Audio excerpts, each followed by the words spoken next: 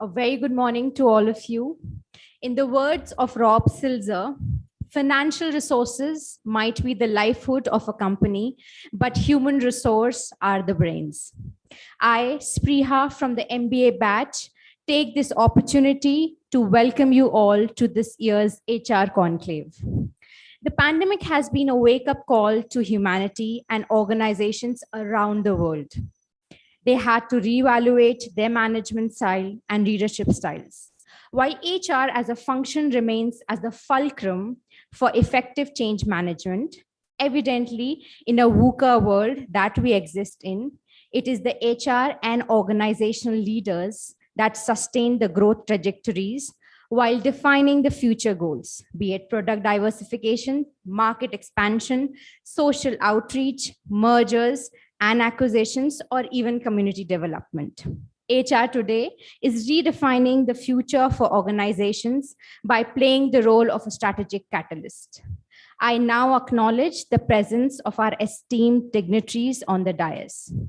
Mr. Abhay Chebbi, Pro-Chancellor, Dr. Anubha Singh, Vice-Chancellor, Dr. Sumit Mitra, CEO, Tesco Business Services and Tesco Bangalore.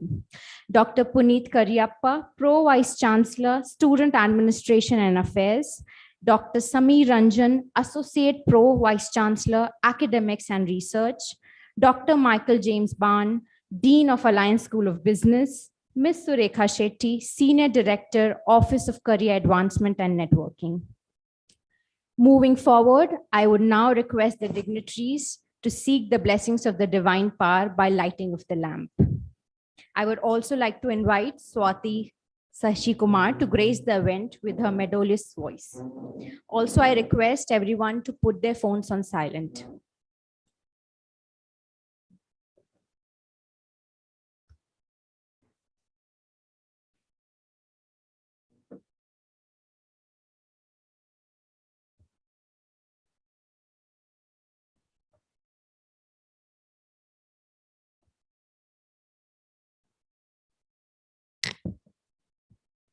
गणनायकाय गणदेवताय गणाध्यक्षाय धीमहि गुणशरीराय गुणमण्डिताय गुजेशानाय धीमहि गुणातीताय गुणाधीशाय गुणप्रविष्टाय धीमहि एकदन्ताय वक्रतुण्डाय गौरीतनयाय धीमहि गजेशानाय बालचन्द्राय श्रीगणेशाय धीमहि एकदन्ताय वक्रतुण्डाय गौरीतनयाय धीमहि गजेशानाय बालचन्द्राय श्रीगणेशाय धीमहि.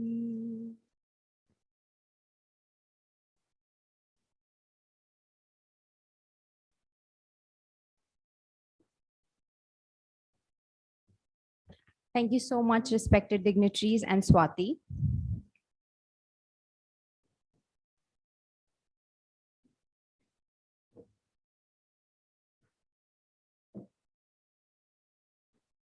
I take the opportunity to introduce Ms. Surekha Shetty, Senior Director, Office of Career Advancement and Networking and Alumni Relations. She has been the part of Alliance growth journey from its inception.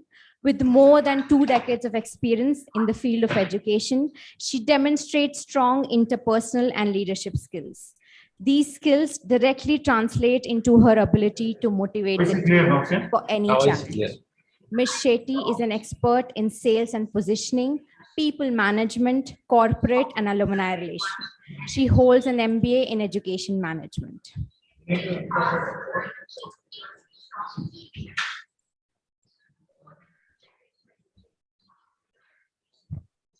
Respected Pro-Chancellor, Vice-Chancellor, university members, industry delegates, students. Very good morning to all of you. At the outset, I would like to extend a heartfelt welcome.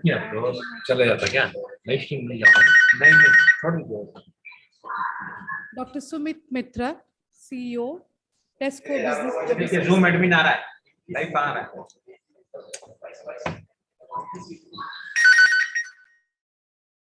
Yeah, I think live streaming is on. Tesco Bangalore to the Alliance HR Conclave 2022. We thank you for your presence, sir. We look forward to hearing you. Thank you. I welcome all distinguished speakers who graciously agreed to participate in the panel discussions and share their views on some of the most trending aspects of human resources in today's conclave with the theme Future of HR and Employee Wellbeing. Alliance University has been hosting the HR conclaves for the last few years and has seen many HR leaders share their insights with budding professionals. This initiative began with an intent to bring together HR thought leaders from various organizations across industry sectors to discuss how HR acts as a catalyst for running successful organizations. With the future belonging to the organizations where people, processes, and business objectives are aligned, the role of human resources as a function has also transformed and emerged as a key facilitator in business success. Organizations are redefining HR practices, be it recruitment, onboarding, training, or operations. AI-based applications are making the processes seamless and less mundane. With operational excellence, it is time for organizations to focus on people and promote employee well-being. Organizations have taken several steps as a part of this endeavor, and the dividends have been rich and forthright. Reduced attrition, enhanced productivity, increased customer delight, and the benefits are plenty. Through this conclave, our speakers will highlight aspects that will help us understand how organizations use AI-based tools, make empowered decisions through robust HR analytics, and cater to employees' needs. I take this opportunity to welcome our today's distinguished speakers. Some have joined us, some would be joining us shortly. Mr. Satish KV from Spotable, Ms. Kriti Gatt, she's here with us from Hewlett-Packard Enterprises, Dr. Debalina Datta, Indian Institute of Management, Bangalore, Ms. Sonali Deshpande from UPL, Ms. Nandini Sarkar from Boeing India, Mr. Satish Rajaratnam from Emphasis, Ms. Asha Subramanian from Subex, Mr. Anurag Gupta from Flipkart, Ms. Ekta Sibal from Shipping Corporation of India, Lieutenant Sandhya Suri from Tesla Power, Mr. Sai Suryanarayan from FinCase Small Finance, Mr. Srijit Krishnan from Sony India Software. Thank you again for joining us today. Alliance is celebrating 25 years of excellence in higher education, and this reflects in successful alumni who are in key positions today globally with leading organizations. I welcome all of you once again for this one full day event and look forward to hosting you at many more events that we would work as an industry academic partnerships. Thank you very much, each one of you. Have a good day. Thank you. Thank you so much, ma'am, for your warm words. I now would like to introduce our Vice Chancellor, Dr. Anubha Singh. Anubha ma'am has played various roles in her illustrious career of over 3 decades that span across areas of higher education, cross-cultural management, human resource management, and linguistics. Dr. Singh is a talented coalition builder and has to her credit establishment of many international collaborations with renowned universities across Europe, North America, Russia, and Asia. She has served on numerous international bodies and committees, including the President of Asia Region of International Accreditation Council for Business Education, USA. She is also the co-author of Management Communication, a case analysis approach with James S.O. Among the many roles she plays, she is also an art connoisseur, an avid reader, a globetrotter, and a philanthropist. Over to you, ma'am.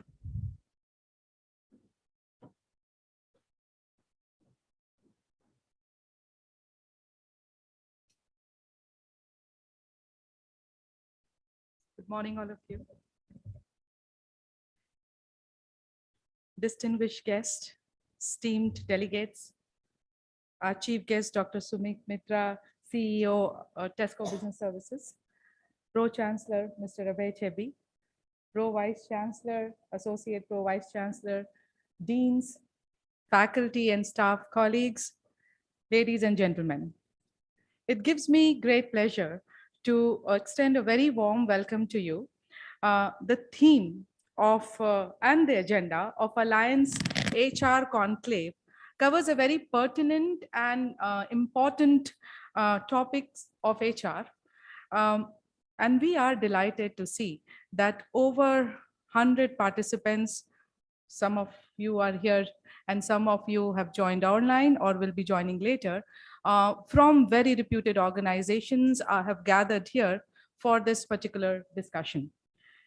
Well, as we all know, we are living through a time of fundamental transformation in the way we work. In fact, we were having this discussion just before, I won't say discussion, conversation just before coming to this session, as we were exchanging cards and we were wondering, how will that be changed or transformed very soon?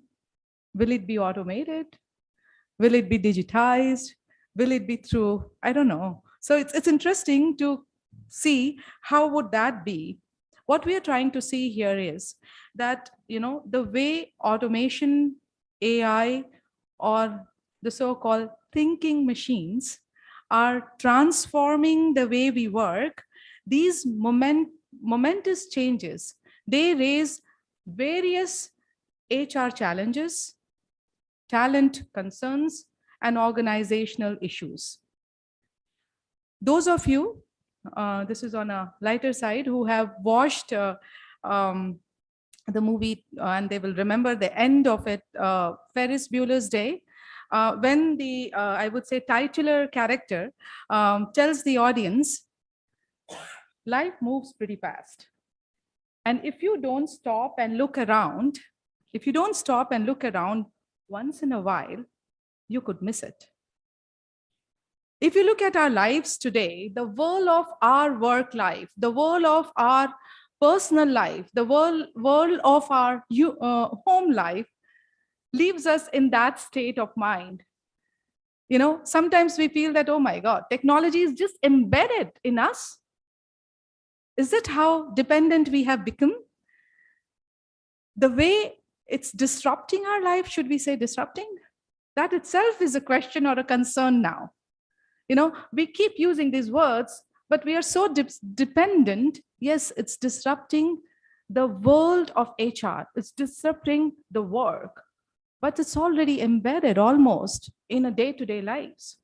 So we do recognize the pace of technological changes associated with automation, AI, machine translation, etc., while also appreciating how the HR functions within organizations are adapting to these changes or to these technological advances. The point here I want to make, esteemed speakers, prominent HR leaders, HR practitioners who have come today from very reputed organizations, assume and take up the role of HR futurists. That's what we need to do now. Assume and take up the role of HR futurist, focusing on the near term, I would say next 10 years or so. Again, I'm not talking of too long. We can't even imagine what will happen. Focusing on near term or so, the seamless transition from near to far in various advances of technology, automation, AI, etc. Think and plan how these changes will transform your organization, how they will impact your HR practices before you miss it. The changes will come quickly. In fact, I should rather say changes are coming quickly. With your strategic foresight, discuss, deliberate, debate how the HR function must adapt the major trends and corresponding changes that these technological advances will have on people. Having spoken about where we are today, I would like to take you back from now to past.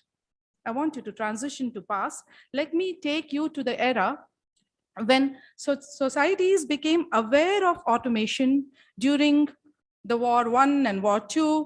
At that turn of the 21st century, the economically advanced nations or countries had entered into the so-called knowledge economy. Now, what do you mean by knowledge economy? Where generating ideas and services created significant economic value, in many cases, more significant economic value than did making things or manufacturing. And for all the HR professionals, the term human capital entered the knowledge economy. Okay, it was then that it entered the human capital, emerged in the knowledge or amid the knowledge economy. What does it mean? That companies started leveraging on the cumulative knowledge, skills, abilities or capabilities of their employees to create, nurture, and sustain competitive advantage so that they can do well in the markets. And in the knowledge economy, people mattered. People mattered. Remember, this was a time, this was an era when automation or I would say technological advances or AI entered in a very slow way, but it did. But people mattered. The term human capital was coined. I just want you to recognize that and go back to those eras to say that, well, there is a different phase, Industry 4.0. Do reckon what happened then.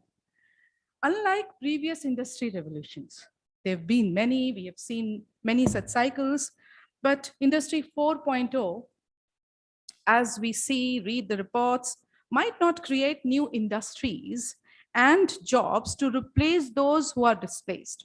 Okay, the question that we need to answer then in everyday business, I would say mostly as practitioners, but also in academic terms, how will the business of human resource management, and I would like to call it the people function, because HR is not just admin, please.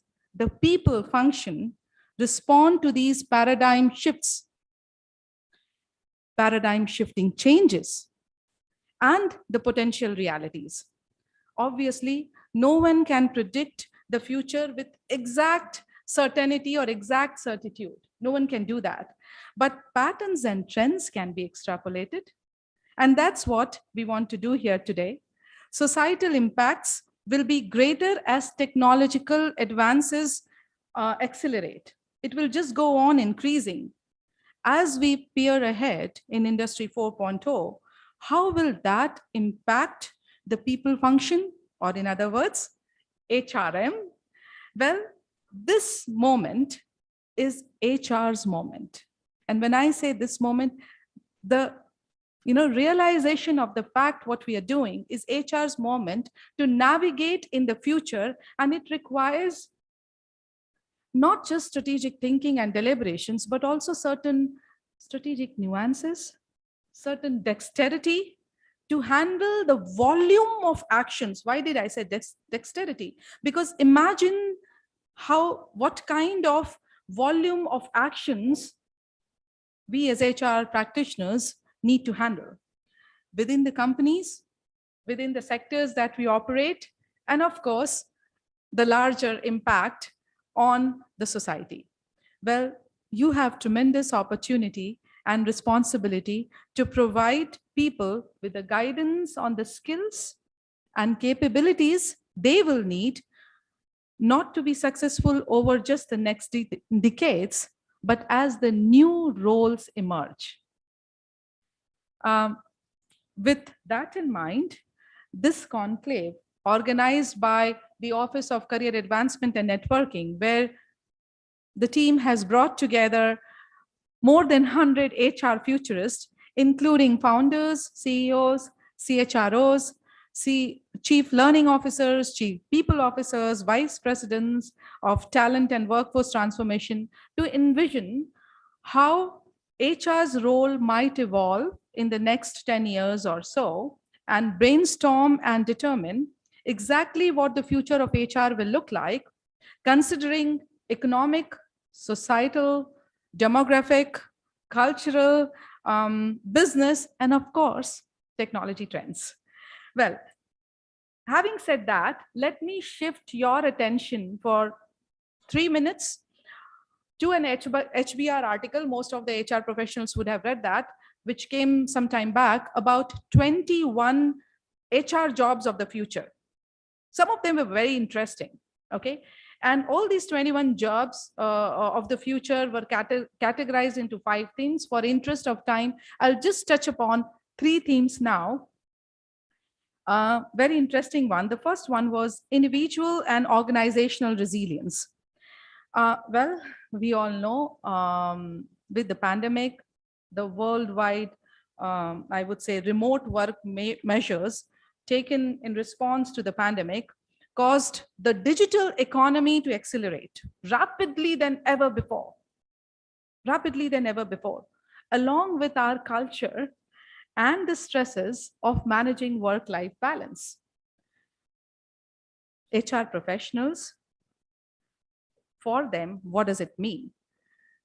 It means that more than ever before, they have to concentrate, focus, and I would say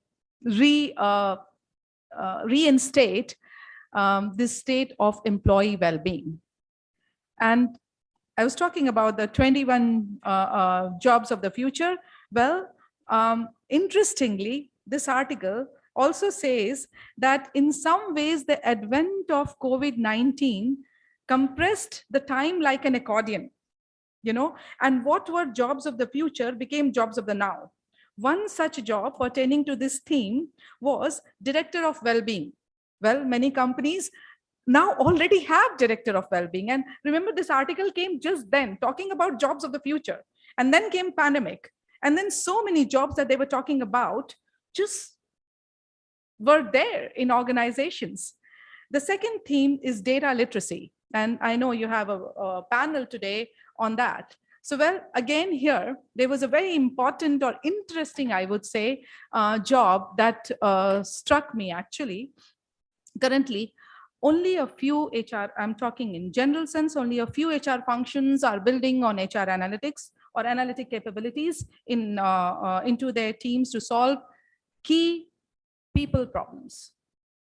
Many other functions, analytics is there, but I'm talking of to solve key people problems at a time when data scientists are needed more than ever before. The HBR, I would say, job, HR data detective, could bring hope to this change. HBR says HR data detective.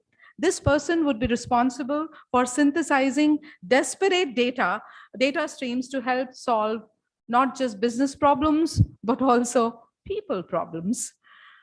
And the third theme is the human-machine partnership. Again,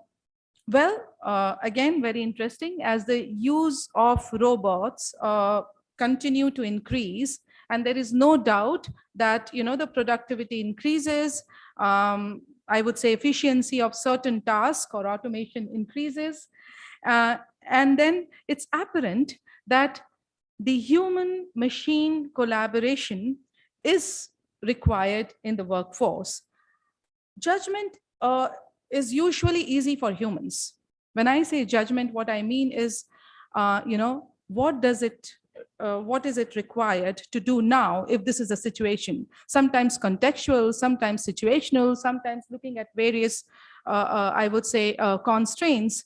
So that's the art of doing things, which is not so easy for robots who really look at data as science of doing things. So the beautiful collaboration between art and science is also the need of the art. All this is to say that change is coming, and it's best to get a head start, companies that can anticipate that organizations' future roles are not only in position to outperform competitors, they're also squarely positioning HR as strategic business driver. The digital transformation is there. The environmental transition is urgently needed, but neither of them will be successful without a human transition or without a people transition. And who can make that happen? You can make that happen. Create an agile organization and ecosystem that puts together people's need, consumer needs, clients' needs to center stage.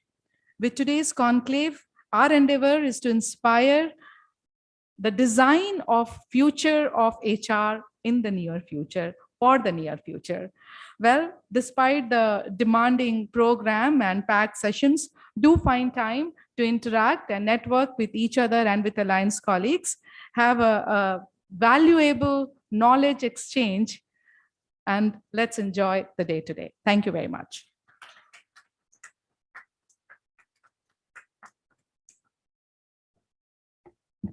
Thank you so much, ma'am, for the insightful address.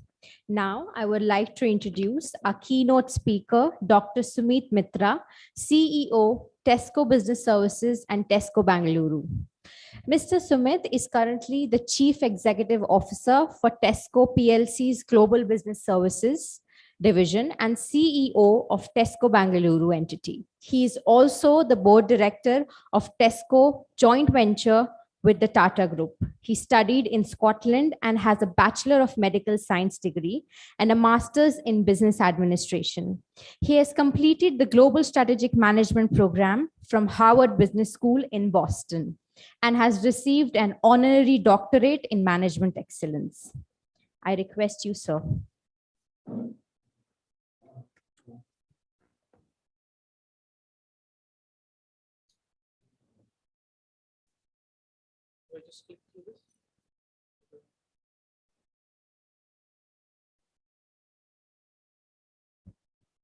Good morning. When a CEO is invited to a HR conclave, you know your charisma is gone. I'm only joking. That was 10 years ago. So now when a CEO is invited to a HR conclave, you know you're doing your job right. So there you go. Right, thank you. So I've got some slides which I'm going to talk you through. But before I do so, let me just, can you put your hand up? Anybody who has seen or heard of Tesco? This is not Tata. This is not Tisco, Tesco. Okay, quite a few. So here's my deal. So once I talk through this, if you haven't shopped at Tesco, and if you really like my lecture today, you will go and shop at Tesco anytime you're in the UK. Is that a fair deal? And if you don't like it, then you can ignore and go to Asda or somewhere else. Is that a deal? All right, okay. So let me start. So today, I'm going to spend about a couple of minutes talking about Tesco. For those of you who haven't heard what Tesco is, I'm going to talk about a bit of future of work. What does that look like for us? Hopefully that sets the platform for your discussion in the future and today. And then I'll talk a little bit about the skills that you need for the future and what's going to be redundant and what you need for the future, because we're going to talk about technology, we'll talk about AI. But I'm going to talk about if all this technology comes into play and does this disruption, what skills would you need? And then what can you as a person do differently? Hopefully that sets the scene. So, okay, let me talk a little bit about Tesco. We have around 400,000 colleagues. We're about 54 billion pound of revenue. We are across four countries, including India. Anybody who doesn't know Star Hypermarket is a Tesco joint venture with the Tata Group. We also, the fourth largest bank in the UK. We are also fourth largest mobile operator, Tesco Mobile. And we have 60 million shopping trips a week. And we are the biggest online food retailer in Europe. So there you go. So that's Tesco. Right. So let me talk a little bit about what's happening around the world. So there are disruptions. So every 8-9 years, you'll see a little bit of disruption. Like, for example, you heard about .com bust, then came the financial crisis, now the COVID crisis.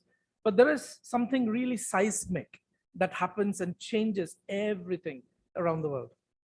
The first one was probably invention of electricity, where you have your real industrialization that happened.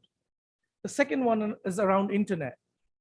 And you remember when you used to log in and you got tick, tick, tick, tick, tick, and it's trying to connect to the internet.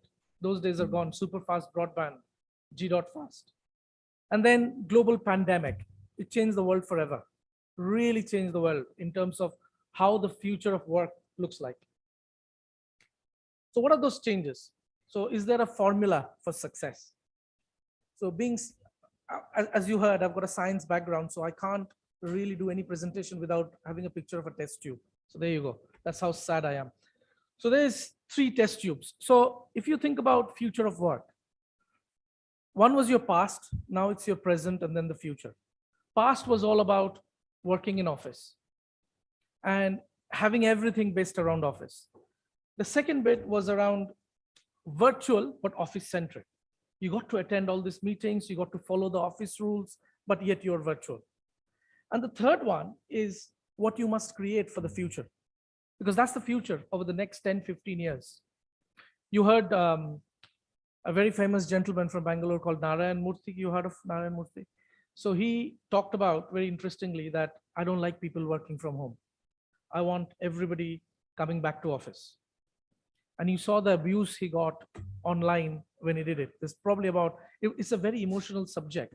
When you ask people to commute for 2 hours and come back to office, it's a very emotional subject. So what you need to do is create a future that is human-centric. How do you create a future that is human-centric, but yet it's hybrid? So I thought I'll talk a little bit about that so that it give you a little insight of what the future is looking like. So I've used some statistics. So if you choose to be office-centric and say everybody has to come back to office 100%, then you're going to lose 40% of your workforce. You just have to believe it. Because students these days, they don't really care. So if you think about the 3 generations, if I think about my grandfather, he worked because he wanted to bring in 4 square meals on the table. My father maybe wanted to have a house for himself. I'm working because I want to have a little bit of luxury in my life. And my children, they have it all. They don't really care.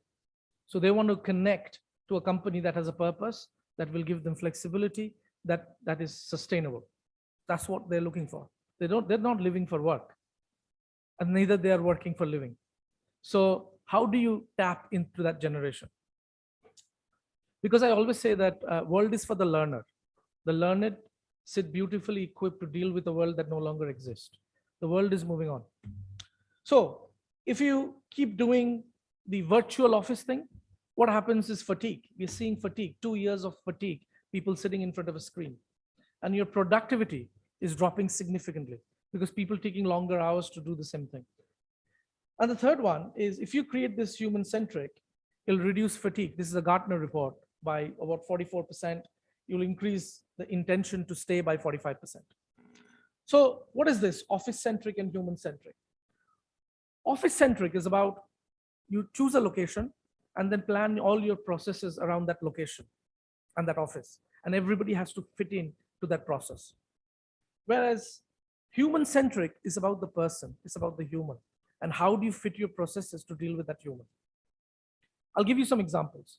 People talk about office is a great collaboration space, water cooler conversation. You don't innovate sitting in front of a water cooler, really. And in office, really, your collaboration happens very randomly. So how do you move from that randomness into a forced collaboration module? How can you really instigate collaboration? Think about how do you move from jobs and job descriptions to skills, from roles to outcome, and how do you measure? People say, okay, if people are working from home, you can't measure performance. But it's not about performance measurement. It's about the outcome that person is delivering. How do you measure outcome? Do you really care whether the person is working 5-hour days or 15-hour days, as long as the outcome is delivered? That's what's key. Now, What is this era of humanity? I think post-COVID, what we've seen is the whole situation in terms of how you deal with your colleagues, how you deal with your employees is significantly changing. I call it the era of humanity. How do you bring empathy right at the heart and center of everything that we're doing? So what does it actually mean? Let me start with the first one, augmentation. With all the technology coming in, robotics, RPA, we call it, artificial intelligence, machine learning. So this will augment the work. So which means that the skills that was required in the last 10 years won't be required in the next 3 years. All these processes that were mundane, and I believe the students who come to university didn't come to university and study for 4 years to manage Excel spreadsheets. They want to use their gray matter a little bit. So the world is changing. So how do you augment your operations? How do you augment the way you're working through technology, the disruption of technology, blockchain, all that's coming. So how do you disrupt it? Manager, how does manager work change? If you bring in automation, a lot of the day-to-day doing has to disappear so that the manager can spend more time with their colleagues, bringing empathy right at the heart and center of everything that they do. How many managers, the biggest reason of attrition, especially anywhere in the world, in any corporation, is a person's experience with the line manager. They don't understand the brand and the company. They're starting new. They care about the person they're working with. And if that person doesn't show care, sympathy, empathy, it doesn't work. So how do you, and managers, you hear all the managers every day, I'm very busy. Busy doing what, really? So if you can take away their busyness and introduce technology there, they can spend more time coaching and challenging and supporting their workforce. The second piece is around wellness. Gone those days of, let me look at the employee engagement. Nobody cares about engagement anymore. It's about employee well-being. I think in the next 3 to 5 years, it'll be all about employee well-being, their mental health, their physical health. Because then you can bring your full self to work. It's not about employee engagement and taking them out for some team lunch or cutting some cakes.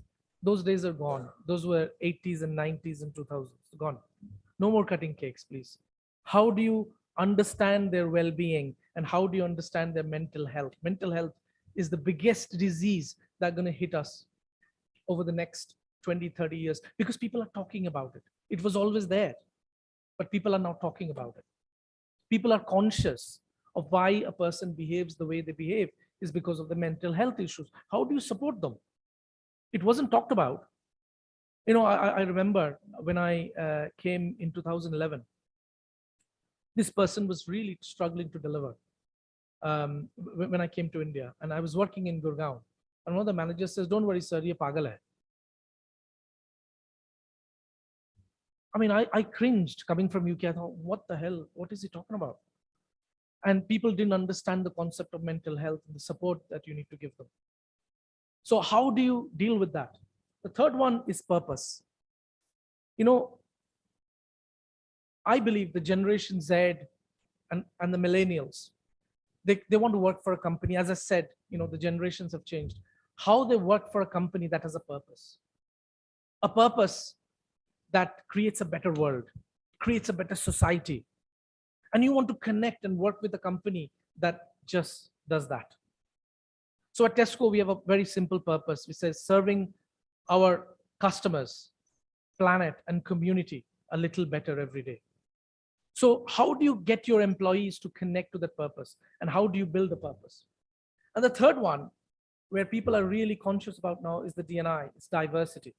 How do you create a culture of equal opportunity for all?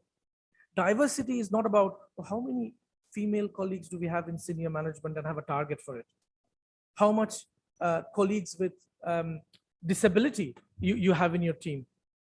It's not about that. It's about how do you create equal opportunity for everybody? And that's the culture where people want to thrive in. So that's the era of humanity. So what skills do we need for the future if technology is disrupting and changing everything? So Here are some of the top challenges that a multinational corporation is filling. Talent quality. There is a real gap between what university is teaching versus what we need.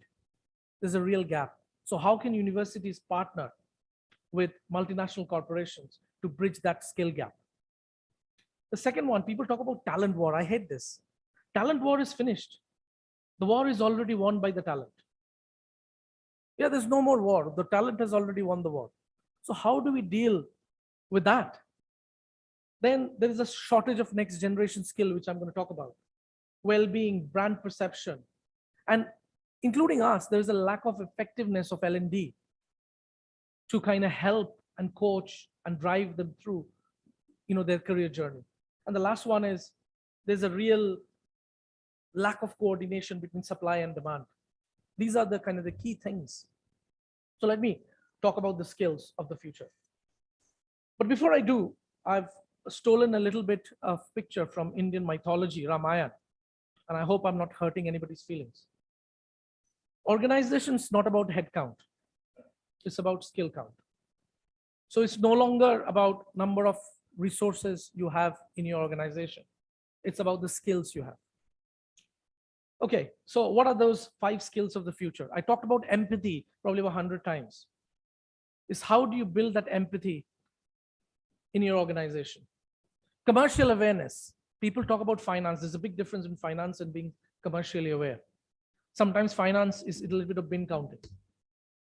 Commercial is about how do you understand the work that you're doing, how it impacts the P&L. How do you create shareholder return? How do you improve earnings per share? How do you improve cash? How do you improve profitability of the organization? The third one is about, I think we already talked about that this morning, is about data savviness. How do you interpret data? Data is the new oil. It's everywhere. But we haven't learned how we tap it, how do we secure it, and how do we extract information through deep data science. And how do you interpret that science into decision-based cockpits? And how do you drive the organization based on data? I always say that people run a business with 3 things: head, heart, and gut. Head is when you look at data, you make a decision. Heart is when you bring empathy, and gut is your experience. But I find 60% of decision is made by gut. I kind of believe that should work without any data. And then sometimes when we get the data, we almost paralyze ourselves through analysis because we keep analyzing the data. Because we want a particular answer, the data to tell you. So you analyze the data till the data tells you what you want it to tell you. So how do you make sure that you are independent and get an independent view of the data rather than what your gut tells you and you want to prove it? All right. And the last two is curiosity. How do you, one thing I always say to any students or anyone around the world is be curious, ask questions. If you don't ask questions, you never learn. And if you sit here thinking, I know it all, I've done it, I've seen it, it's not going to work. Because the world is changing around you. The world is for the learner. And the last one is communication skills.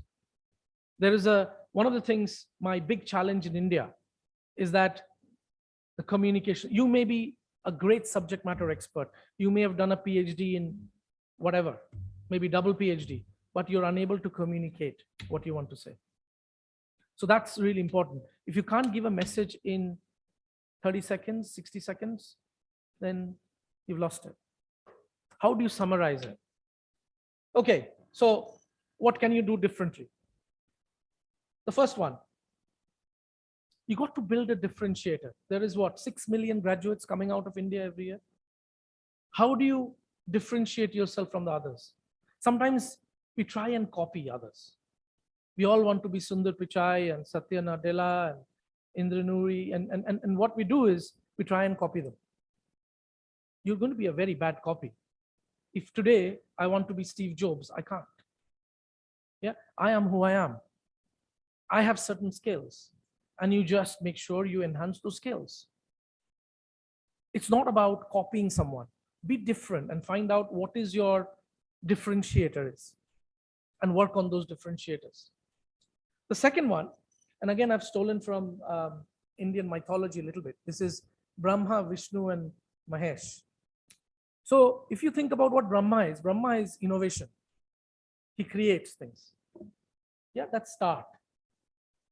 So anything that is created must be delivered and deployed, because if you keep creating stuff, keep thinking and keep innovating, and you don't deliver anything, you'll fail. That's why so many startups fail. Great ideas. How many unicorns in India? Probably 48. Yeah, but how many startups? Millions. And all these startups fail. I think 80% of the startups fail because they innovate, but they can't execute. Vishnu is the program manager. He executes. He or she executes, right? It's about execution. And then what must be created must be destroyed. Because otherwise, lots of ideas keep coming in and you keep executing, your organization is forever busy.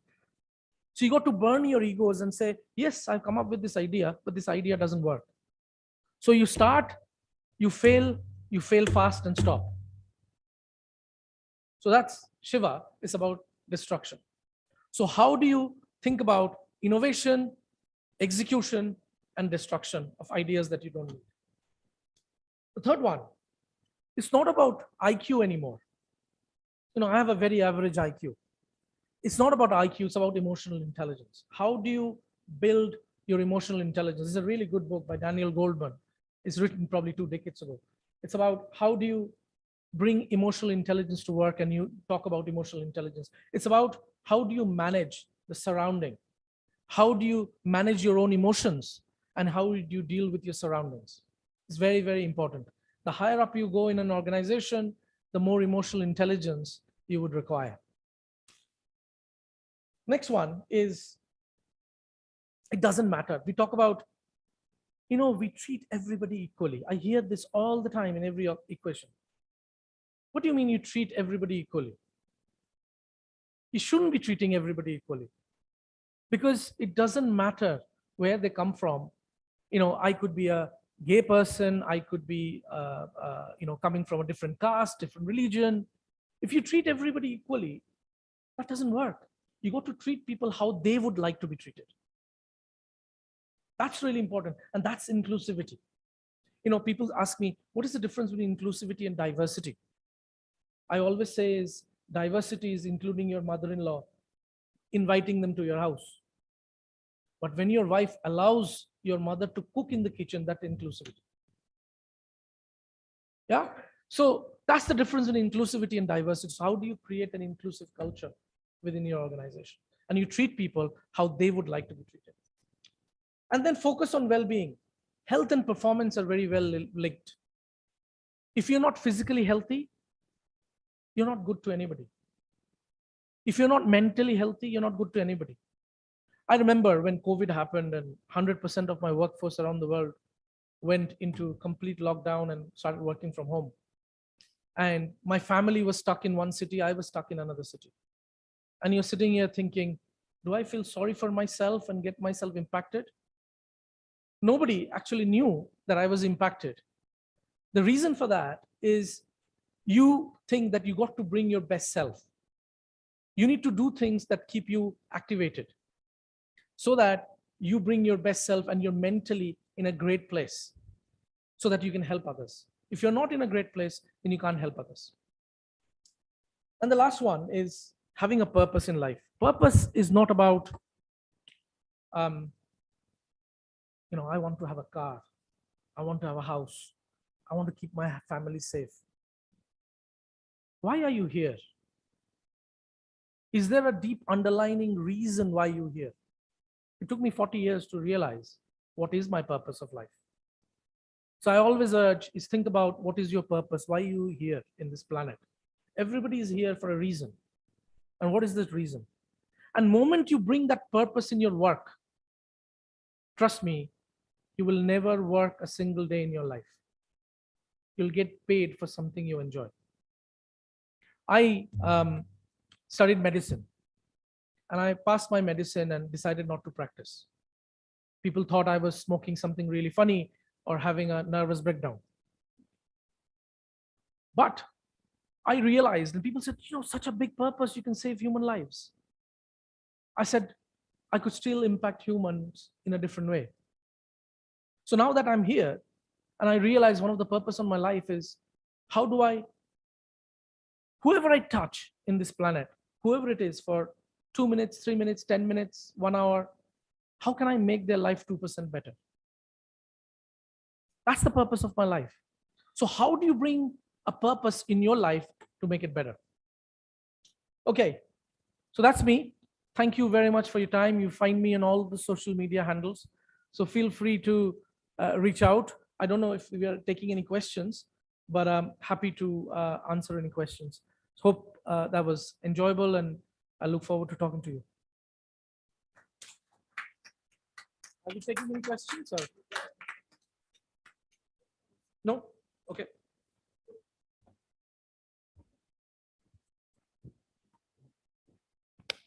Yes.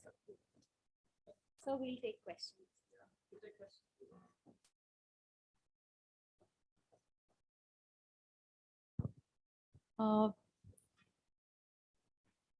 We'll be taking questions. Please let me know and raise your hands. If you have any question, we'll give you the mic. How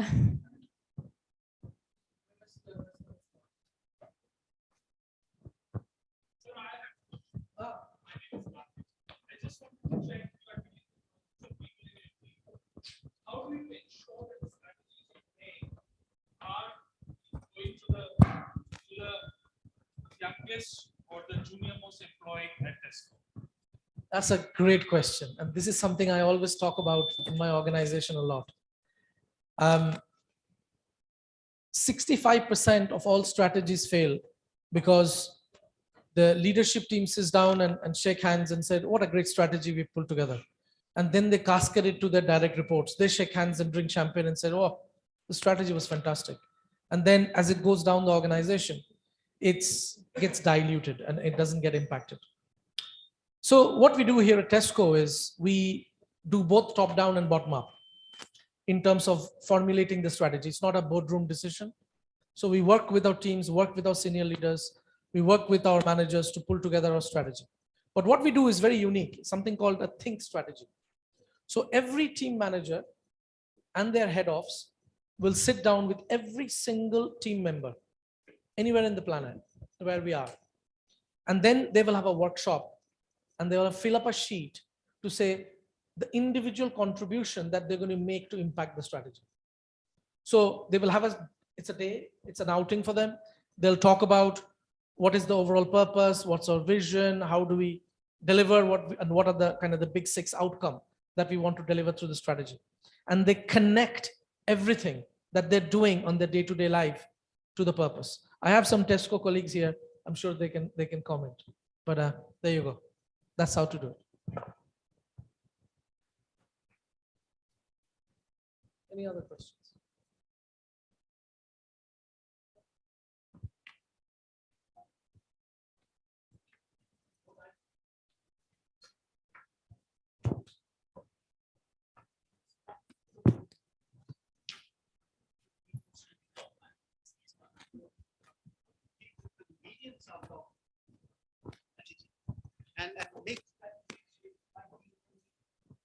That's a great question, but it was more prevalent in the 90s and 2000s. The world has moved on a little bit now. Now, CEOs used to last 2 years, 3 years, and then move on. And when you have a 3-year strategy and you're not thinking long-term, you think about your bonus and pay packet, how it's going to be impacted. But nowadays, CEOs are getting longer term. And CEOs don't get hired if they're not thinking longer term. So I'll give you a simple example. I'll give you an example of Tesco. There was a big article about my boss, Ken Murphy, who's the CEO of Tesco. Now, UK is going through one of the biggest recession they've ever had in the last 20 years. Inflation is rising significantly. The cost of everything is going up, right? So what that means is it's easy for us to say, okay, suppliers have put up their cost. We're going to pass that cost through to our customers and we'll make our profit. Revenue will also grow because your cost of everything is going up. Great, happy days. Tesco is in a great place. But tell you what, my CEO said we need to connect to the purpose of the organization, which is serving our shoppers, planet and community a little better every day. So we're not going to pass on the extra cost. We'll take a hit on our profit to serve our customers because they're going through the most difficult time at the moment. And by doing that, we will retain a lot of loyalty. And then with that loyalty, we'll grow a business over the next 5 years. So yes, it happens. People think temporary, people think now, but those organizations don't flourish. You got to think strategic, you got to think long-term, but yes, you have got a business to run as well. So how do you manage that both? That's where you get paid, right? You had a question. Check. Hi, hello, sir. Hello, everyone. So I don't know how much my question is going to make sense, but I definitely have to ask this question. So you were talking about data literacy. So in the recent past, we have been working on a lot of data, for example, employee survey satisfaction. So quite a number of data when we see, right? 80–90% of the people come up saying we have great managers, or we love to come to work. We love what we are doing, our daily tasks, right? We still see a lot of people leaving the company. We see a huge attrition in that team or same center or business units whatsoever. So there is a difference in what we look at the data and what is the actual reality. So what do you have to say about it? Great question. So that's interpreting data. And what I'm talking about is data science and analytics and almost a forecast model. So let me explain. So as I said, employee engagement scores is nothing to do with how long you're going to keep somebody. I could be very happy today. I could be unhappy tomorrow. It all depends on your experience. So and generally what organizations do is do something big or announce something when the survey is coming out. So that employees because employees only remember what happened yesterday. And that's how they fill in the form and say, oh, great. I call it the goldfish syndrome. But actually, your culture of your organization defines, whether the employee is going to stay with you or not. I'll give you example of Tesco.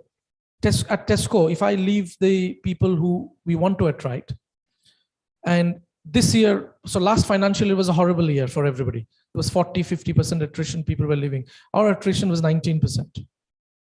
The reason for that is, you build a culture.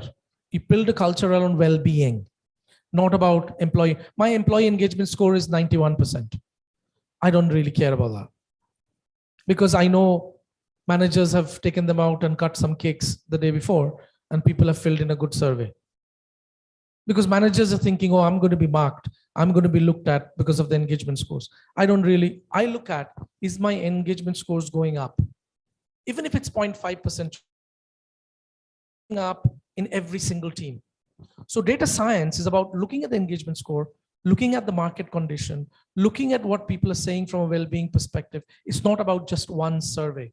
And then interpreting what actions you need to drive to retain your colleagues. It's not about a one-dimensional view of how colleagues feel. Does that make sense? All right.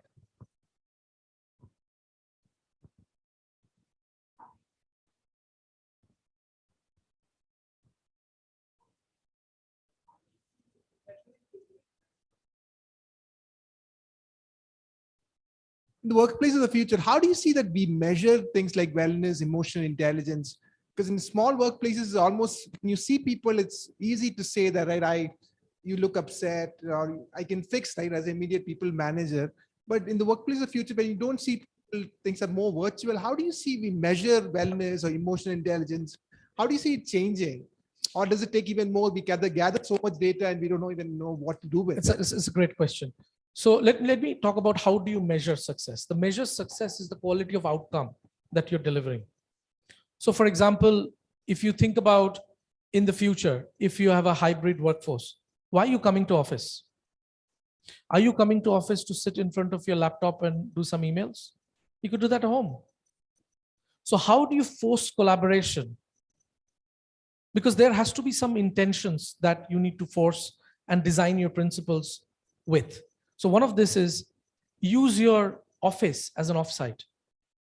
So when you come into office, you create a lot of collaborative space, not desks, where people can collaborate and talk, and you're almost forcing the collaborations for people. And through the outcome, so the outcome is not driving an SLA. SLA is a consequence of what you do. Outcome is, are you improving revenue? Are you retaining customers? Are you improving cash? And are people taking intelligent decisions? How are they behaving with others? How are they managing their stakeholders? How they're managing the customers will define the emotional intelligence. You can't sit here and say, I'm going to measure emotional intelligence. You measure it through outcome. How you improve, say if in your contact centers, your scores and customer satisfaction going up through empathy that your customer colleagues are bringing in. How do they understand what the customer wants during these difficult COVID condition and post-COVID conditions?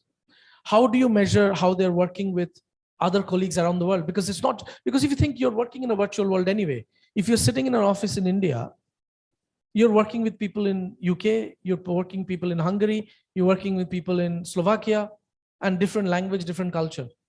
So this is where emotional intelligence comes into play, and you're cognizant of your environment that you're working with. And the outcome you drive through this collaboration by improving revenue, improving profit, delivering more for the planet, improving the society. That is the measure of how effective your organization is. I think we are running out of time. So. Yes. Thank you so much, sir, for your thoughtful address and all the questions. As an HR student, I will always remember that an organization is all about skills and not headcounts. Now I request Abhay sir to present Dr. Sumit Mitra with the bouquet and a memento.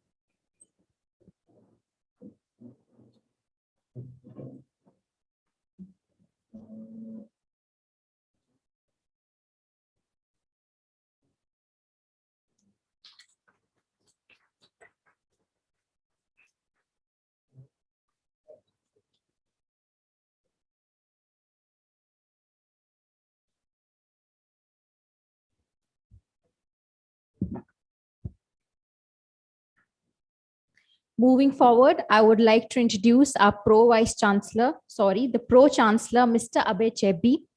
A technophile and an astute entrepreneur are words that best describe him.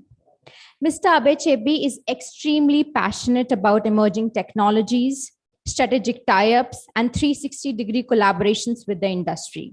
Mr. Abhay has always been instrumental in promoting continuing education at the university through a series of strategic initiatives with leading companies in the country. I now request Abhay sir to address the audience.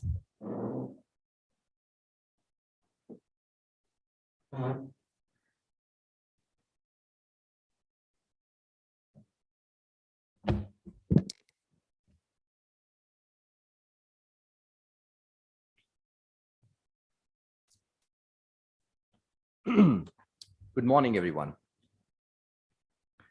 To everyone present here, physically, in person, and everyone virtually attending this, a very warm welcome. Dear students, keynote speaker Sumit, participating HR leaders, university leaders, and members, I welcome you all to this HR conclave. I'm very, very happy that you all have graced this occasion with your presence. I, in fact, would like to start out by congratulating the Career Advancement and Networking Office for having organized this HR conclave. And I would want every year for us to have successful conclaves like this, where interactions, knowledge dissemination happens, and it's for the larger good, for students, for researchers, and also practicing HR professionals. Sumit, in fact, Dr. Sumit, we don't really get many medical doctors here. It was a great talk. It was not just something that you listen to and then feel wow about. Those were very, very practical advice that he had to share. Good questions, by the way, each one of them.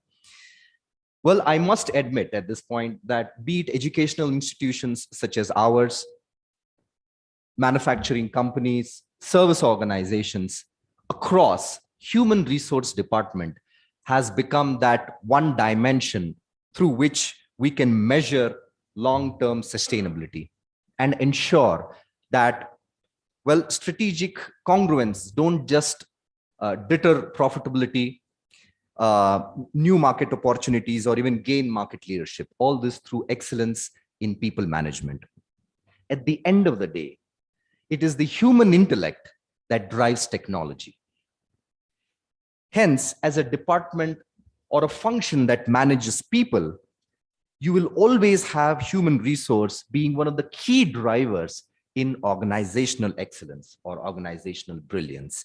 It could be continuous innovation.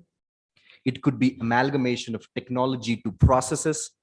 It could be redefining policies at workplace, facing catastrophes.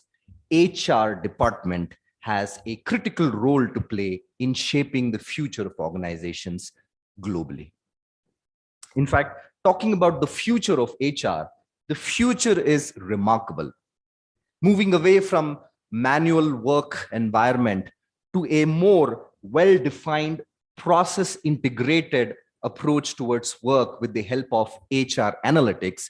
Today, HR professionals worldwide have moved a step further in implementing artificial intelligence at their workplace. Even with the debate of to AI or not to AI in HR, many have already taken the plunge. In fact, a survey conducted in 2019 by Oracle and Future Workplace showed people from India and China, workers from India and China predominantly are excited about a workplace enabled by artificial intelligence. Not so much coming from US, UK, and France with a bare 6%. In fact, stats also suggest, and these stats suggest, that the role of AI in HR is going to redefine. It's going to redefine not just the equation between a manager and a subordinate, but also the role of managers in an AI-enabled environment.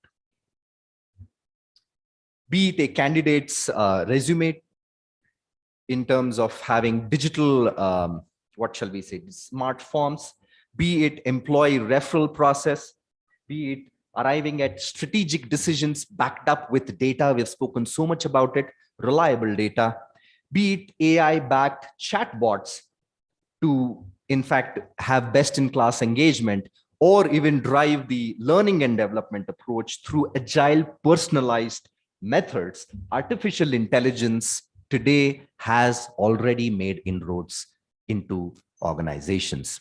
And this, in fact, has had a positive impact in shaping processes and procedures. In a way, this has led to redefining HR department within organizations. Think about it. In fact, it has helped us in arriving at suitable decisions, be it hiring, performance management, competency mapping and training. AI has enabled organizations to, in fact, gain a competitive edge out there in the market. Organizations leveraging on this are able to make key decisions with the help of data-driven, or with the help of data, and that way ensuring that organizations become more data-driven, where insights and figures are available at fingertips. But mind you, AI has visible merits.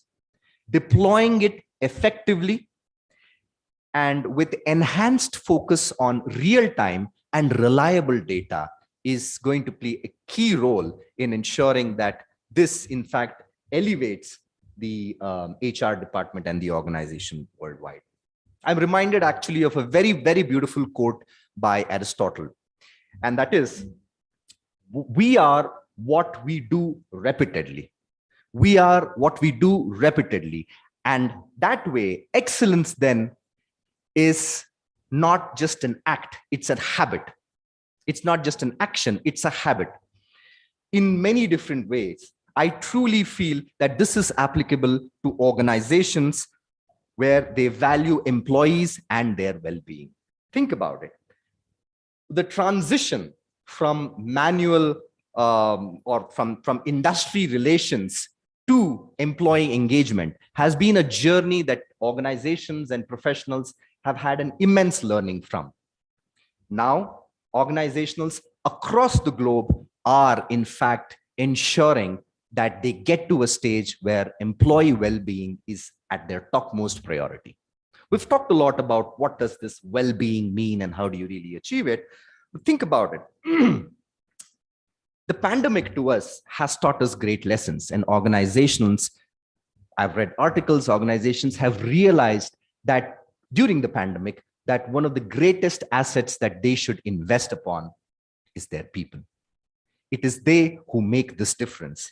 And in fact, Douglas, a former Campbell Soup Company president and CEO, very famously mentioned that for you to win at your marketplace, you should first win in your workplace. That is so true. It is imperative that organizations, in their quest to have a very well, what shall we say? Let's pause for a second. Hello, no problem, welcome. It is imperative that organizations build a very strong framework that focuses on improving employee engagement and their well-being. While we carve out all these strategies, it should be our endeavor that organizations do not just take almost a unilateral approach, but be more flexible towards something that's customized. Think about it. Well, if you have a well-defined pay package, customizable benefits, flexible work policies, these are all going to become common very soon. However, organizations today must think beyond the realm of their own on their own organization and look at the ecosystem. Look beyond and see how you can re-examine your values, culture, ethos, and promote inclusivity, whilst focusing on strengthening the brand value that also has been touched today, and promote through all of this through well-defined value propositions. These value propositions that actually answer questions such as, what's in it for me, for existing and prospective employees? Attracting and retaining best talent, providing ample growth and developmental opportunities, creating a conducive work environment, promoting equality and inclusivity, creating a culture of health at workplace, rewarding and recognizing potentials and contributions, creating total rewards and also communicating them. Trust me, all these will add up to create and promote employee well-being. I take this opportunity while I welcome all HR leaders today present here from different organizations and sectors to discuss and deliberate on the said topic, future of HR and employee well-being. In fact, these discussions, I'm confident, will bring out some very, very interesting discussions that are very vital and important for HR students as well as researchers, as much it could be for you all who are practicing it day in and day out. Also, as these discussions are organized in informal events like this, I, in fact, commend the work done by educational institutions such as ours in shaping the future by shaping young minds. So I urge today all HR leaders to sort of take up this initiative in helping us shape young minds so that they in turn can take up the responsibility of achieving the organizational objectives and creating a great organization for the future. Taking this opportunity again, I'd like to call upon all HR professionals to work closely with academia, be it Alliance or anywhere else, to try and see how you can be part of this, what shall I say, campus to corporate, how you can be mentors, how you can be part of advisory groups, how you can partake in strengthening the academic delivery. You can also focus on projects. You can also focus on research in the areas of policy, development, outreach. The possibilities are plentiful. I wouldn't take long in this session. In fact, I'm very excited to hear some of you all speak today. Hey, Sridhar, I'm really waiting for your talk. I'd like to finally conclude, in fact, with a very, very beautiful quote and thought-provoking quote by Steve Jobs. And he said, you cannot determine or you cannot mandate productivity. Think about it. You cannot mandate productivity. You must create tools to let people become their best. You cannot mandate productivity, but you can for sure create tools to help people become their best.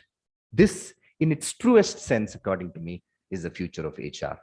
I wish all the participants and the organizing committee all the very best and have a splendid day. Thank you so much.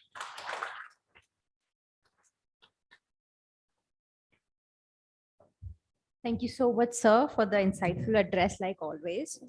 Now let us take a short 15-minute tea break and come back to continue the conclave. Thank you so much.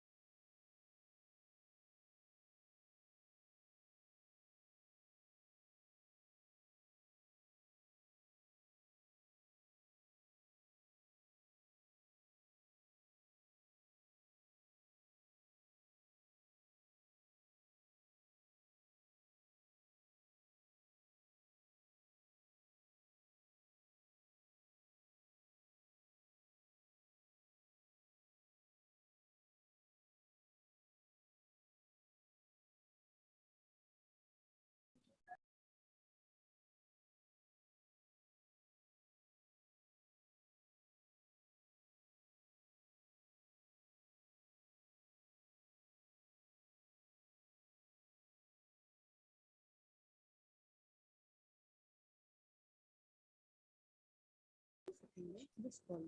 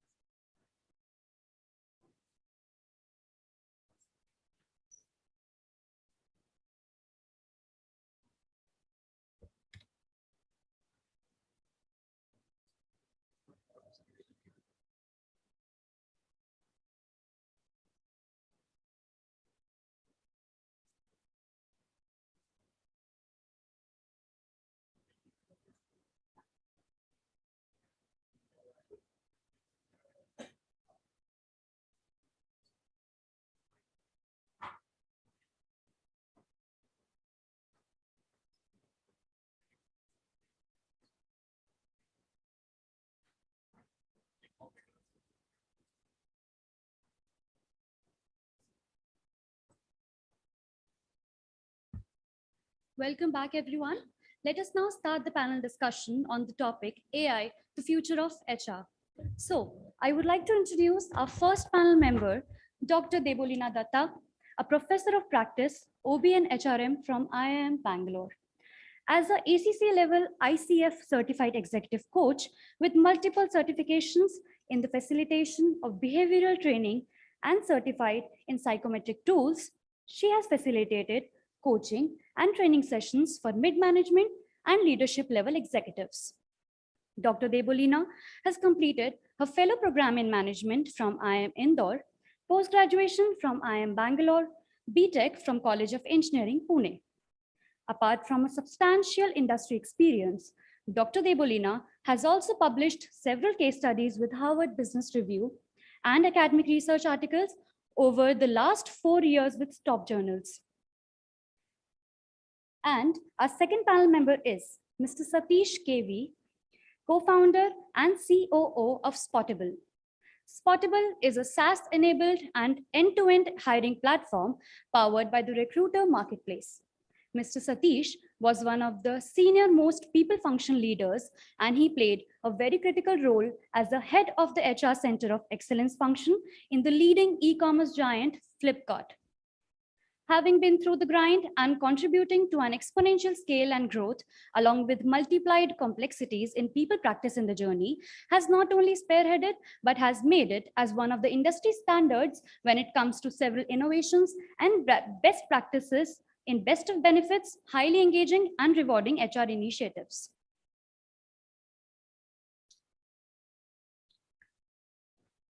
The third panel member is Ms. Kriti Bhatt. Ms. Kriti is Country HR at Hewlett Packard Enterprise and supports their R&D and finance teams in India. She has over 12 years of experience in the dynamics of HR advisory and consulting services for global organizations such as HPE, British Telecom, KPMG, and Aon Hewitt. She has designed and implemented strategic human resource initiatives, including change management, talent management, organizational effectiveness, and inclusion and diversity. She has also led programs on prevention of sexual harassment at workplace. She holds an MBA in human resources and chemistry H degree. And last but not the least, we have Ms. Sonila Deshpande on the panel. Ms. Sonila has over 15 years of experience in the HR domain based across UK, US, Africa, and India. Her core competency is in compensation and international HR. She has managed several M&A and outsourcing deals in various jurisdictions. She has represented her organizations in various external and government forums. She has worked for organizations such as Infosys, Wipro, and ING as a part of her career. She is currently Global Head HR at UPL.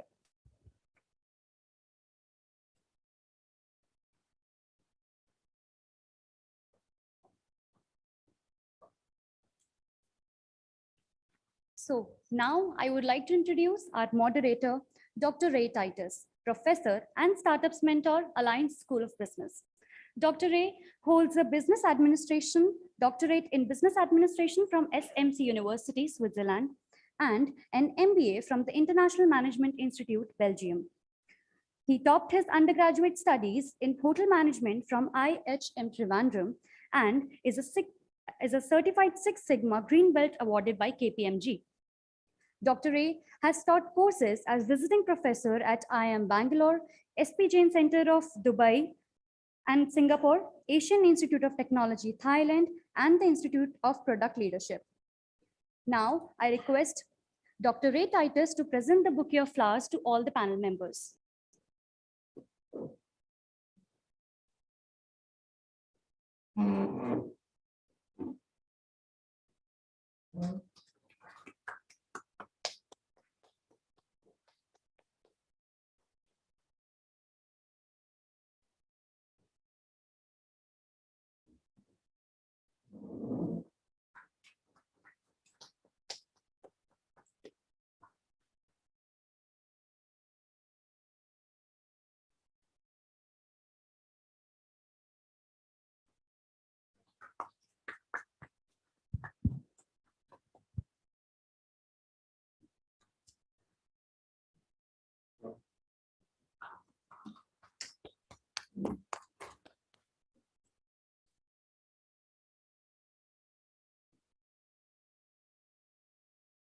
Now, I request Dr. Ray to take the discussion forward. Good afternoon, everyone. At the outset, thank you for taking the time to be here. I think it's more than fair to say that the era of artificial intelligence has dawned. In fact, why call it an era that's dawned? I think it's sunrise and after. You would see that decisions today, and I mean business decisions, functional decisions that range from crop patterns to dispersing loans today have been driven by artificial intelligence. However, research out there that's been done proves that it's almost less than 1 out of 10 companies. In fact, if I can make that specific, it's just 8% of companies who have leveraged the potential of AI to the maximum level possible. Now, there are many reasons to this. In fact, I have an extremely illustrious panel here that's going to throw light on many facets of AI. I'm going to tell you what those facets are soon, but I can tell you that it's only 8 out of 100 companies that have truly leveraged the potential of AI. Now, the problems that they have seen, at least research has shown, problems are organizational, problems are cultural. There are too many barriers out there. And when companies have tried to leverage AI, they have pretty much done it as a piecemeal approach, applied it to a particular process, made it very, very localized. And so scaling up AI has been a major challenge for companies around the globe. Now, there have also been companies, like I said, that have leveraged 8 out of 100 that have used AI to its best potential. Take Amazon, for example. Today, the decision of who stays on the assembly line and works further is completely driven by artificial intelligence, not by a human being. So who gets trained, who's asked to leave, who's rewarded, those decisions come completely from AI. So leveraging AI, there are examples out there that are shining beacons. But I also want to tell you that while somebody like Amazon has done this really well, take a company like Boeing. You remember the MAX crashes? The MAX crashes have been a result of managing the AI system badly. In fact, an AI system that was designed for safety was pushed into the territory of taking more aggressive, risky decisions. And so the maneuvering systems, it was called the maneuvering characteristics augmentation system, was managed really badly by a company like Boeing. And look at the consequence of that. The Malaysian Airlines crash, the Lion Air crash. And again, studies that have been done afterwards have shown that the problem arose from lack of coordination between different functions in the airline. When they brought that system to the FAA, the kind of changes that they had made were downplayed. Pilots were not trained for that system, etc. So as much as we have shining beacons out there, we're also reminded of the risks of leveraging AI. So in such a scenario, it's only fair that we discuss different facets of AI. And I'm going to quickly tell you what are those facets. We're going to look at one, how do we move away from leadership driven? And when I say move away, I should be really careful. I think it's a combination of the two. But leadership that currently is person driven, that's experience driven, to being data driven. Number two, how do we rewire organizations? I'm talking about organizational design to move away from bureaucratic siloed work to becoming far more collaborative, because AI by default requires collaboration across functions.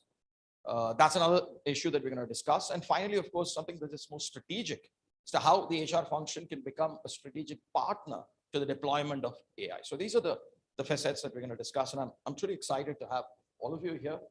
And I think the takeaway for the audience is going to be great. I want to start off with, and I'm going to open this up to anyone of you can pick this up. Start off by asking as to what is the future business or intellectual landscape going to be like? And the backdrop of this is it going to be AI versus human intelligence? Or is it going to be a combination of AI and human intelligence? Is this a positive sum game that we're looking at? Or is it a zero-sum game? What is that landscape going to be like? I want to start off because that's like painting a broad canvas. We're starting off with the broad canvas. So what do you think that landscape is going to be like? And I can go in any order. Anyone? Evelina, would you like to start? Thanks, Ray. See, in my experience, AI has the advantage of using past data to make logical inferences and decisions. So the point here is firstly, availability of past data. That's the first thing. So your training data set has to be available for it to be relevant for your organization. The second thing, what it does is, especially in the space of HR, there are a large number of processes and operations which are extremely tedious and time consuming. Anything which is logic driven, anything that has simple workflow, which can be automated by a simple workflow, can be done by an AI tool. For instance, you don't need a person to sit and track and manage, let's say, your leave or calculate your payroll. I remember when I started working, we used to have this payroll clerk who'd be crunching the payroll register the whole month through, and at the end of the day would, end of the month would send in the report. Today, it's completely automated, right? I think those routine, mundane jobs can easily be, done by AI, and that's where the adoption is happening. So if you look at it in terms of HR, where in HR do we see this? We see this in employee shared services, right? You'll have it in, standard questions, FAQs to employees. I need my pay slip. A bot will answer that and, allow the employee to get it. your attendance, your basic query management, all of that is being done by an AI and done very, very efficiently. The second place where a lot of AI has come in has been in the space of recruitment, fundamentally because there's been huge volumes. And, in India, we have this tendency that we see a job and all of us think we're absolutely capable of doing it, irrespective of our past experience or credentials. So yes, CFO job, sure, I can do it. You'll have a BCom guy who will also apply for it, right? And so what that does is presents a deluge of resumes for a recruiter. It's a nightmare. And a recruiter at best will probably be able to sift through some and just take forward the ones that they shortlist. But then you have 99% of that volume who's, it's a black box for them. They don't get any response. So firstly, how do you filter through a profile and how do you do it efficiently? Something which would have taken a recruiter weeks probably to go through 1,000 profiles, an AI tool will do it in fractions of seconds. Second thing is that whole candidate management experience. Right. For instance, there's this very interesting study by Virgin Airlines where they came out and discovered just the fact that they were not responding to a lot of the applicants. Those applicants were actually, irate customers for them. Virgin lost a lot of business because they didn't respond to that, right? So even managing the candidate experience is relevant for employer brand. So I think that's where, AI does a much better job. It's much more efficient than recruiters. You tell a recruiter that go and respond to all the 99 or 1,000 applicants who are coming in, and they're like, if I do this, when do I go and recruit?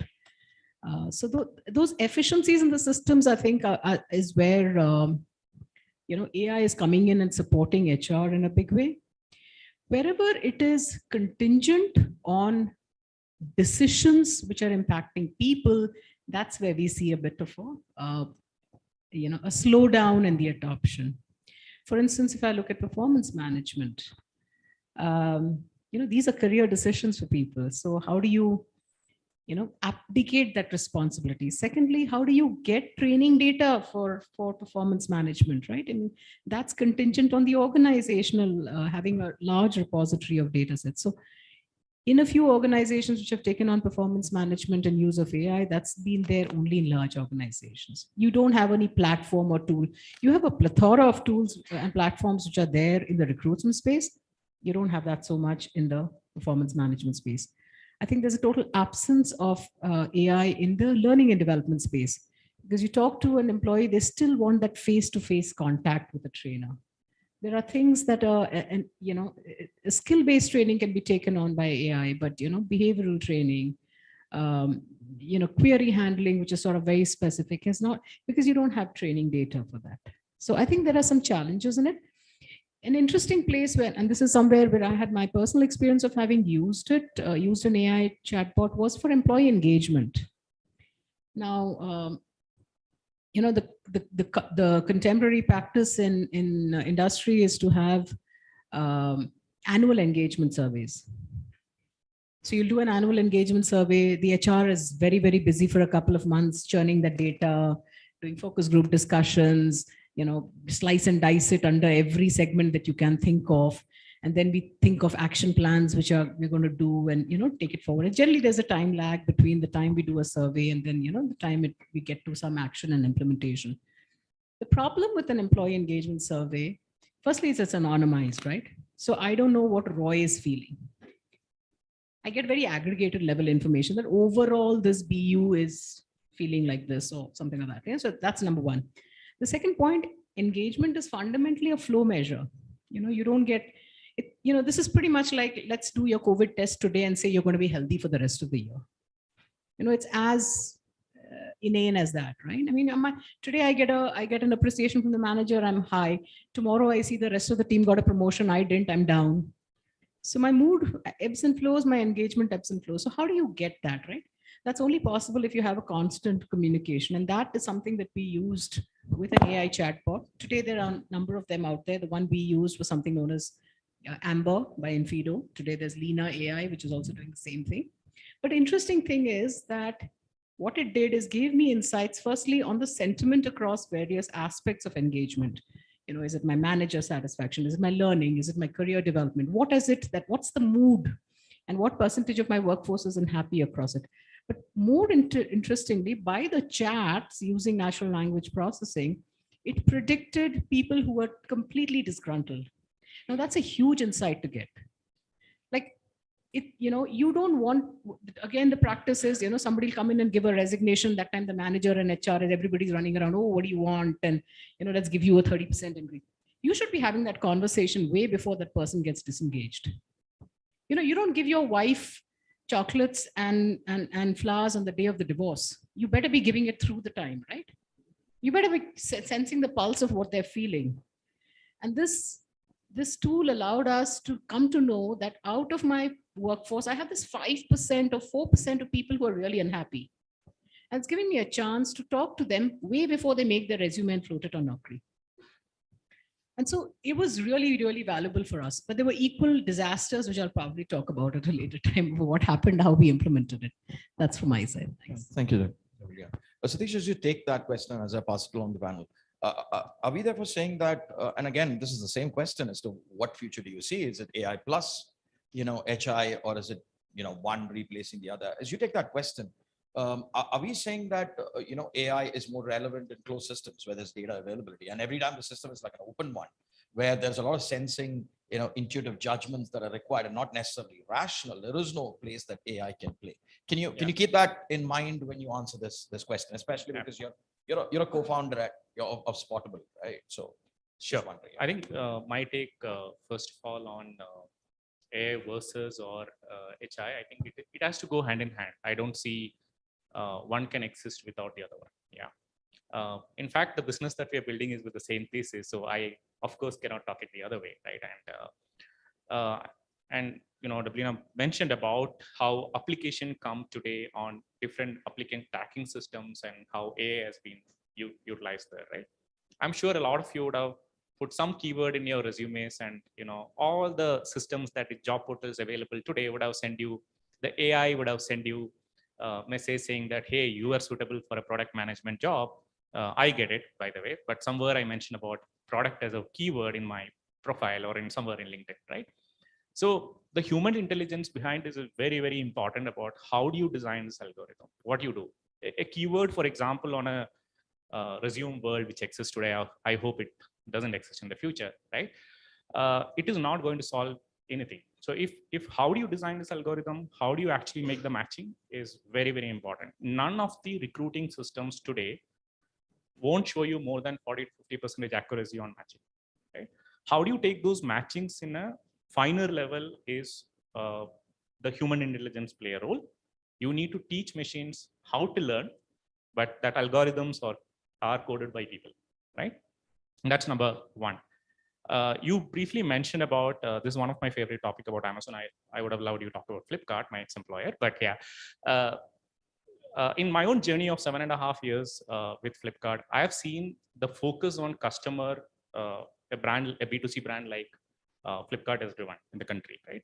And I often face this question by the people there in businesses asking me a question of, hey, we do all of this for customers. Why does it not seen for employees? We understand what every consumer wants in the country.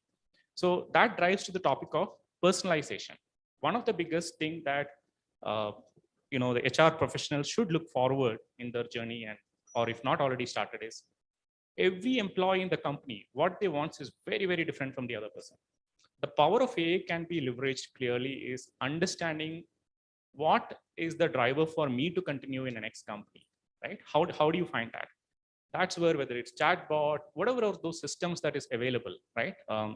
And some of them I've used. I myself has actually conceptualized a product called 10x People, which is used by about 200 plus startups today in my previous employer in X to 10x. And one of the areas that I wanted to go deep dive into there was professors for probably favorite topic too, about how do you understand human behaviors? And I believe behavioral scientists will have a big role in terms of translating that into algorithms, and how do you apply that in practical sense in AI, right? Otherwise, it will remain to be in transactional system if you don't merge it with human behaviors. If you don't try understanding people better using AI, and it's not just about understanding, that is one phase of it. Then there is a human intelligence to be applied. So if I understand, let's say Anurag wants something in That's what drives Anurag here. There is a human which needs to be designing on the other side. Okay, now what do I give for him hence, right? I think there is enough and more insights come from different systems. I think what's important is how do we act and translate into actions? And over a period of time, that actions can also stay in machines.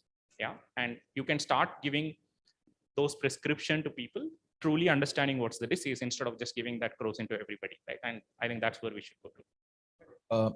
Thank you, Satish. And I'm going to pass it on. But before that, I'm going to push you into the corner and ask you a question.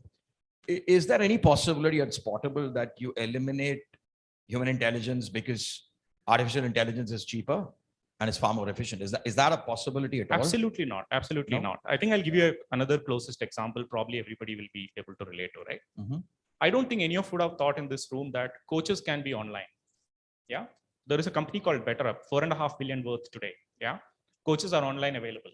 And if this question was asked in the room 5 years back, hey, will you go find a coach online? I'm sure the answer would have been no in majority, right? Today, heavily used by CXOs, a lot of people find coaches there, do that. It's again an AI system, right? Okay. So it's a category creation that they have done. Okay. So what we are trying to solve similarly in Spottable is we have with very, very strong thesis that human cannot be replaced in the recruiting process. But our thesis that at some point, we want to create the world that anybody can be a recruiter.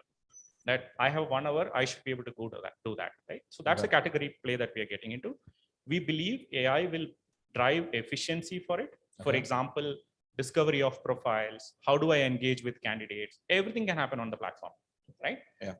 But beyond that, there is a recruiter intuitiveness, which I call it as, right? And the engagement that one needs to drive with the candidate. Yeah. I don't believe that can be done by machines. Okay. Before I pass it to Sonila, incidentally, when Kasparov played Deep Blue, he lost. But when Kasparov, tied up with artificial intelligence and played a machine, he actually won. So there's evidence out there that the combination works. Yeah. I want to take that question again, pass it on to you, Sonila, as to, hey, and again, I got to be a little careful here. It isn't easy to admit for any HR, leader that I'm going to eliminate human resources and replace it. It's not easy to admit, right? Everyone's going to say, no, humans are valuable. Did you really think there's no elimination possible? What's the landscape that you see? In 2017, I think Gartner came up with this report that said that by 2020, you would probably have more conversations with chatbots than with your spouse. I think we are in 2022. And I can't speak on behalf of everyone, but end of the day, I think that human conversation is what kind of gives you a lot of more satisfaction than the conversation with chatbots. So that's a little bit in terms of where human presence will be eliminated or not. And I don't think there is any AI versus HR. It therefore has to be together. The element of EQ that Sumit had touched upon is a huge thing. That has to work in tandem with AI. And the second piece is, I think this entire thing is a journey. When organizations think that, okay, we've done a project in analytics and we call ourselves AI. Well, it's time to probably think back. AI is not like, you don't turn AI tomorrow. It's a journey, right? So you do bits and projects, you figure out what you want to do, where is your problem, what is the kind of outcome that you're looking at, and then utilize the tools to have that journey. And it's not just the HR function that can become AI. It's in totality how your entire environment and the ecosystem of the organization is coming together to make the most out of the data that resides in your organization. But to answer your question, I think there's no AI versus HR. It's together, and I think it's a journey. You just have to see how it kind of fits together. May I just add on that? I think there are certain roles in HR which are getting obsolete. I mean, I gave you that example of a payroll processing person, right? 30 years back, that was standard. Today, those roles are gone. Today, you're finding a lot of roles which were erstwhile being done by low-end shared service call center kind of a place is being done by AI. And therefore, what it is doing is pushing HR up the value chain.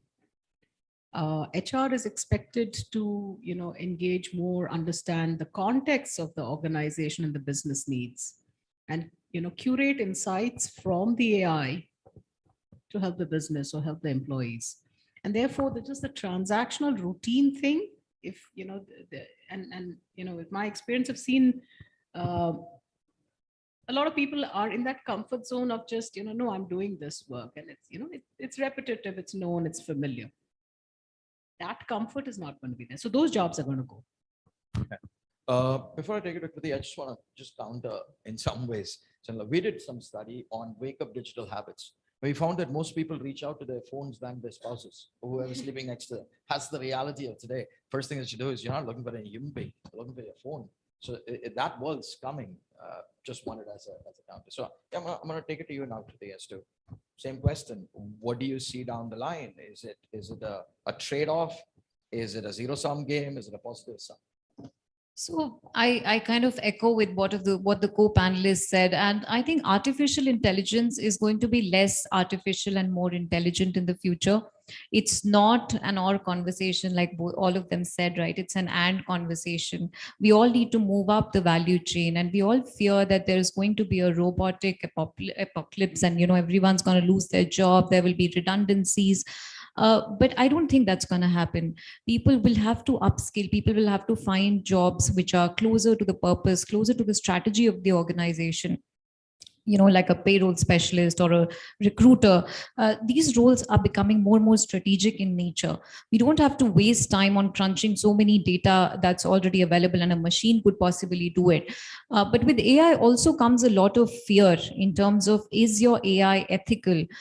Which means that how are you using the data? How comfortable your people are, using their personal data? And like someone said here, the data that you feed into the system, that's exactly what the machine is going to give you back.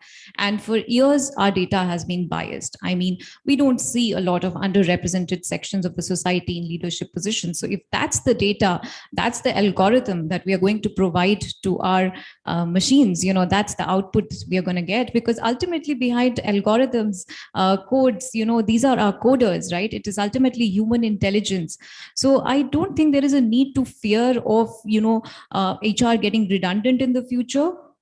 It's more of an and conversation where you marry the two and utilize technology in a way that it benefits your employees. Like Professor Debulina said, that it's the affinity of HR to use AI in say recruiting is much more, but maybe using it in performance management is very, very less. Companies fear that they want one-on-one interaction with managers. But AI is actually very useful, and some of the companies have been very successful. So if you're a new manager, the kind of nudges that AI will give you will be very different from if you're an experienced manager. If you need more videos, more support to have that conversation with your employee. So it's more of an enabler rather than, just taking the charge and saying, hi, you've performed this way. And there are demerits also of using AI. And like you said, that Amazon's been using it. The culture sometimes takes a backseat. And that's where HR will play a very, very pivotal role to say that, HR, culture has to be consistent. So while we are ensuring consistent employee experience, but at the same time, that empathy, which is very, very important from a skill perspective, cannot be taken up by machines. It has to be done by someone who's human. And I think companies should take very small steps when they are leveraging AI. It's okay to, to kind of fail, pick it up, pilot it in few of the functions, see how it's working, look at the outcomes. And AI is a journey. It's going to evolve in the future because there are more data sets that are going to be fed into the system over a period of time. So it's definitely going to benefit us in the larger, conversation that we have. So that's my take on that. Thank you, Kriti. I think there's common agreement across the board that it's going to be a combination of the two. However, I said this earlier, there are three areas that I'm going to quickly run through before we take questions from all of you. And we're going to go to the first one, which is about leadership and decision-making. Traditionally, it's always been person-driven, leader-driven, experience-driven, and we need to move towards being data-driven. Now, I'm going to use the analogy of a flight, and I talked about Boeing earlier. Why do we need a pilot? How is the pilot going to make a better decision than artificial intelligence? Now, I talked about also closed systems and open systems. Every time a system is open, there are the changes that happen the environmental changes that happen is something probably AI can't respond to as well as human intelligence. But I'm just wondering, if an artificial intelligence is piloting a plane, wouldn't that be a better, let's say, wouldn't artificial intelligence be a better place to make the right decision about how to fly that plane? Never mind what the climatic conditions around are changing versus, let's say, a pilot making that decision. So in effect, what am I trying to ask? At the leadership level, is it time for us to move away from experience-driven, intuitive judgment kind of, responses to decision-making to being completely data-driven? I agree, data is a problem. There's large amounts of data. We can't clean it up well. We can't get the right kind of data, etc. So I'm just trying to broach the area of leadership, and I can go with anyone. I'll probably give a real life example from, in the last, last 2 years when the pandemic hit, and not a very good thing to say, but then I think most of the Indian diaspora, the Indian population, and the CEOs, I mean, there's this inherent distrust that work can happen from home, right? People wanted employees to come back to office. Of course, at the peak of COVID, nobody said anything. But then when it started plateauing, the conversation again took the table that, I think productivity is going down. And again, like you said, it was intuitive, it was judgment, it was perception, and so on and so forth. What we did and how AI helped us, for example, at our organization is we got this huge amount of data from Microsoft Analytics. And what it actually threw, and this is piles of data, right? All of us use Microsoft, right? You use Outlook, you use your office tools, you use Teams. So you're actually using Microsoft a lot of throughout the day. And that's a lot of data. So what the analytics, and without getting into the deep of it in terms of how it happens, but what it threw was very interesting results. We actually saw that a massive part of our organization already was sitting about at a 60% burn rate. And that's it. And there was nothing else to be said. And we said, look, this is the data, and productivity is not taken a hit at all. These are the, this is the statistics of our people that we have. And, decision-making is now very fact-based. So the point being that, it helps in making decisions that are more aware, that are more closer to ground in terms of what is required, rather than decisions being based on perception or based on limited data. So I think that's where AI kind of helps in. And if I may add to that, productivity was on a downward spiral, and that was also because of COVID had hit us, right? Everyone was suffering, or their loved ones were suffering. People, they were not doing well, both physically and mentally. But even I saw an uptick in the productivity, much higher than what we've seen otherwise. People were self-motivated to deliver results, even though they were working in silos. So data does give you a lot of insights. And maybe the next panel discussion will also focus a lot on well-being, on what is the impact that AI will possibly have on well-being. Recruiting, there are tools which kind of capture your body language to know the tone. If you're nervous, are you copying from somewhere? Is someone sitting next to you? So, do you need that kind of invasion into your lives? Do you need that privacy invasion is also another thing. And usually every time a company is looking at implementing AI, I think it's important to look at the product, but it's also important to look at, do they have a chief behavioral officer to kind of oversee on what is the impact that it's going to have. And again, like I said earlier, is the AI that you're using, is that ethical, and how are you using that data? Because that could be very, very confidential and sensitive. So before I move to Satish and Devin, I'm going to ask both of you. Again, I'm asking you to stick your neck out. So the decision by HR leaders to bring people back into offices is a subjective decision that finds no merit based on data. Is that an admittance from your side? So see, getting back people, it's a more of a strategic decision. There are a lot of different surveys, a lot of interventions that are made to understand how does a hybrid model work? Why do we need collaboration? And these days, companies are very flexible. You decide when do you want to come into office, collaborate, do things as a team together. When do you want to sit at home, take calls, and get your everyday stuff done? You carve your career journey with the company, and you utilize resources that are available. So there's no no obligation and saying, hey, there's data, you should come back. It's more about being flexible. It's more about giving them time, and one size doesn't fit all. So for some people, they have to come to office every day because of the nature of the work. Sometimes you could just come once a week, or you could be a remote working person who doesn't have to come to work at all. So there's no distrust here. It's not the distrust that's having HR leaders bring them back, but it's a strategic decision because it's better productivity or whatever. Is that? Absolutely. So I think the data is basically about baselining where you are, and Okay. baselining in terms of, to start with, have you trust in your employees, right? Things are working, people are working.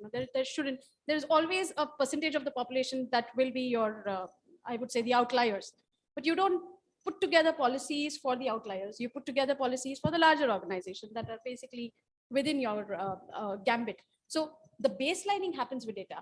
Then after that, I think every organization has its own social fabric that it builds through the years. And like Kriti said, some roles can be done from work better, from office setup better. Some that really doesn't matter where you work from, actually. And I think the good thing was that these conversations actually came up in the forefront, and top leaders, including CEOs, actually gave time to do those conversations that, do I really need to see all the 100 people? I'm actually not seeing those 100 people any which ways, right? So I think data gave it a little bit of, I would say, more merit to the conversation that, we're not talking from thin air, but this is your data and these are your productivity numbers. And it's more informed, I would suggest. Okay, taking it to Satish, we were just discussing this because you co-founded Spottable. I mean, decisions about how symmetric or asymmetric that platform needs to be in terms of demand and supply. Do you think AI is in a better position to hit that sweet spot versus human intelligence, which is, we all agree, it's subjective, it's driven by biases, etc.? Yeah, absolutely. Actually, glad that you asked this question too, because see, there is a limit in terms of scale that human intelligence can work exactly in an example what you quoted, right?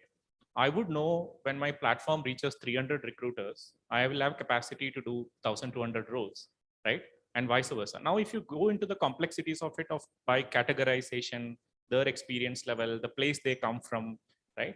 All of that put together, including understanding their own talent network that sit in Spottable. If I get into all of those complexities, I think it's hard for human to make that judgment on who will do, recruiting for an X company or an X role. That's where the power of AI come in. So what we have done there is we have an algorithm built to really understand, if you're doing a data science hiring, who is the best recruiter in Bangalore who can do that, right? Who are the top 3 choices for it? And plus, do they have capacity to do it, right? So what it will do in our journey is today, let's say the capacity is 1:2. I think the machine will keep learning, more efficiencies coming. It'll become 1:5, 1:10 in that journey. And that's where I will actually, what's the recruiter want to know, or end of the day wants is earnings, right? How do I show that earnings is the multiplier working? And that's the way I would look at it. And AI will play a role. And hence I have a co-founder who is a data scientist who turned to be a product manager. Hence we're building that. Yeah. Yeah. Anything on that? In the sense that moving away from experience-driven, person-driven decision-making to data-driven decision-making. Yeah, so as Anila said, this is the culture of the organization will drive the adoption and acceptance of the data. There is a huge amount of merit and credit which needs to be given to leaders, and when they talk from a space of their experience and intuition, because that's not, they've not got their gray hairs just like that. I mean, they've really they've experienced all gamut of experiences.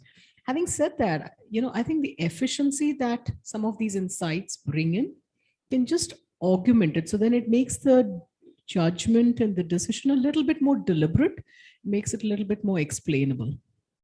I'll give an example. We had done predictive analytics around attrition in our organization, and we had looked at multiple parameters to try and predict behaviors which are likely to lead to attrition. The most obvious ones would be, your last performance rating, what percentage increase you got, time since your promotion. Those are the very obvious ones, right? Some of the not so obvious ones were things like, how many downloads of payslips did you do simultaneously? Now, somebody who's looking for a job is all, going to take down three months or 4 months pay slip. Now that's an instant trigger, right? Now, I remember when we presented this data of our predictive model, and we said, that, okay, as per this model, we have certain person here in team A, and we had the data that these were also, some of them were high performers, right? So when we predicted it and said that this person is an attrition risk, there's a knee-jerk reaction by the manager says, no, I talk to him every day. I mean, he's my best guy. If he's your best guy, did you know that he's downloaded his payslip 3 times? I mean, just downloaded his payslip. Our model indicated that, a certain 2.45 days of leave lagged. That means if your notice period is 2 months, look at the leave that you've taken 2 months prior to the person exiting. And anybody taking an average of 2.5 days of leave in a month more, is an attrition risk because they're going out and giving interviews, right? Now, you see these patterns, you just give a heads up. At the end of the day, the manager may choose to, no, I know this guy, he's my best fellow, he's not going to leave. Well, fine, you've sort of been warned. After that, you choose not to look at it, that's your, but we're giving the insights. Some managers accept it. Some managers, kind of deny it. No, I know the people better than any machine can tell me. That's all right. I just wanted to actually add a real-time example to this. I think 15 years I've spent in the profession of building rewards practices, both for companies and for many startups. One of the biggest struggle that I always had is to tell people, hey, people don't leave jobs because of compensation. Yeah. And no business leader will accept it. I'm sure all of you would have gone through it. No business leader accepts it. And I think somebody spoke about the engagement score in the morning too. Some of the fundamental things, right, as what we as Indians in wired to, all government statistics to everything. I'm sorry if there are any officials or anybody here. We've all taught by averages. Yeah, we have taught, average income, everything is in averages. Is such a misleading indicator. Averages are, right? And all of us in HR copied those, right? And I think it's time to go to minimums. It's time to go to medians, right? It's time to go maximums to talk about numbers. Now, coming back to what I wanted to say. So I had this hard time. I think one of my ex-colleagues is also here. He'll be part of the next panelist. Anurag, I'm stealing this probably a part of your conversation. Yeah. In Flipkart, it took us 3 years to build a system where we wanted to show managers every insights about their people. It's a 3-year journey. And like she mentioned, it's about the culture of the organization. Is the company signed up to do a 3-year-long project, invest so much of money into build a system, and do they see outcome of it? Yeah. And culturally, Flipkart was ready to do anything because they've seen the benefit of in the consumer side, right? So culture plays a big role. How you set the data, how do you build those models have a lot of importance. So I could, in 2 years down the line, walk into the staff meeting of the CEO where I was reporting to him. I said, compensation is the 7th driver for people to stay in Flipkart. People to stay in Flipkart. So what are the top 3, 4? It's purpose, meaningful work, the talent that they work with, and we showed it using a statistic model. And the best part was that the head of analytics was sitting in the room, one of the top 20 data analytics in the world, across the world. His name is Ravi. He was sitting in the room. I actually taken him through in the model, had sign off from him on the model before I presented in the staff. And the room was in silence. Okay. The other interesting data that we showed there is everybody who placed higher than the median of the compensation range. We all assume that they'll be happy, right, on the pay. Everybody unanimously voted saying that I am not happy with my pay. Yeah. And these are just 10% of the company. 90% are below the median of the company, and that's a 10%, right? So you can actually make a room silent. You can actually tell them, hey, this is the power of data, right? And the same insight, I personally had presented a 2-year roadmap for people function for Flipkart to the Flipkart board. All that we took is 4 years of past data, right? 4 years of data, going through that, telling them based on these insights, here are the interventions required way forward for 18 months, right? So that's the power of data. Great. As we close, round off and open up for questions, I want to move into the design, organizational design strategic and arena.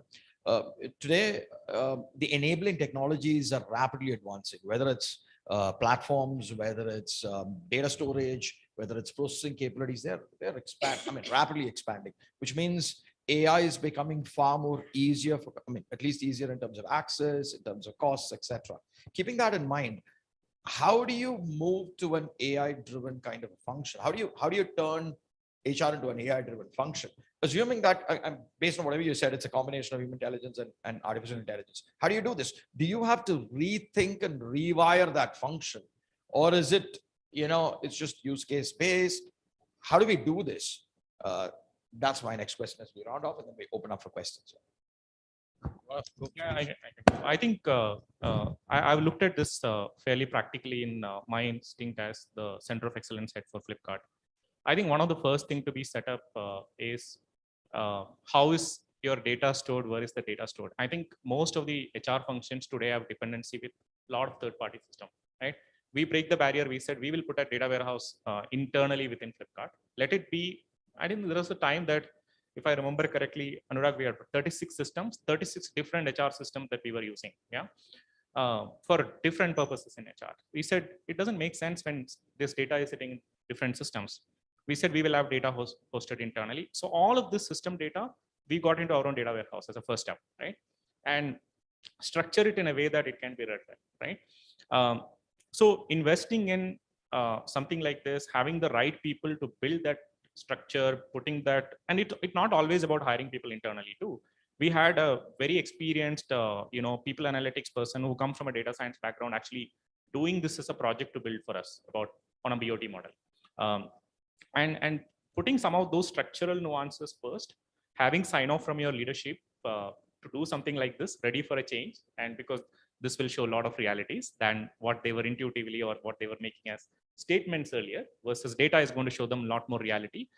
It is also going to show them there is always organization carry certain, in lack of better perception, or they're thinking about people, right?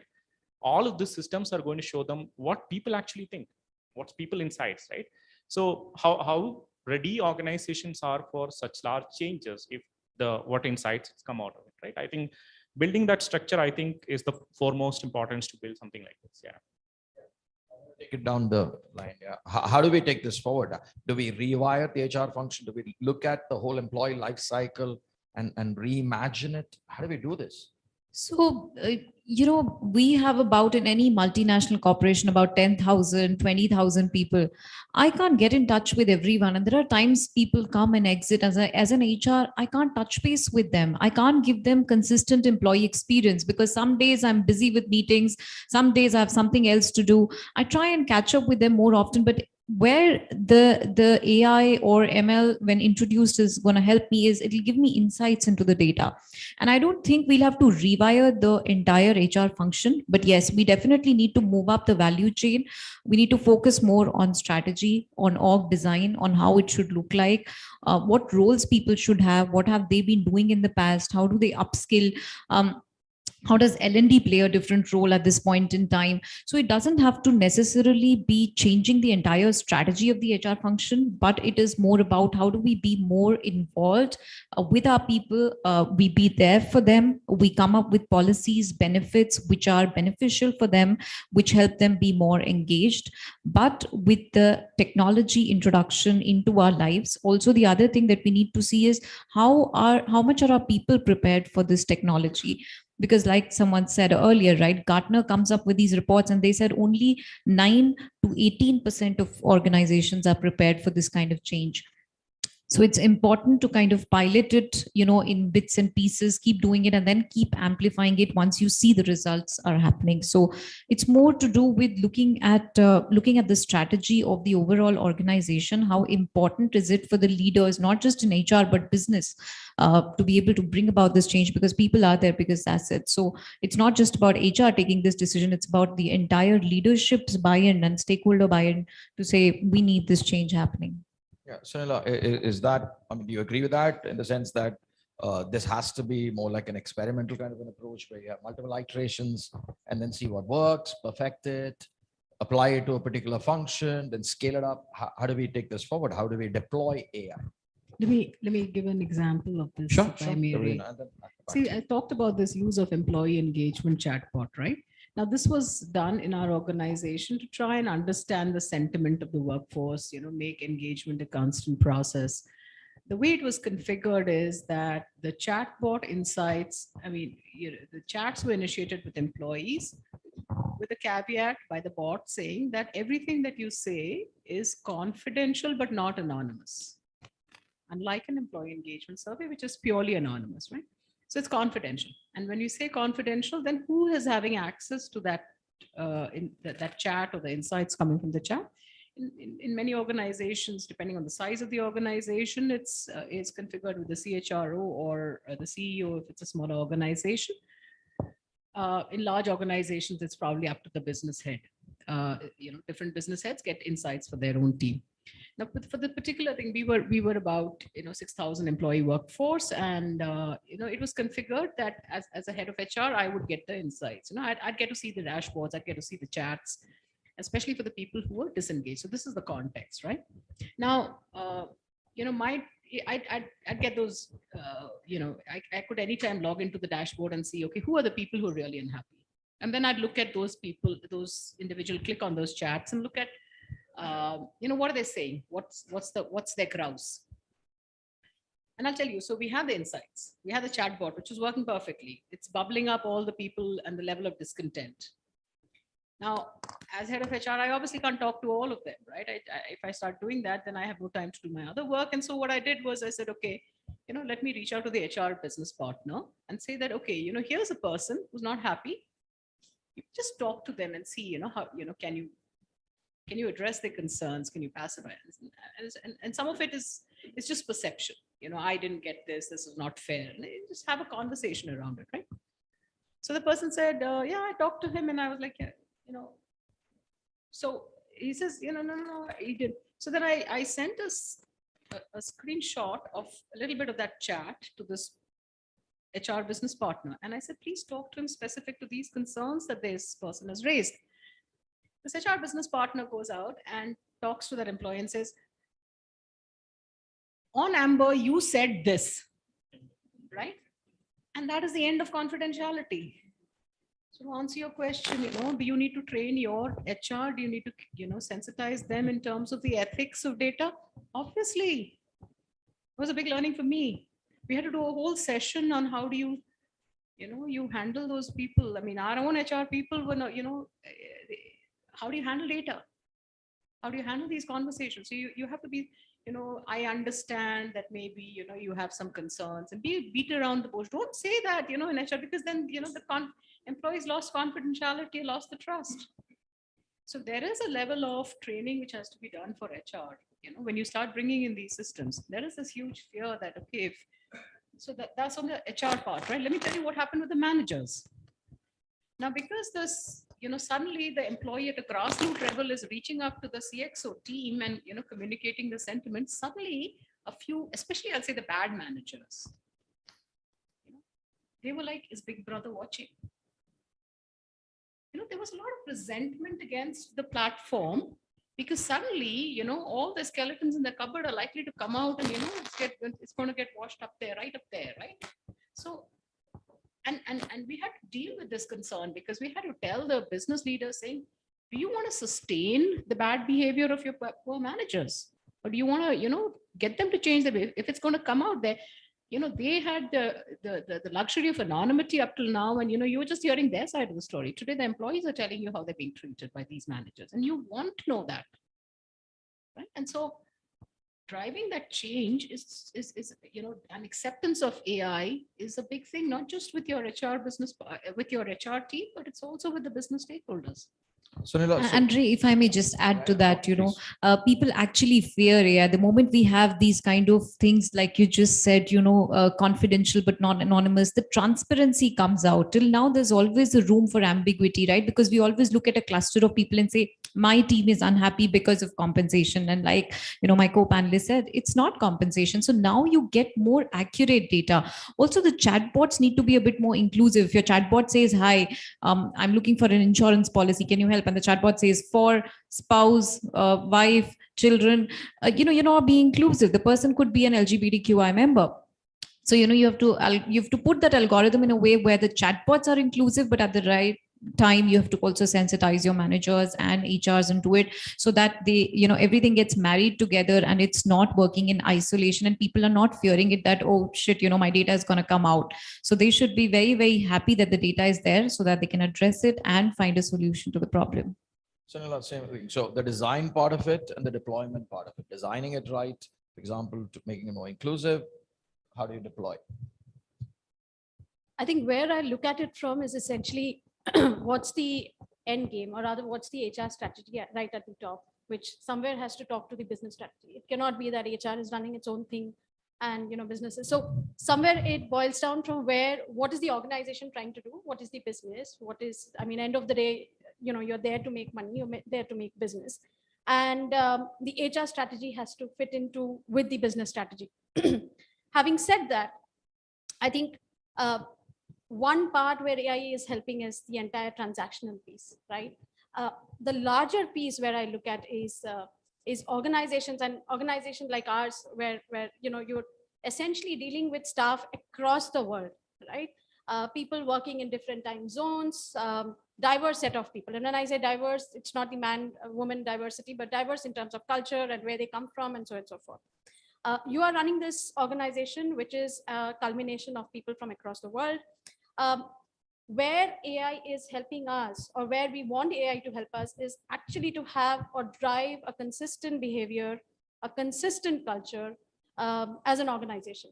And that is possible for us today, at least, I mean, I'm speaking on behalf of my current organization, with the nudges, with the tools, and AI is one such tool. There could be very many tools, right? It's not that organizations or HR teams have not been using tools. The tools were different. What we have today in AI is a much better, much larger, much more accurate tool. So it's about using a tool that is appropriate to the time, and something that fits into the entire organization, right?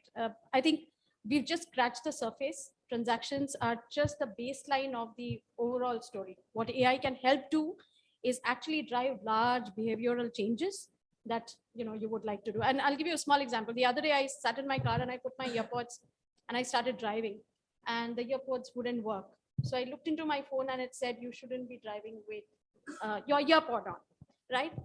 Similar example, right? I mean, a number of times HR is looked at from, and quote unquote, a policing kind of a department, right? It need not be that, right? These are things that are very transactional. It could be taken over by other systems and methods that AI kind of helps you to do. For the EQ part of human resources team to be, you know, using the energy in something which is far more effective and far more impactful for the organization. Thank you so much. We open up for questions. We got another, let's say 5-10 minutes. Yeah. Yes, sir. Can somebody pass a mic on? Yeah, I think we can hear.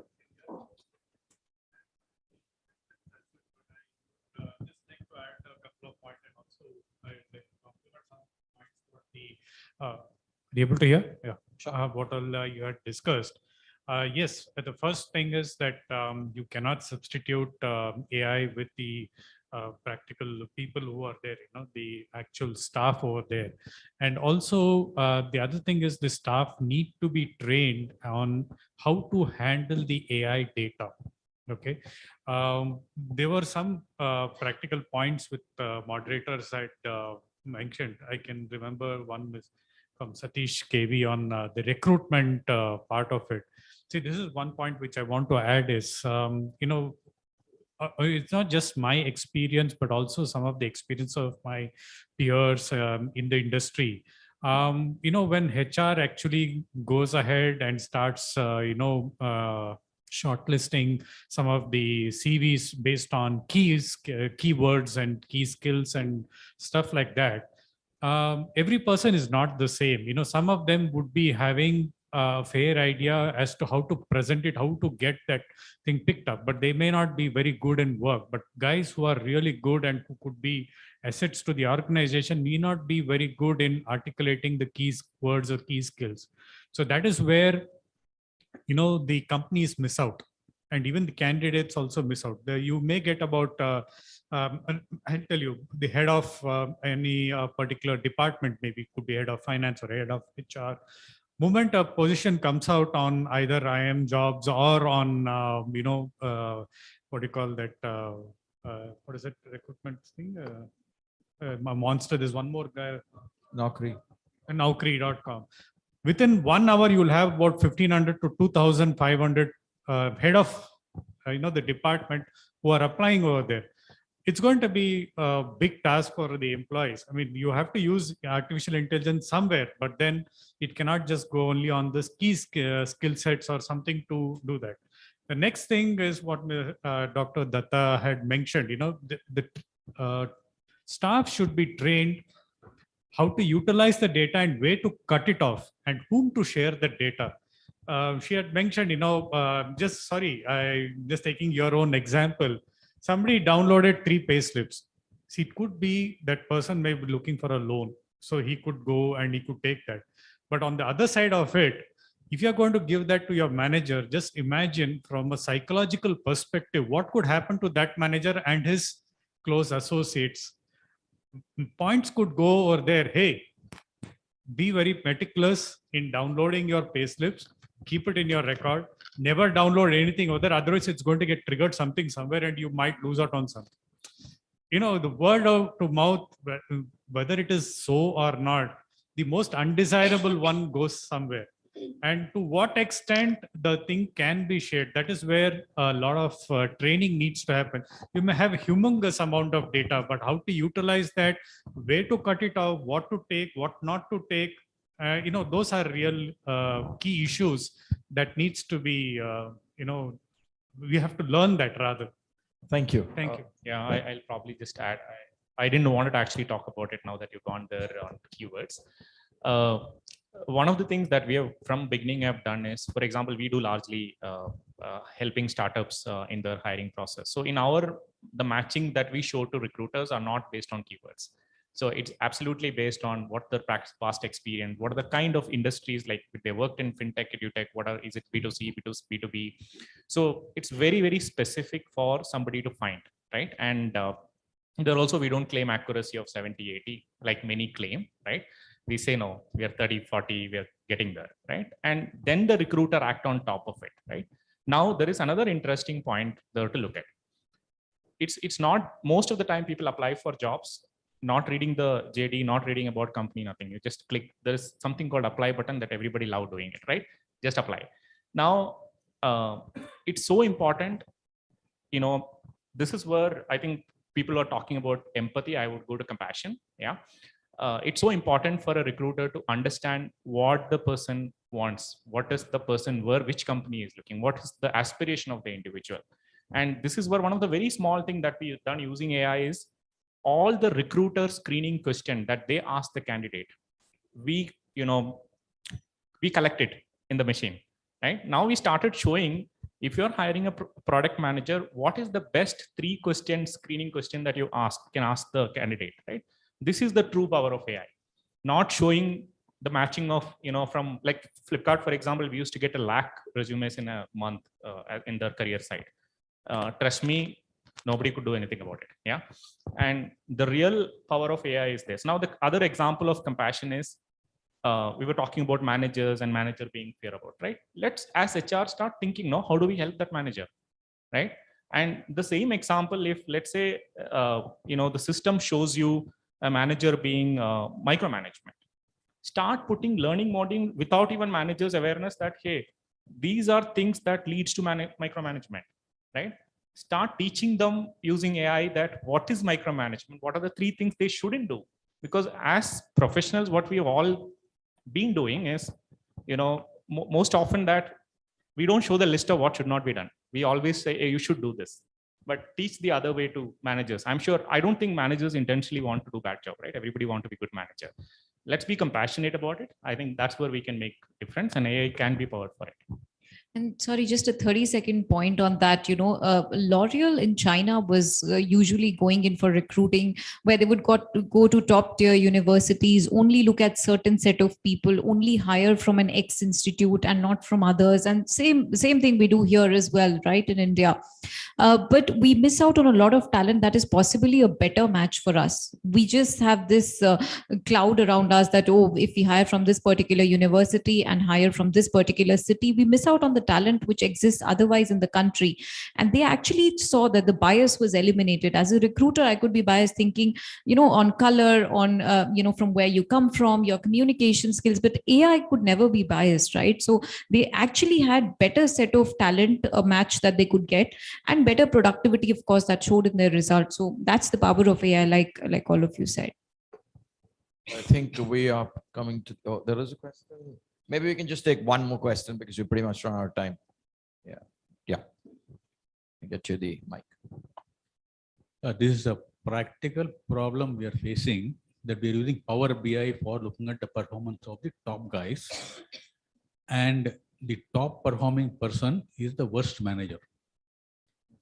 So the problem we face multiple things, like he wants to hire somebody, he wants to get them tomorrow morning. When somebody quits, he doesn't want to let them go. That's one side. Plus so many other things. Politically, say everything is as per his diktat. The problem is that even though this is pointed out, the top management will not take action. This is across many firms, including MNCs, where because the guy is performing, he is showing it top line, bottom line, everything. So your AI, BI, everything is showing this is the best performer, but guys under him are bad. So we also tried to balance scorecard, attrition rates, and different things. Guy will not improve. Sent him for a CEO coaching to UK, BK, everything, nothing worked. So how do you handle this? Anybody else got So I'm gonna present that as, can AI handle this, the decision about what to do with this employee better than humans? Because the number of variables that AI can, consider and then churn out what is the optimal, response to this kind of an employee who's a great performer but lousy manager. I think AI is better at handling this than human beings. So if I were to add, I think gone are the days when people just focused on what you're doing. I think it's more about how you're doing it. I know earlier when a partner or a senior person used to leave the firm, we used to feel, oh, the customer is going to go away, or our clients are going to go away, so let's retain him. It's fine if his style is not okay. But I don't think that's happening now. I think people have shifted the conversation on what you're doing and how you're doing it. And if your how isn't right, you aren't a good manager. You will be coached on that. You will be, that will be fixed. And I think AI can definitely help us with more data. If you have too much attrition as a manager, if your people are not happy, or the team environment isn't that conducive for people to work in, the engagement scores are low, it will trigger in modules like Satish said, right? That, how do you become a better manager? It will throw up those modules and training modules, and that's ultimately going to impact your performance scorecard if you don't fix that. So I think we don't shy away from taking having that conversation and saying it's not working out, you need to fix that. Satish, I think before you take that, can I just say this? That we have an example, I'm sorry to interrupt both of you, but we have an example of human judgment failing. The top management is not doing anything about it. It's just continuing. Isn't that where AI steps in? Yeah, I think some of these, I would call these are sometimes battles on change management, managing the change, how leadership think, how they take decisions, etc. It's very easy to give up. Yeah. So one of the things that we have done in the same example in Flipkart journey is that we've connected employee NPS and manager NPS. Yeah, we showed in a staff meeting, the moment the NPS of manager crosses 40, it has a multiplier impact on employee NPS, right? Just this one graph presentation in a staff meeting made so much of change. I got some couple of crores of investment to do first line manager training, to do enough and more interventions, right? So I think there is definitely an opportunity. I was talking about some examples of data for us to get better on how we interpret data, how we present it. And trust me, it's a continuous battle, right? Now, there may be a very small percentage. I'm not taking the specific example. There may be a very small percentage of organization, a very high resistance of change, right? I will keep them as outliers, right? let's talk about the 80%. In the 80% of example, it is possible to influence the decision. It is possible to bring the change, right? And show this data that I'm talking about, the same example, right? I'm sure no CEO wanted to have a company where, a manager NPS is 10, which is influencing the employee NPS to be, let's say, 40 or maybe minus rather, right? If manager NPS is 10, then employee NPS will be for sure minus. Yeah. So how do you start showing what is triggering, what leads to that? And as a result, if there is a way to show productivity, I think that's how I would approach this. I think if I can, and it's a very interesting subject, right? So there's a lot of study that says that adult behavior or personality cannot be changed beyond a certain point, right? And it becomes all the more difficult with examples like you have taken, and all of us see that in our organizations. What I like about AI is that it has the capability to push these small nudges that it, the term that AI uses is nudges, right? Small nudges that will help them manage their behavior. You cannot change that personality. And I think it's a futile effort for the organization to try and change that personality. It's about how you manage or how the individual manages how he or she works. That is ultimately kind of impacting the rest of his organization.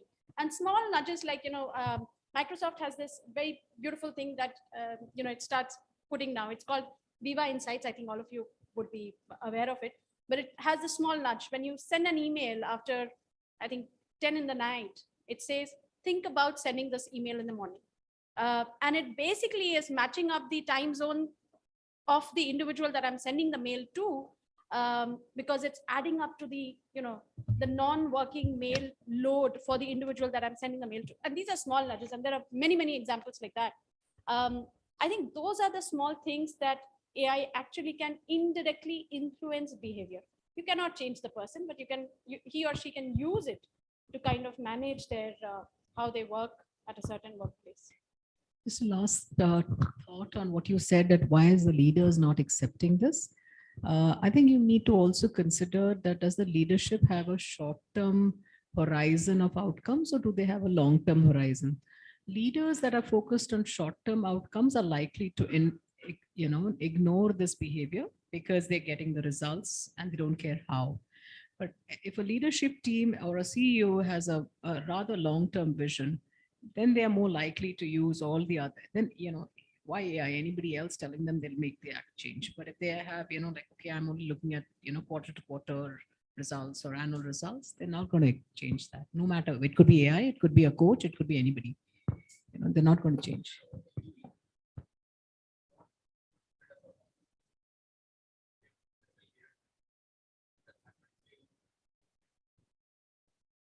Okay. Okay. I think I'll hand it over to Skand to close up. Thank you so much for all of you for your patient listening. I want to hand it over to Skand. She's going to do the honors. Thank you so much, panel members, and Dr. Ray Titus, sir, for this insightful panel discussion. I would like to request Dr. Uma Sridhar to present the token of appreciation to Dr. Debolina Datta and Mr. Satish KV.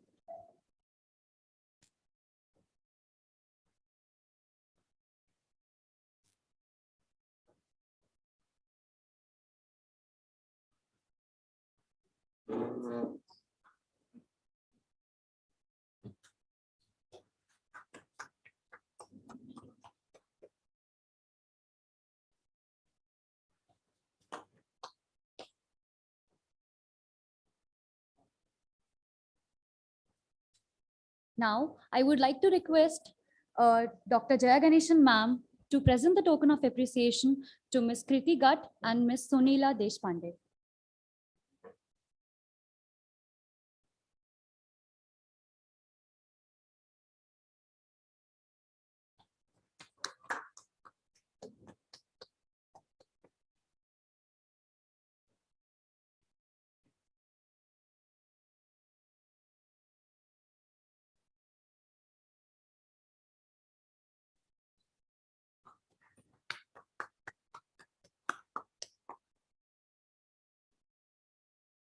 I would request all of you to gather for a group photograph at admin block, followed by lunch, And we'll try to start the panel discussion by 2 p.m. We have arranged a bus for you all, so our students volunteer will guide you through. Thank you so much. Thank you, everyone.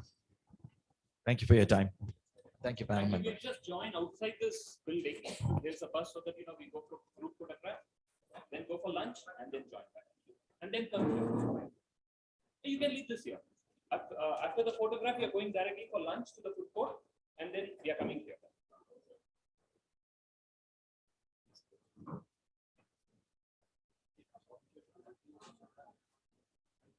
Yeah.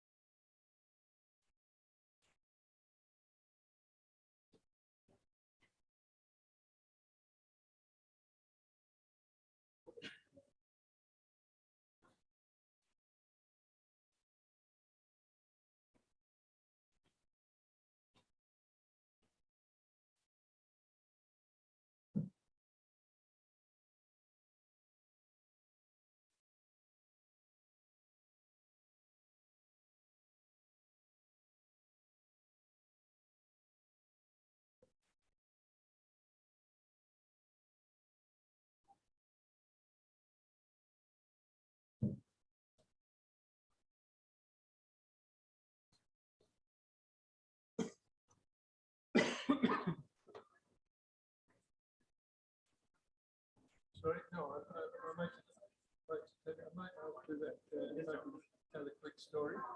It's only about 2 minutes, quick story. To the audience. It's about nature. It's the word nature that I'm going to be talking. Just a minute, 2 minutes. It's like a show.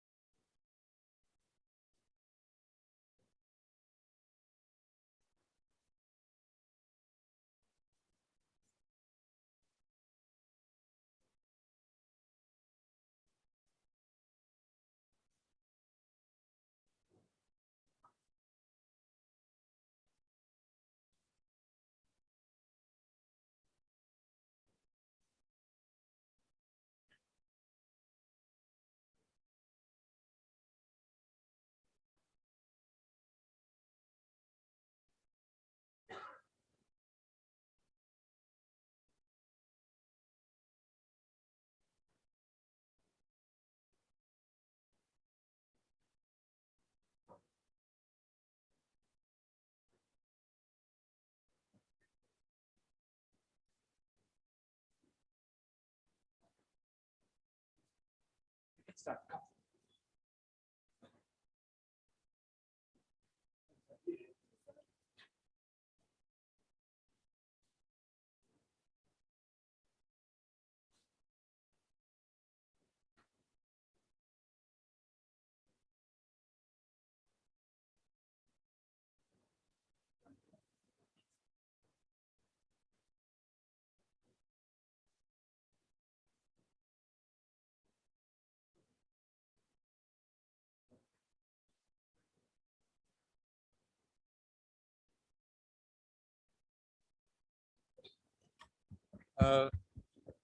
Good afternoon, ladies and gentlemen. Thank you very much for returning after lunch.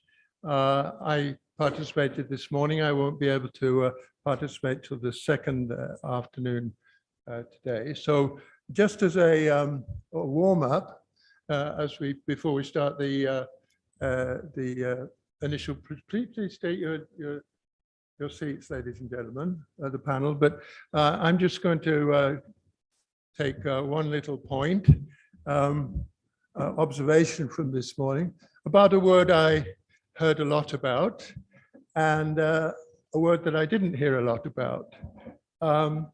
So I guess can I have a move a bit? I have to move around. Did it work? Hello?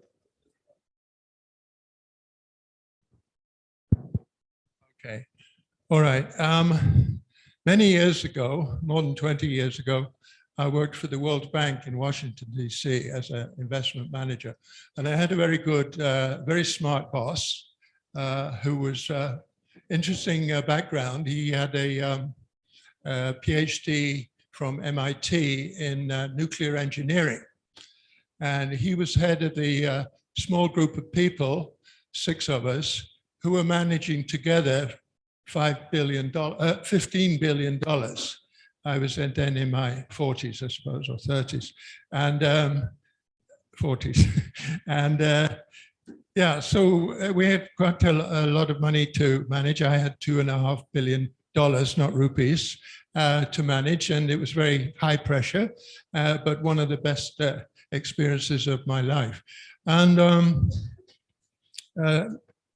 Hanif Indakli, his name was Dr. Hanif Indakli, was actually from Iraq, which when you put that together with MIT and nuclear engineering, you think, oh my gosh. But he did become a US citizen, and after he had joined the World Bank. And he taught me a lot of things. One of the things was when things get tough, he used to say, Michael, sometimes you need to calm down. I think some faculty here probably would give me the same advice. And you need to go with the flow, ride with the tide, and bend with the trend. But not always. But more to the point about this morning, he once told me this story. He said, it's a sunny day in June. You're walking across a car park, a large car park. It's outside Yankee Stadium. That is, for those of you who don't know New York, a large stadium where the New York Yankees are playing. Suddenly a baseball comes bouncing at your feet. These are all data points. Data point June, data point, data point. Ball. Sudden explosion of a roar of approval. Information. You connected the dots, as Steve Jobs would say in his convocation speech at Stanford. You connected the dots. That's information. And what I didn't hear this morning, I was waiting for the word, data is, you have to connect the dots in some way. You make a pattern out of it to interpret. And that's what takes the human intelligence, is interpretation. It's just like the difference between statistics and analysis. And you have to be able to not only do the formula correctly, but ask the next question is, what does all this mean? Is this a good candidate? Is this the worst candidate I ever seen? What is wrong with our programming? And a lot of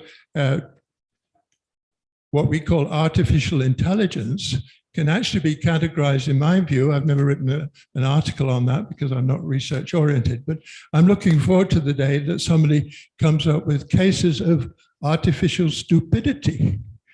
And I can think of some, but I can't repeat them here, which have been of personal impact, sometimes originating with Indian government. But again, like I can't talk about those examples here. Maybe this evening if you're still here for dinner.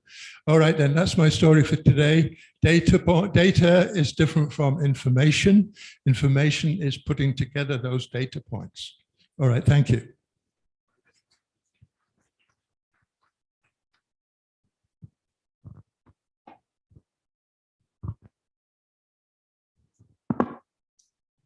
Once again, I welcome you all to the HR Conclave 2022. I hope you all liked our hospitality and food. Now, I would like to introduce our panelists for the second round of discussion on HR analytics, leveraging HR analytics for future-ready HR analytics. Our first panelist is Ms. Nandini Sarkar, Global Equity Diversity and Diversity Leader at Boeing India. With graduation in English major and then law, ma'am has over 2 decades of HR experience, being a culture curator and an inclusion strategist with deep and wide exposures in the domain of ED&I, L&D, OD, leadership excellence, mentoring, culture building, and change management, all earned through working across the industries like BPO, ITES, hospitality, telecom, professional development and placement consulting, and now aerospace. Our second panelist is Mr. Satish Rajaratnam, Senior Vice President HR and Global Head, Strategic Resourcing Company at Mphasis. With over 24 years of experience, Sir is a seasoned human resource professional who has held various HR leadership positions across the multiple industries. Sir is associated with several industry groups and associations such as SHRM, Agile Leadership, LEGO Serious Play, among others, from which he has received certifications, marking him a qualified practitioner. He heads the Global Talent Strategy team for Mphasis and is currently responsible for OD, Build, Buy, Borrow Talent Strategy.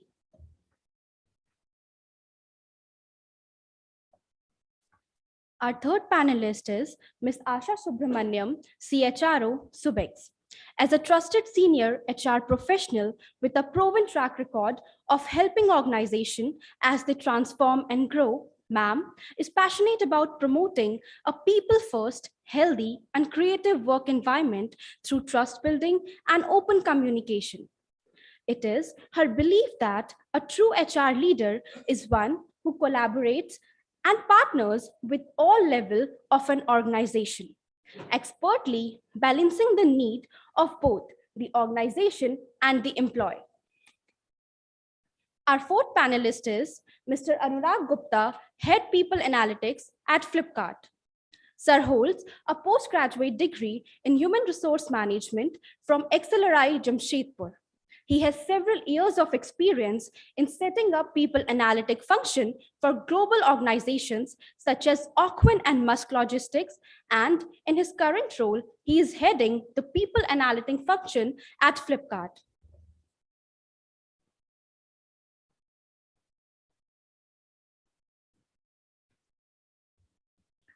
Now, I would like to introduce our moderator, Dr. Vivekanand, Doctoral Program Director in Alliance School of Business.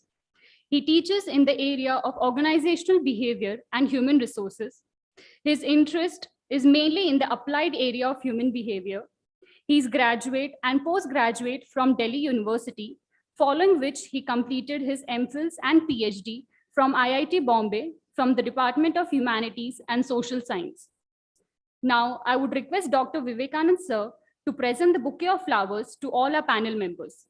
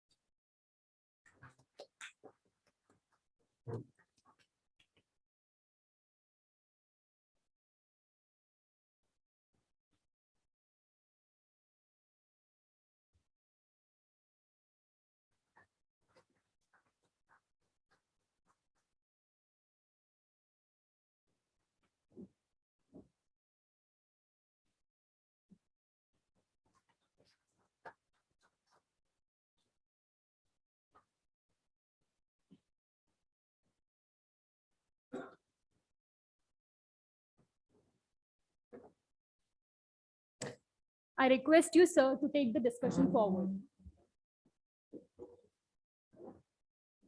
Good afternoon, everyone, and we'll quickly start. We are running short of time. So what we'll do is I had thought of three areas on which to have the discussion. So in the sense that I'll start with Mr. Anurag, since you're a part of people analytics. So there are a lot of there are a lot of jargons around this word people analytics, HR analytics, and then you come across descriptive analytics, predictive, prescriptive. So for the benefit of the audience, if you could just tell us in a jargon-free word, I mean, what does all of this means? And then we'll take it forward from there. Sure. I'm going to share more of a practical experience. See, whether it's a workforce analytics, whether it's HR analytics, whether it's a people analytics, it's a different terminologies which are used across different geographies, right? In case if you go into US, it is going to call as people sciences. Okay, if you are in India, people call it, let's say, HR analytics. We have started calling it more of a people analytics function now. In people analytics function, there is a specific section which is called as workforce analytics, in which predominantly relates to hiring. Okay, in terms of how do you basically manage your workforce. So that's a specific term in the workforce analytics part of it. But whatever being said, the term whichever that you use, it's always about how do you influence the people strategy through data. Okay, how do you shape the culture by using the data and influencing your stakeholder. That's the work that people analytics function normally does.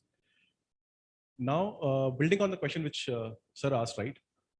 How do you basically, what are the different stages of people analytics? Okay, so the first, which I've seen from my practical experience, is having the foundation right. Okay, is having the data right. If you go and talk to 10 different HR business partner in your function, right? You ask them one single question. What is the attrition? What is the headcount? 10 different questions and 10 different answers. Okay, there is no single source of truth right now in most of the organization.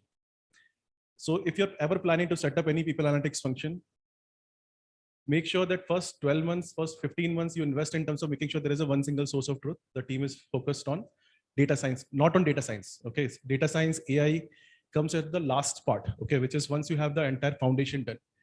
So make sure that you invest building in the function first. So what happens in the first part is the data. Okay, there are four stages which I normally talk about. First is called data. Okay, which is called as descriptive part of it. Okay. Then comes the diagnostic, which is your insights. Okay, once you have the data in place, which is the particular metric that you want to track. Okay, so I can share more example at Flipkart, right? We have a good amount of data flowing in from 10 different systems. The one biggest problem that we're currently solving for, and I think most of us can relate to, is in terms of the attrition, the retention part, right? People are leaving from left, right, and center, right? So how do you retain people? So do you have a one single source of data to basically measure, okay, why are they leaving? Okay, so we have a good amount of data. We even reach, so how we have defined is in terms of getting the data from pre-hire till post-exit. Okay, so you just pick up any data, okay, from across the employee lifecycle. You can see, okay, what this employee has gone through in the entire employee lifecycle, and what might be the possible trigger for this particular employee to leave Flipkart. Okay, so that's a level of volume that of the data that we collect. So that's a part of data. Now comes a part of descriptive analysis, as in the diagnostic part. So diagnostic, once you have the data, you do a 10 different cuts, okay, to answer that particular question. Okay, what might have happened? So it's a diagnostic part. The next stage comes in terms of what you call predictive. Okay, let's say in case if you have a good amount of data, right?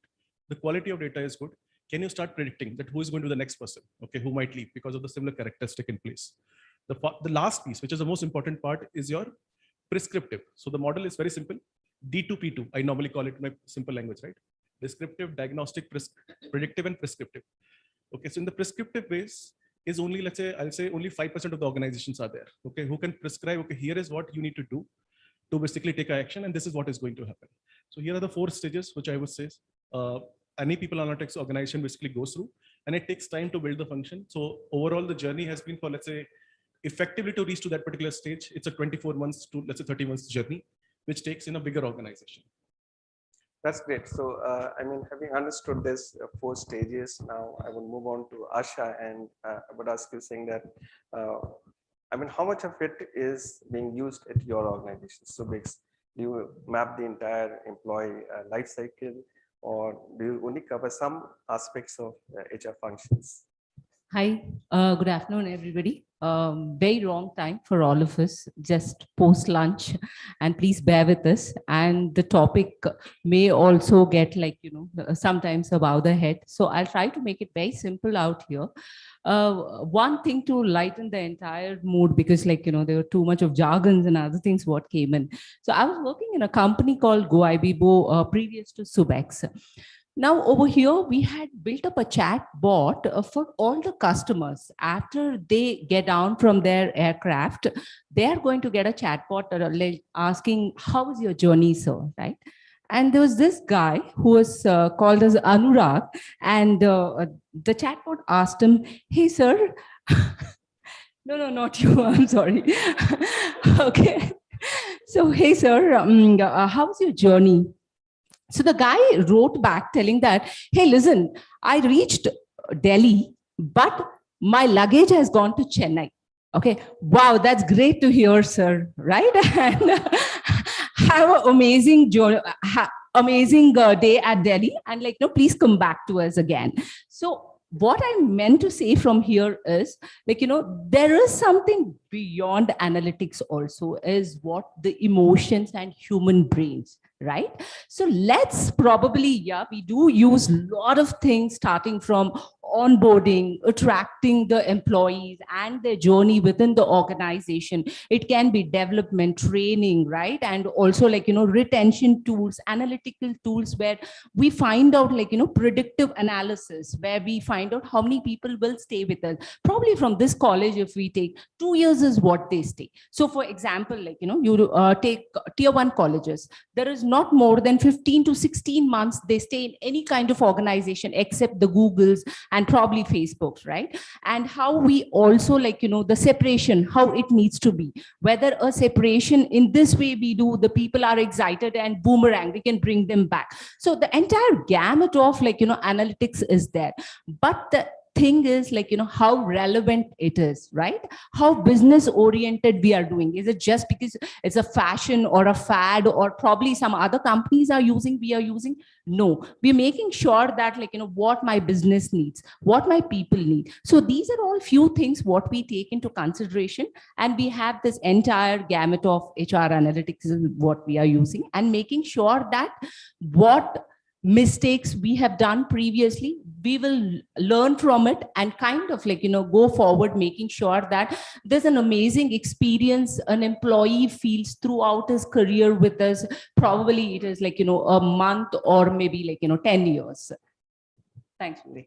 Thank you so much for that. I mean, it tells us that yes, HR analytics is possible to be used in all the domains, and especially it covers the whole of the employee life cycle. Now, Nandini, you are in a very specific domain, right? You work in the area of equity, diversity, and inclusion. So what is the scope for using HR analytics in this particular field?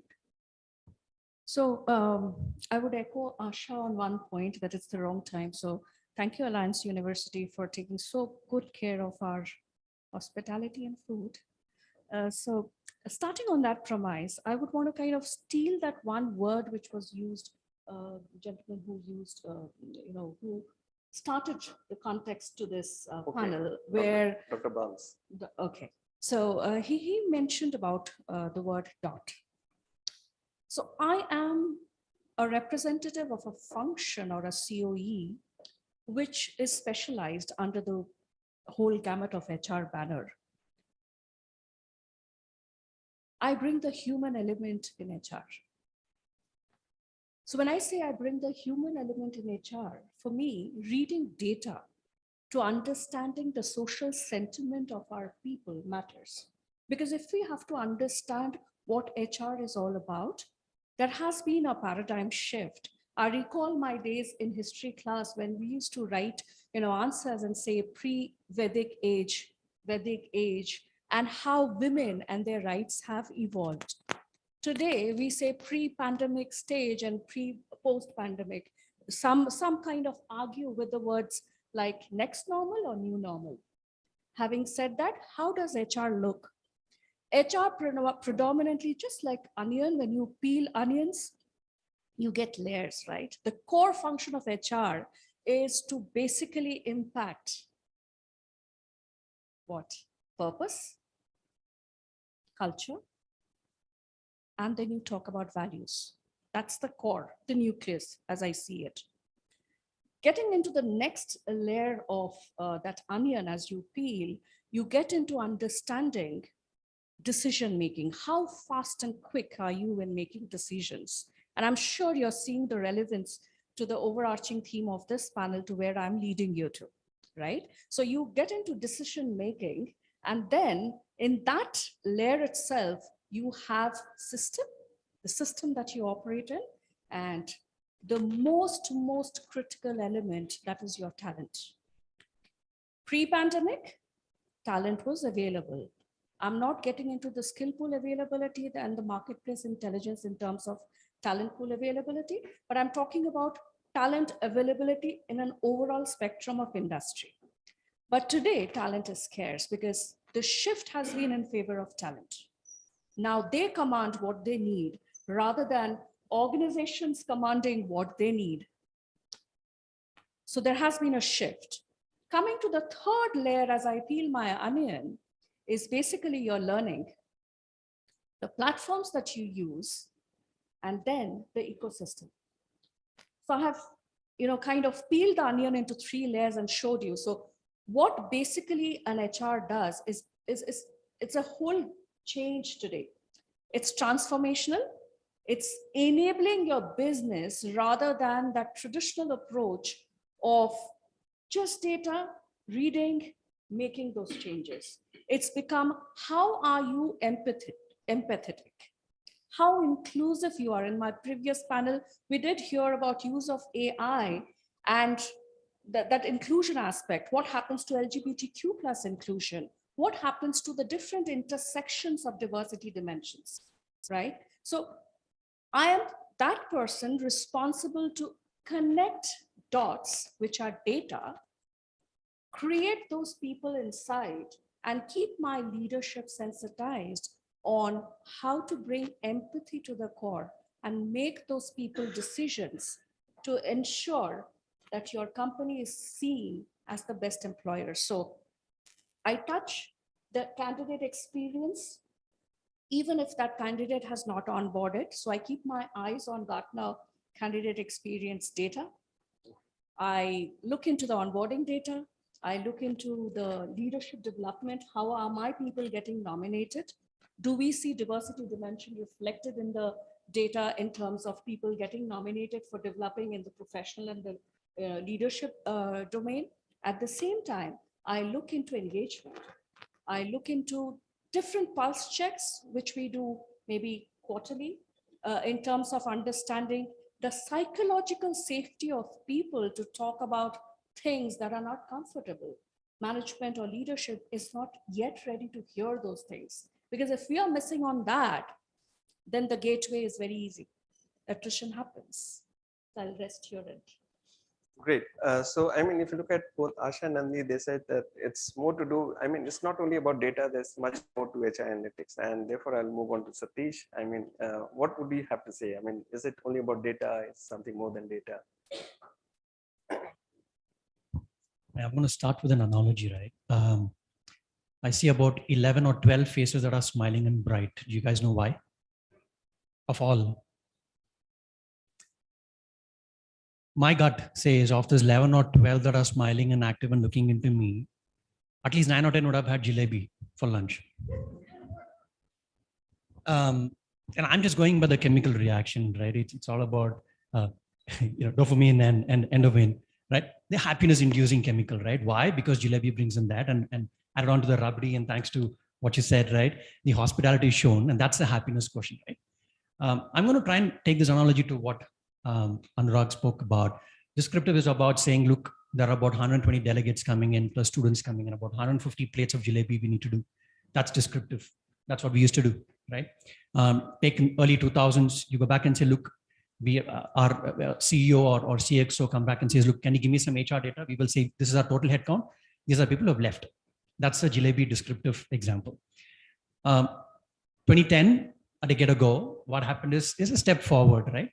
university has planned it much better, right? So people who could have had high sugar, they also put some red velvet. Not sure if it's fully sugar loaded, but yeah, to an extent red velvet as well, by saying, look, people who have concerns about sugar, they can take red velvet instead of having a jalebi and a rabdi together, right? That's being prescriptive to a large extent by saying, look, there are people who would walk in like Satish with a lot of gray hair and few profs aging beyond 50 and they wouldn't have so much sweet.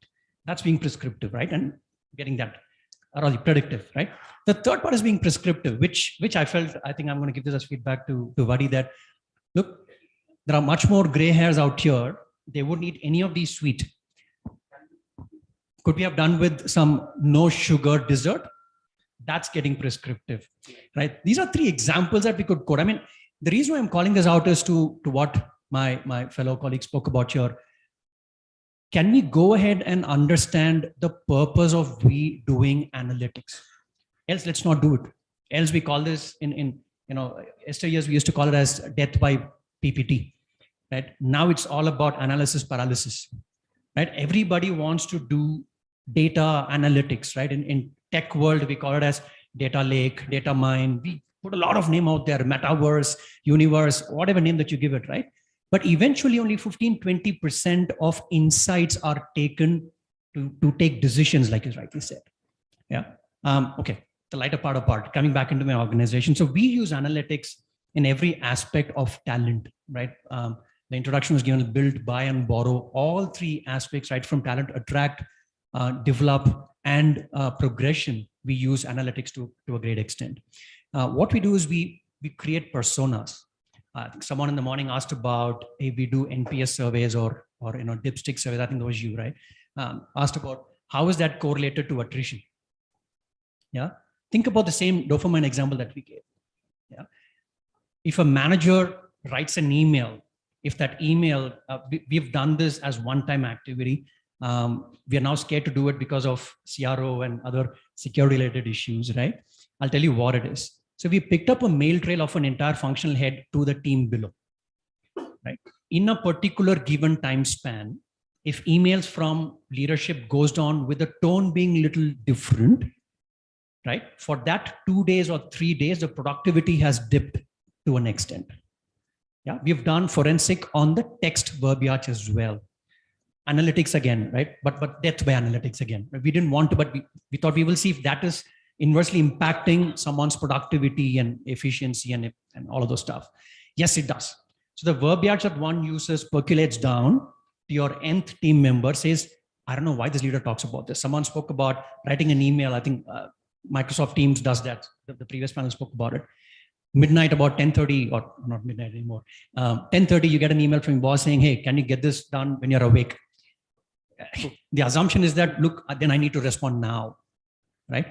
Can all these be evaded? Yeah, so that's why we did this forensic on text. Are all these triggering something? That's a dopamine syndrome that I was talking to you about, right?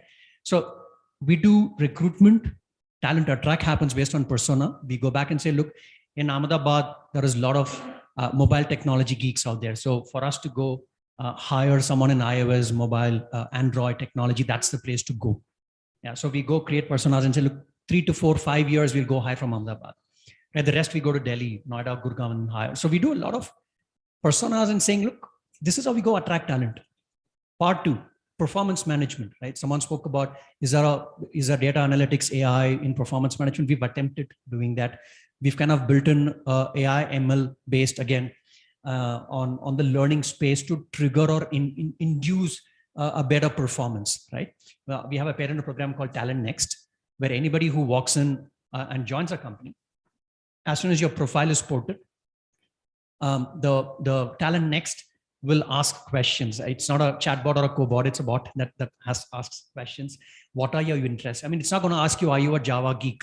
Or are you a AWS geek? Or are you a backend UI developer? No, it only asks you, what's your name? What are your interests? Did you have jalebi types? Example, right? I'm just giving you, these are typical behavioral questions that throws up. Then ask about what are other interests? And that is where our guys will say, I want to become a front-end developer. I want to become an architect. I want to become a program manager, right? So TalentX observes all these, matches that with a profile that we, from a recruitment perspective, already pushed in through the ATS system and does a correlation and finds out This is the guy who wants to move towards cloud technology. This is the guy who wants to move into databases. This is the guy who wants to move into ERM packages, right? And then devises a learning path, performance path, and a career coaching path as well. It is working to a large extent. If you ask me, is it to the T? May not be, but we've got to start, right? 3-4 years, it's working well for us. And individuals pick and choose their learning path based on those algorithms that throws out. So it works wonders for us. Same with career lattice as well, right? Beyond a point, hey, you're a developer to senior developer to a tech lead to a scrum master, agile coach, whatever. IT guys, sorry, I'm using a lot of jargons out here. Is this the only path that you have? May not. Look, after programming for about 10 years, I want to become let's say a sales facing guy. Is my company giving me that direction? Yes, the system picks up that analytics from the data of joining, from the ratings that I've had in my behavioral, functional, technical, and process orientation, all the 4 corners of my competency. If my rating moves in specific direction, my Talnex will suggest for you to become a program manager, you need to fill in these 2 proficiencies with L2 or L3, higher order proficiency. If you do that, every possibility that you will get picked up to do a program manager role or a client facing role. So analytics is used in every pocket. But the reason why I quoted a long example is that unless there is a purpose, let's not do a data dump, data lake, data mine. It's just not going to help us anywhere, right? Have a purpose as to why you want to do what you want to do from an analytics perspective. Have a purpose towards it. Have an outcome which will impact organization, customer, most importantly, employee in your organization, and including HR as well. Else it's going to be death by analysis again. Yeah. Great. So, what we can take from this is that you're saying that it's not only about data, but then it's the purpose that should drive all of this HR analytic process, right? But then, Asha, I'll again come back to you and saying that since you have worked in the area of HR analytics and your company uses HR analytics, what are the issues that you might have faced, or the challenges that you might have faced around data? Taking from Satish's last couple of lines, right? Just because, it's a fashion. Everybody is talking about analytics, right? And I have a lot of my colleagues and from other companies who come to me and they're pressurized from their CEOs, from their CTOs that please use technology, please use analytics. So we need to see what my business requires. What kind of analytics is it? Do I have problems in retention? Do I have problem in training or development of an employee? So you'll have to probably, as an HR, use your emotional intelligence over there and see, and then use those analytics. That is the first issue. What I see that every HR is doing all the analytics, whatever is probably available in the market. Second thing is I also take care of global people function, wherein in UK and Dubai and in North America, South Africa, these kind of places, especially in UK, it's extremely important that they hate to kind of uncover their privacy. When we have the data, right, and when we do some analytics around that, we have a lot of people coming back and having backlashes. So we'll also need to probably be, when we use analytics, to be little more sensitive, little more mindful, what are the things what we can do and what are the things which we cannot touch because it's a private thing, right? It's managing and also making sure we kind of keep people's employees privacy. And third thing is everybody, right? It's a slow development. When you indulge HR analytics, right? Into the organization, when you put in HR analytics, when you start, it is a slow growth. You suddenly cannot get whatever impact or whatever results you want. It will take a year or 2 years because you need to have that kind of a data collection and that kind of samples. So, but we are in a hurry. We just VUCA world. We just wanted come on, let's do it now. And after probably 1 month, I need the result. It's just not going to happen. And the last probably is everybody thinks that especially the HR people. So I have about 40, 45 people who work with us in the HR space. And everybody thinks that like, wow, we've done a tremendous work. Hey, listen, buddy, this is just another HR analytical tool. And the organization has at least another 50 to 60 analytical tools, right? So we probably have to understand that like, this is something not like, mirror cracking kind of a thing, what we are doing. So staying relevant over there, making sure what my business needs, what my organization needs at this point, right? Understanding that and also using your emotional intelligence would probably like, few anomalies where like, you can control. And I think these are my thoughts around what are the issues, what we come across when it's HR analytics. I hope I've answered what you wanted. Right. So you spoke about issues of data privacy, and so I'll take it from there, and then I'll ask Nandini, saying that recently you attended a training program on neurodiversity and inclusivity, right? So I mean, these are very sensitive areas, neurodiversity, and then you deal with different kinds of diversity. So how do you deal with these kind of sensitive data? I mean, and the issue of privacy built all around it. So I'll try and tackle your question through a different lens. And this lens is being proactive, where data may not come in sight immediately, and there could be relevant data trends coming along the way. We believe in building capability, be it the leadership capability where inclusion has been consciously and intentionally seeded in. So when we talk about intentional and conscious seeding in of inclusion as part of leadership development, we look into all the data, we look into a lot of trends, but we put the head, heart, and mind quotient into the scheme of things to ensure that we are not missing on that human beings are all unique, needless of their visible or invisible dimension of diversity or the intersectionalities that they come from. So what we do is when we put our head, heart, and hand there, we try and proactively build some capability enabling programs which ensures sensitivity.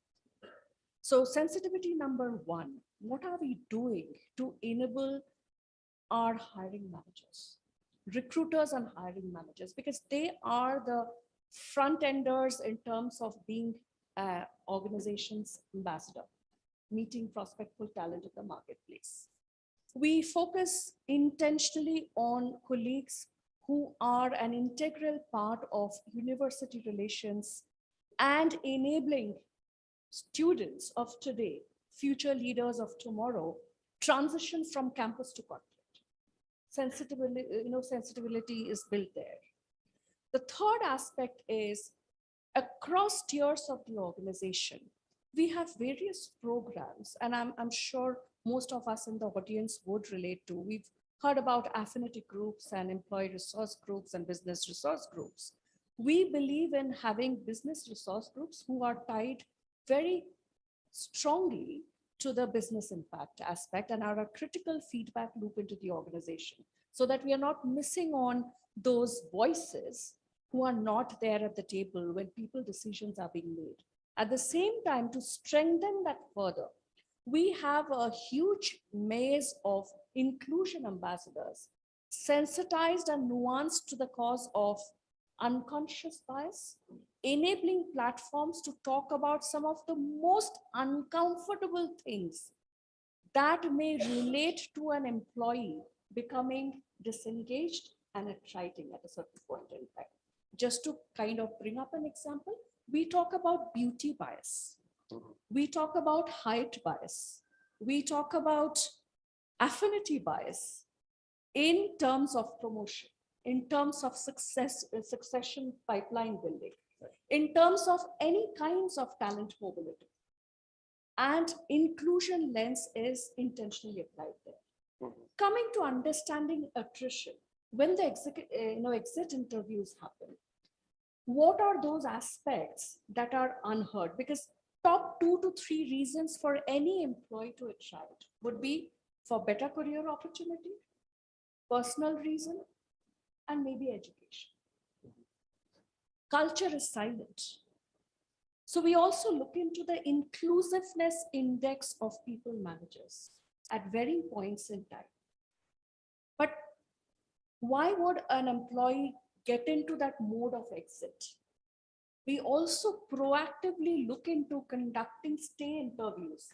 So when you talk about stay interviews, what we do is we do talent assessment, skill assessment, talent review process, wherein we identify. So one is the 9-box grid that we use, which is there, which is traditional.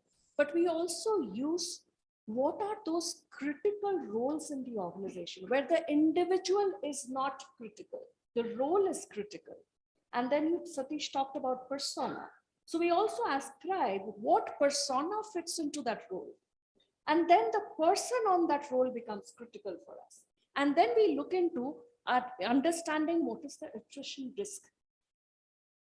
And getting into stay interview process, which is mandatorily necessary to be done for those critical roles. And we use 3 magical habits in partnership with Neuro Leadership Institute, which is a scientific approach towards building 3 very basic habits, which we all know. It's just that we don't practice it consciously. And those are seeking, speaking, and listening. We tend not to seek. We have a tendency to go to people that we generally go to.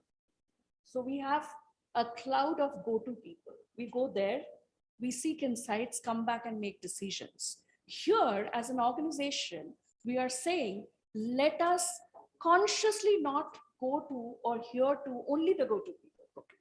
Rather, look at those people who you have never interacted with. So in the scheme of things, we are building a culture of allyship there.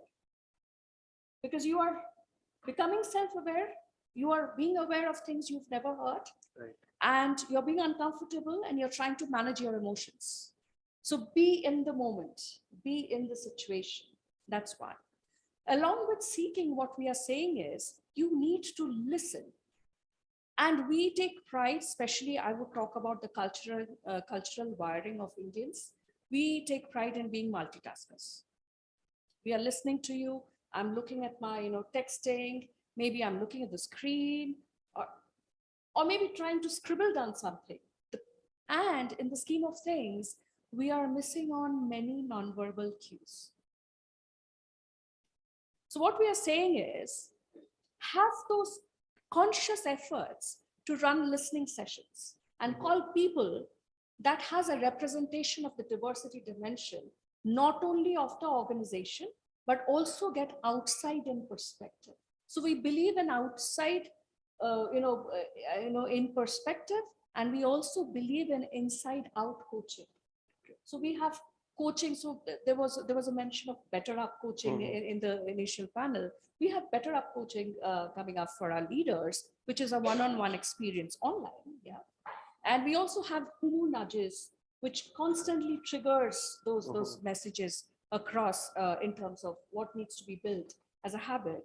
But when I say seeking and listening, speak up is something which we are again not culturally wired to, because when we speak up, we are culturally wired not to challenge your authority, not to burn the bridges, you never know. And you may be judged. There could be a prejudice held against you, and your journey within the company might be stunted. So who wants to speak? Most of us don't speak. At one point in time, even I didn't speak up. But today, with maturity, speaking up comes in, very naturally, because interrupting bias is one of my roles as well. Not only in the way one, interpersonal interactions happen, but also in systemic processes, right? So we are consciously building in those nudges, leader-led conversations, instructor-led conversations to promote a culture of psychological safety, where speak up becomes very crucial. Because if you don't speak up, many hotspots remain, and there is a festering of that. And we want to be very mindful of the wellness of our people. Because if there are such stresses building up at work, you are not at your potential best. If you're not at your potential best, productivity is hit. Correct. So those are some of the ways that we tackle. Very nice. So again, I mean, when we look at it, there's too much to be discussed with reference to HR analytics. But then this would be my last question, looking at the time. And this is to both Satish and Anurag. I mean, so Nandini spoke about biases that, and when you look at HR analytics, I mean, again, this is being used for making decisions, people-related decisions. I mean, how do you take care of these biases? Because when you look at artificial intelligence, again, one of the discussion that happens is about creating more responsible AI, creating more ethical AI. So this is to both of you. I mean, one of you can start. Yeah. Sure. We'll share some examples, okay, specifically to kind of an unconscious bias, which we discovered as a part of the ATS data, right? Today morning, we had a lot of discussion regarding recruitment. So we have something called as, the metric is called as pass-through rate, okay, in very simple way. Right? At Flipkart, we receive like every month around 150,000 applications keeps on coming, right? But as a recruiters, you're an around man in terms of screening those profiles. Okay, so the simple metric in terms of how many profiles are moving from a first stage to a next stage. Okay, we looked at who are the recruiters, whether it's a woman or a man, right? Versus women versus men who are applying. What we discovered was unconsciously, people whom were screening, right, by default, were more predominant towards male. Okay, so by default, what people were doing was, okay, in case of the profile is coming more from a male employees, they are more likely to get. We just track that simple data. Sometimes you don't need to do a kind of AI or let's say machine learning. Sometimes a basic simple metric, right? You start presenting it across to your leaders. So this was simple insights, the unconscious data. We discovered it. We started presenting this across. Okay, hey, this is what the pattern that we have observed in the data. You might be doing unconsciously, but be conscious now. Okay, in terms of what kind of profile you are screening from the data. Okay, so that's a very simple example of talking about it. Now, how do we build the entire, let's say the entire culture of, let's say, inclusion? I'll just take another example, right? So we have implemented a simple call as rule of two. Okay, so what does it call as a rule of two? It's all about, so I'll talk about, before I go into rule of two, right? So one of the key metric at Flipkart is to basically hire that diverse talents. Okay, so how do you promote bringing more female candidates on site, right? To an on site, right? So very simple, say rule of two. Sometimes you need to translate analytics in a way so that the person on ground, right? On ground should understand, okay, what do I need to do? Okay, so the rule of two simply says that for every role that we are hiring, we need to have 2 women candidates. Okay, whether you have 10 male candidates, that's apart, but you need to have 2 women candidates come for an on-site interview for a particular role. That's why you become more inclusive. Okay, very simple data. So that at least what we have also realized, okay, from the interviewing panel perspective, we do a lot of customer research. We simply do a candidate research at Flipkart. What kind of experience? Flipkart being a B2C company, right? Every candidate is a potential customer for Flipkart. If the experience goes bad, they will not come and buy at Flipkart, right? There are thousands of other organizations who are selling the same product. So how do we provide the best of the best experience to the candidate? Over there, we discovered in case if the interviewing panel is not diverse, okay, the chances of getting a bad score is higher, okay, from a woman candidate. So that's where we started promoting more of an interview diversity at the panel. So that's a data which I'm talking about a practical example from the point of view. Also, I'll just go back to another question which you asked, right? What are the challenges and which Asha you were mentioning, right? In terms of people analytics point of view, is a data literacy. Okay, the data literacy in terms of you have a good function, okay, you have brought in the team, right? But what happens practical? Your end stakeholder does not understand numbers much, right? That's the biggest problem in people analytics function in most of the organization. HR historically has not been so much of a number-driven function, right? The example which you took, right? The CEOs are asking and pressurizing people to show the numbers because we as an HR function, right, have not been able to talk in terms of numbers. We have been able to talk about, okay, I'm going to do this intervention. I'm going to do this intervention. But from a business point of view, the question comes back, hey, in case if you're investing so much amount of money, what is ROI I'm getting? As simple as this, right? So how do you relate? How do you go back and tell them in case if we are doing this particular intervention, this is a metric which is going to get impacted. Sometimes we need to think from a perspective of whether that function, other person understands HR or not, and how do we make their life simple. Talk about in terms of numbers. It's not a rocket science. I would say very simple numbers. Try to translate it in a way the other person actually understands it. So that's a biggest blockage which I say in our HR function is data literacy. So how do you make our stakeholders aware and inspire them to start using data? Data is not, as an HR business partner, I don't need to become data scientist. As an HR business partner, I don't need to become a statistician to basically explain the data. It's always about simple using a logical sense and have your own gut feeling. Okay, so what I call simple is use AI along with your human intelligence. Okay, the numbers are there, but you need to start interpreting it in a way and start explaining the story. So next critical skill sets in HR function should be all about storytelling. How do you story tell? Okay, how do you influence people to take decisions? So I'll take another example. So recently we are doing a kind of a research which is called as talent fill efficiency. Okay, people are leaving, right? How do you bring faster people on? Okay, so because the people are leaving, right? So you need to have a backup resources coming into the picture. We did an entire analysis of the on the entire talent acquisition side. What we realized was it takes us almost 35 days to get the right candidate coming onto the rec, right? We took an example, right? The moment you open up a rec, there are 2,000 candidates who are applying. 99% of them are garbage. It's a garbage in and garbage out. But getting that 1%, it takes us 35 days. Okay, so how do we solve? Okay, so once we have this particular data, we started influencing our TA folks. Are you able to predict, okay, that these are the people who are going to leave? Can you start doing a pre-sourcing first? Okay, can you start calling the potential candidates in the market? There might be a potential role. So that moment the role particular opens up, you start calling them up and do the interview. So that way you start doing a faster onboarding and you go back and tell your CEOs, right? What we have done, we have started pre-sourcing and this is the number which is getting impacted. Earlier it used to take 60 days. Now I'm able to bring onward within 35 days. So that's the way HR becomes more strategic. Okay, that's we have been calling, right? HR does not get a seat on the table. Why? Because we have not been able to talk about in the terms of numbers. You have finance, you have marketing, you have everyone. Because they are just talking about numbers, right? They're talking about, okay, I'm doing this. This is what is impacting. To become more strategic, right? Start talking in terms of more of a number. So that's the value which basically the people analytics function brings into the HR. Satish, I mean, I would request you to, if you could just focus on the, as I said, I mean, AI, there's a lot of talk about being ethical AI, responsible AI. So, I mean, would the same kind of issues be around HR analytics, use of HR analytics, especially in the context of being prescriptive analytics? Yes and no. Let me put it that way. Let me say yes. The reason why I'm saying yes is I'm sure there's one use case.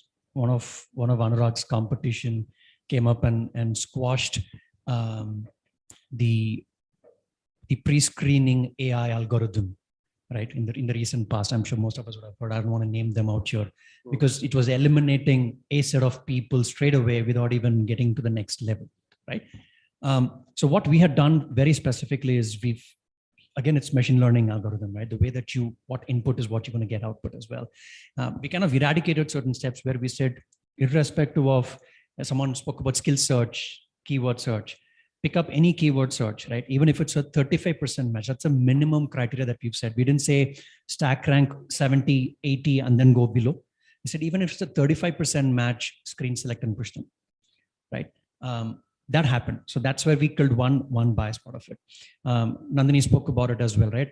Across levels, if there is career progression, performance management, merit increment that you're talking about, everywhere it's divide and conquer in most areas. So we didn't apply analytics straitjacket saying, this is the bell curve, put everybody in, all role holders, irrespective of inclusivity, diversity, men, women, communities, affinities. No, we clearly said, look, we're going to cut out certain areas. For example, how many of you guys have felt that people, our women colleagues who had gone on ML and came back wouldn't have found a role immediately thereafter? Or if someone going on a maternity leave would have been rated a little lower when compared to someone else within the same role function, right? Those are areas that we handpicked and mitigated straight away. Because we knew for sure, when you ask a manager of 10 to say, hey, fit a bell curve and give, they will say, who's moving out of the program, right? Anybody moving on ML or any other leave, those are the poor guys who they'll get stamped out, right? So we eradicated all those bias in the first place. And whatever rest, I think Anurag spoke about it very, very clearly. The only other thing that I want to add on is about, I think we've been talking about the analytics perspective, but I've done my own Python course. I've done my R, I've done my SPSS and Minitab myself. Unless we are literate to read, right? I'm not saying you need to write a Python code and R programming to find out what's the p-value greater than 0.7. And so I'm not saying you need to do that. But even if HR folks are conversant in terms of how do I look at variance? How do I do standard deviation, mean, median, mode? Someone spoke in the previous conversation. Let's not look at averages, right? This is like in one of the business units, attrition is at 48%. The other unit, it's only about 12%. When you report to CEO, you're saying our attrition is 20%. He's happy. It's not one hand in the fire, one hand in the eyes. You're saying averagely you're doing good, right? I think that's what analytics would bring in a value, right? And that's something that you need to be conscious about. And unless HR fraternity stands up and understands how do you get insights and infer data, no matter what you do, no matter what tool that you're going to bring in to the organization and say, this will impact top line, this will impact bottom line, this will impact predictability, agility. In fact, my research thesis that I'm doing right now, part of my doctorate course is about IQ and EQ. How will that impact AQ, which is agility quotient? So that's mid-course right now. There are a lot of insights coming in, right? The skill that you need when you work remotely versus the skill and competence you need in person. The last 2-3 years pass out of engineering students, the quality that they bring into the table versus the previous batch that they brought in. There's a clear difference because they've not been to universities at all. They've not had an opportunity to mix, collaborate, had that interpersonal communication, listening, all of it spoke about it. So we clearly see that difference. So like I said, I'm going back to my previous point, unless you're very clear in terms of where and how you want to use data, and the best part is how do you infer data and derive insights out of it? I think it's just going to be as a data. It's all going to be in Excel or SPSS or Minitab or whatever tool that it is. It'll be there, but it'll not be utilized appropriately. Right? Eventually, it has to impact somewhere. The first place to impact is the CFO organization. Why are you investing so much on a Gartner talent neuron? That was a question that was asked about me, right? I had to literally tell him, look, you need people to ramp up in Estonia. And I don't, God forsake, I don't have anybody there in Estonia. The only way that I could identify is go to Gartner talent neuron and find out how many Java developers, UI, UX guys are there, right? That's the data that we bring in, right? All these aggregator portal systems would do that, but you need to know how to read data from that and use it for your decision making. Okay, thank you so much. We don't have much time, but still, if there are 1 or 2 questions that we can take from the audience quickly. Anyone who would like to ask something? Yeah, please, sir. Go ahead. Yeah.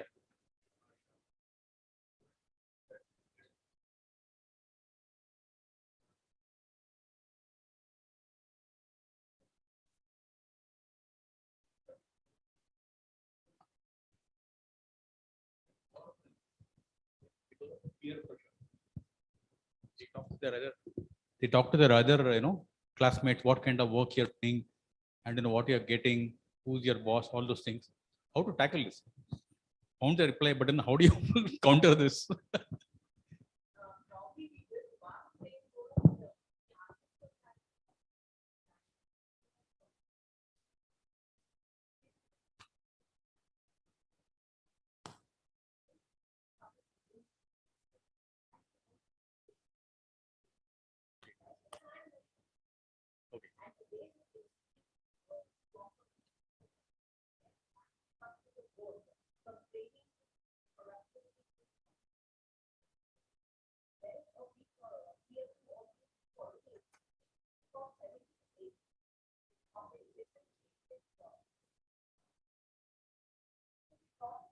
Pay scales and there was a absolute meritocracy based behaviors culture what we formatted so that people started staying, but whatever it is, 18 months is max. Do or die. They just leave and go to other companies, and it's not necessary from our kind of companies, which is about 1,000 or 2,000 people. Even Facebooks and even Amazons, Googles of the world are facing the same problem that they probably are looking little more than only the compensation part of it. And as what you told, at least 60 to 65% people are looking at peer pressure and, hey, listen, you are getting 35, but I'm getting about 30. Why not? I'll come to you guys. So probably it's a mixture. But they not only pay, they also look at the kind of work they're getting. The quality, better work there, that kind of the quality of work, and whether what they are doing, is it serving the larger purpose? Like, the goal, what they have, is it aligned with organization goal? They are like, super smart kids now. And like, it's no more like the way how it used to be with us. Like, you just give me your work. I'm just going to go and like, finish it and have some passion in it and like, take my money and go back. Today, like everybody wants a purpose in whatever they do. So totally agree. The other thing is they're also willing to work 16, 17 hours in a new company. Absolutely. Bother about that. Yeah, I'll work. absolutely. Absolutely. Okay, so that we have to live with I that. just want to Okay. add to Asha's point. It makes sense if we kind of revisit employee value proposition, because making our employees understand what is the purpose of the organization. I mean, who we are, how we operate, and how would we want to grow, and creating, weaving in an employee value proposition around that, and making them believe that they are critical in that scheme of things. May be able to tackle some of your challenges. Thanks. One last question. Yeah. Quick. Hi, thank you for your valuable insights. It was really good. My question is, how do you decide or determine the data that you need to capture today for the HR intervention that you're going to be doing or may not be doing 2 years or 3 years down the line? Because data, you need to generate data for you to decide, right? So 2 years or 3 years down the line, if you're planning for, there might be a HR intervention that can come up. Nobody thought about the pandemic 2 years back or 3 years back. We weren't ready with the data for this pandemic. So how do you see this, or how do you decide this? Probably I can take an answer, right? See, it's very difficult to answer, right? Okay, what you're going to do 2 years down the line, can you start capturing the data? I'm just talking from a practical perspective. But now HR analytics as a space has already grown up, okay, in a way that you already know what kind of a data that you need to start capturing. Okay, start from, let's say, simple way, from pre-hire to post-exit, okay? Start looking from all the employee touch points, okay? Let's say which all touch points an employee basically goes through in an employee life cycle. I'll just simply take an example from a current organization, okay? We even capture the information when a woman employee is coming back from maternity, what is her experience? Because what we realized is at that particular point of time, we didn't have any data to basically measure that employee's experience. And female employees were leaving out, okay, because the roles was not so good. Once you come back from maternity leave, right, the roles were not there. So we realized we did not have a data, okay, at that particular point in time to take any decision and to basically hold the managers accountable. Once you realize, okay, that, okay, there is some certain gap, make sure that you go back and build the process to start capturing the data, okay. There is not going to be a single solve that you can start predicting, okay, what data you might need. Sometimes you learn through the way, okay, this is something which I do not have. Let me go ahead and fix it right now, okay. Apart from that, your basic data should be there in the basic foundation, which I talked about, right? In terms of whether your headcount, whether your attrition, your ATS, by default, most of the tools that you have, right? Workday, SuccessFactors, they are pretty much in a mature stage in terms of capturing that particular data. But only very few situations where you will have in an instance where you will not have the data. Over there, you will have a secondary research already done in the market, okay? So you need to rely certain things on your secondary research. Along with that, what I normally call it as a human intelligence. You have a secondary research to basically complement in that particular scenario, plus use your human intelligence to basically answer that particular scenario. For future building, but start investing right now in case if anyone is building the people analytics function, right? Start investing right now, get the right tool in place. And the tools is just an enabler. Okay, that's what I'm saying. Tools are just an enabler. But getting the data right and the foundation place is a most important part in terms of this one. I was able to answer that. Yeah, just another 10 seconds to what Anurag had said, right? Again, as long as you're able to connect this back into your organization's prerogative, that's where the criticality comes in. Do you know that India in 2025 will have about 53.9 million job occupancy changes? That's a prediction, right? From last year to this year, there's been 8.5% additional pass out of students from colleges. It could be associate grad, postgrad.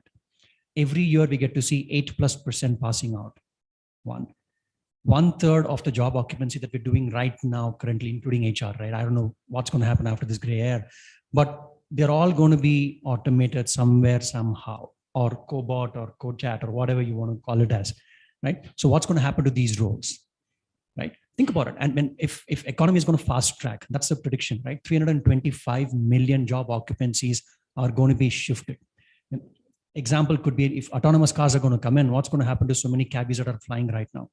The Olas, the Ubers, all of those, right?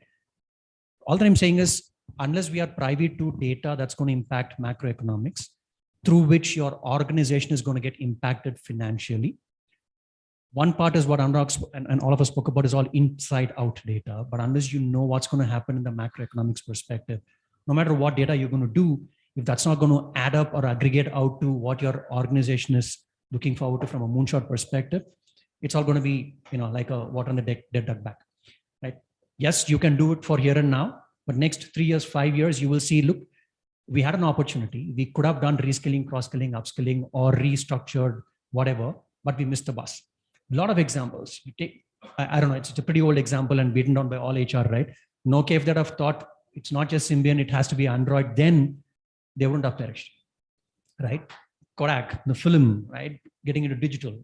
A lot of examples like that. So all that I'm saying is, one, prerogative is get maturity within the organization to get the data mining, data track ready, right? Two, to be able to kind of vision this out with your organization, your board level vision, saying this is my moonshot. Next 5 years, we want to become this. For that, do I have the requisite leadership, talent, skill, competency, all of those? Do an outside-in perspective as well. I think if you're able to match these two, that's what you would look at for the next 2-3 years. Yeah. That's it. I think we end this session here. Thank you, Satish, Asha, Nandini, and Anurag for sharing your views. And I think it was very informative to all of us. Thank you so much.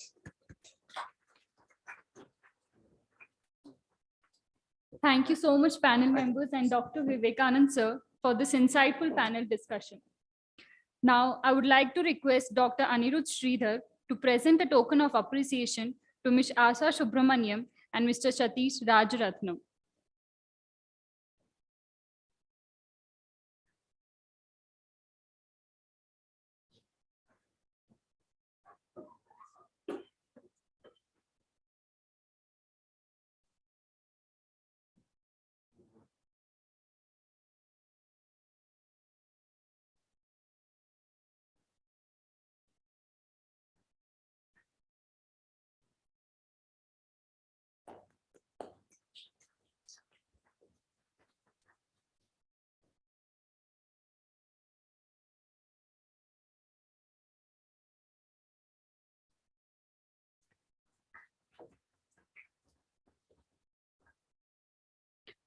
Now, I would request Josna ma'am to present a token of appreciation to Ms. Nandini Sarkar and Mr. Anurag Gupta.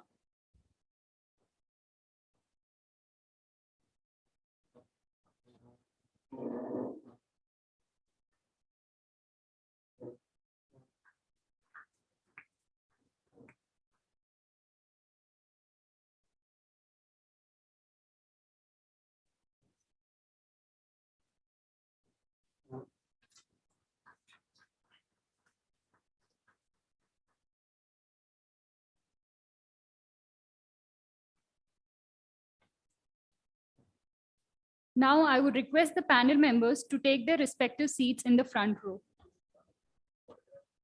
Okay.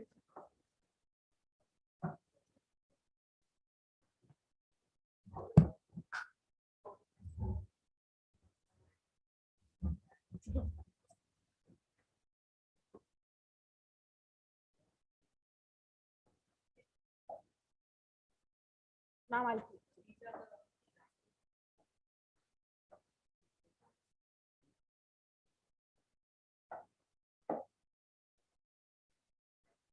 Come over here.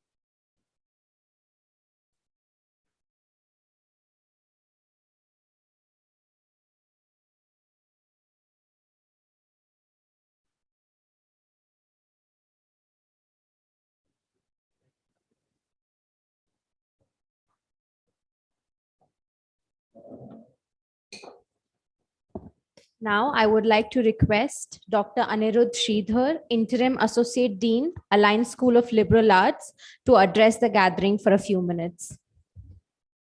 Yes.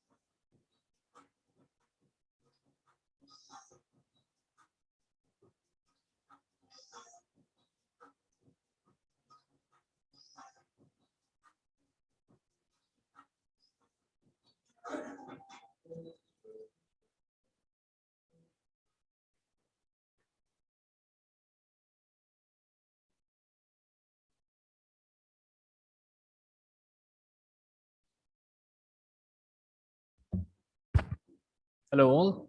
This is just a quick announcement before you get on with your HR ways. So I wanted to sort of give a quick introduction of a literary festival to those of you who aren't familiar with the Jaipur Literary Festival or the Hay Festival. It's basically an event that brings together sort of thinkers and writers in one place where they can get together and discuss and debate the big ideas.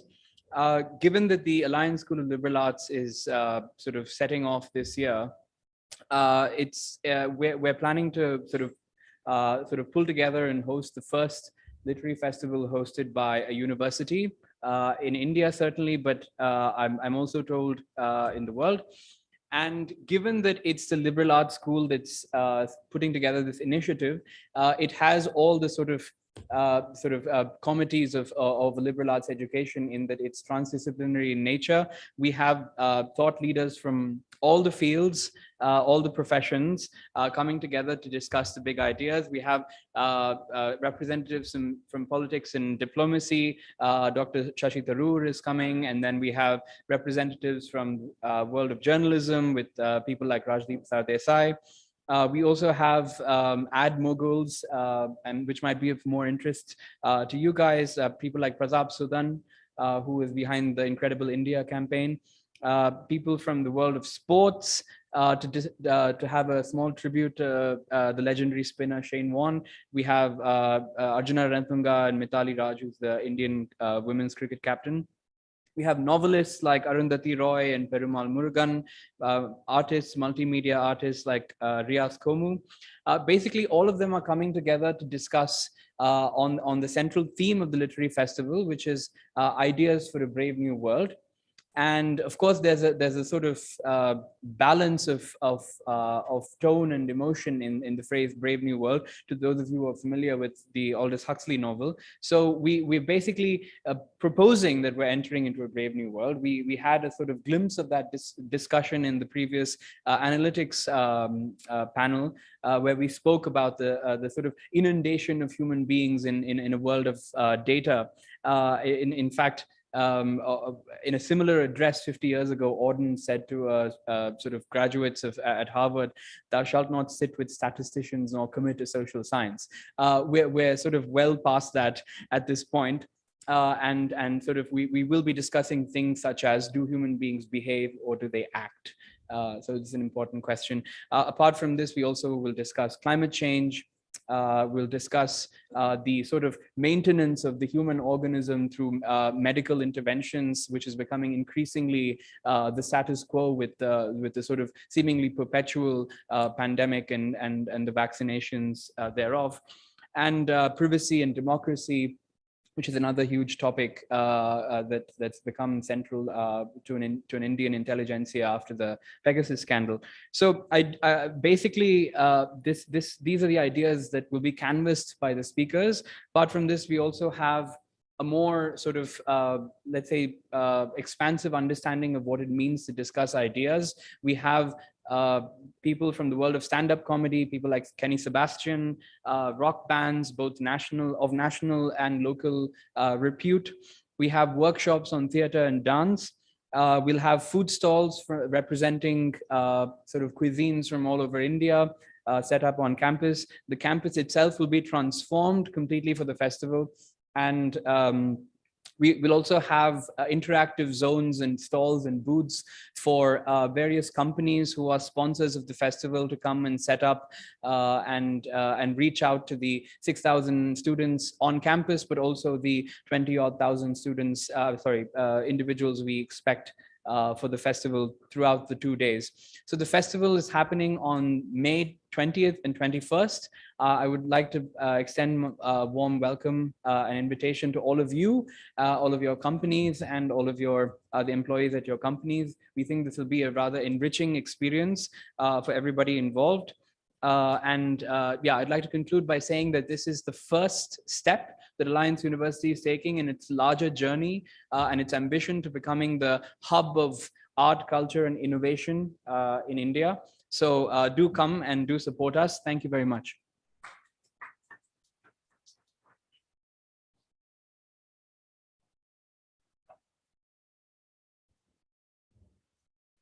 Thank you, sir, for your address. Now I request all the panel members to please be seated.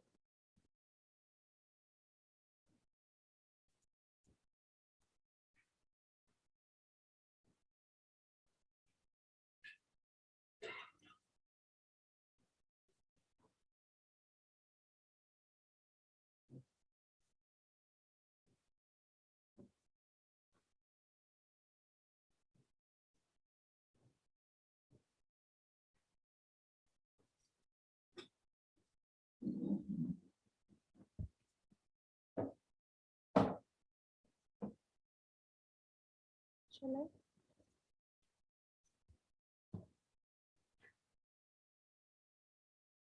I hope you are having a wonderful exposure to experience from all walks of human resources. Moving forward with our third panel discussion titled Employee Wellbeing, the Journey from Wellbeing to Organizational Excellence. Let me now introduce our esteemed panel members. Our first panelist is Ms. Ekta Sibil, National Wellbeing Advisor at Shipping Corporation of India under Ministry of Shipping, Government of India. Ma'am is a National Wellbeing Advisor to Shipping Corporation of India, a Government of India enterprise. She is a globally renowned gifted energy healer and international meditation expert, with being Global Wellness Ambassador and award-winning India's first inner self-transformational specialist. Her talks focusing on integrating well-being at workplace by promoting corporate wellness culture have been attended by the global CXO community from 70 different countries. Our second panelist is Lieutenant Sandhya Suri, CHRO, Tesla Par, USA. Lieutenant Suri is an Indian Navy veteran, TEDx speaker, and an ever-evolving motivational speaker. The unusual is what excites her. She triggers opening of minds to mentor on leadership teams, communication, and change management. Ma'am has a combined 27 years professional exposure and has also built connection and network for mutually productive collaboration.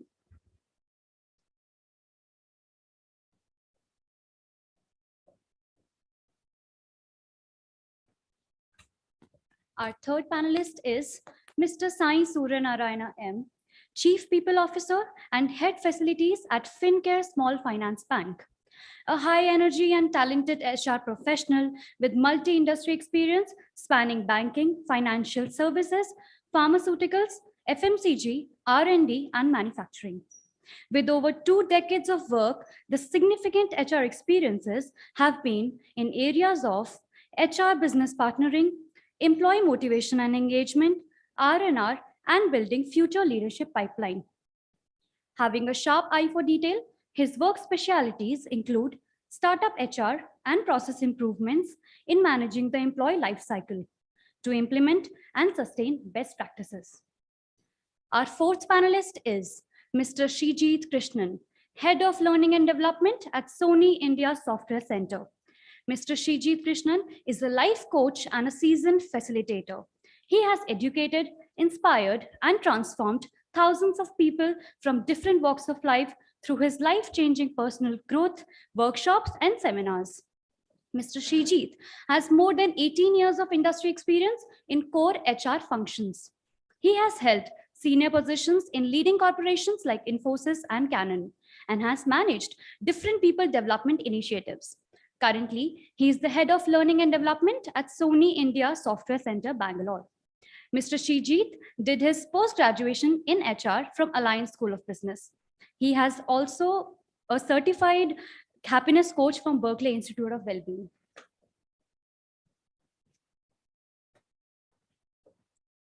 Now, I would like to introduce our moderator for final panel discussion, Dr. Jaya Ganeshan, Area Chair, Human Resource Management, Alliance School of Business. Ma'am holds a PhD in Management from Multimedia University, Malaysia, and a first-class master's and bachelor's degree in Human Resource Management from Madras University. Dr. Ganeshan has been teaching the undergraduates and postgraduate programs for more than 2.5 decades and is actively involved in research. Now, I request Dr. Jaya Ganeshan to present the bouquet of flowers to all the panel members.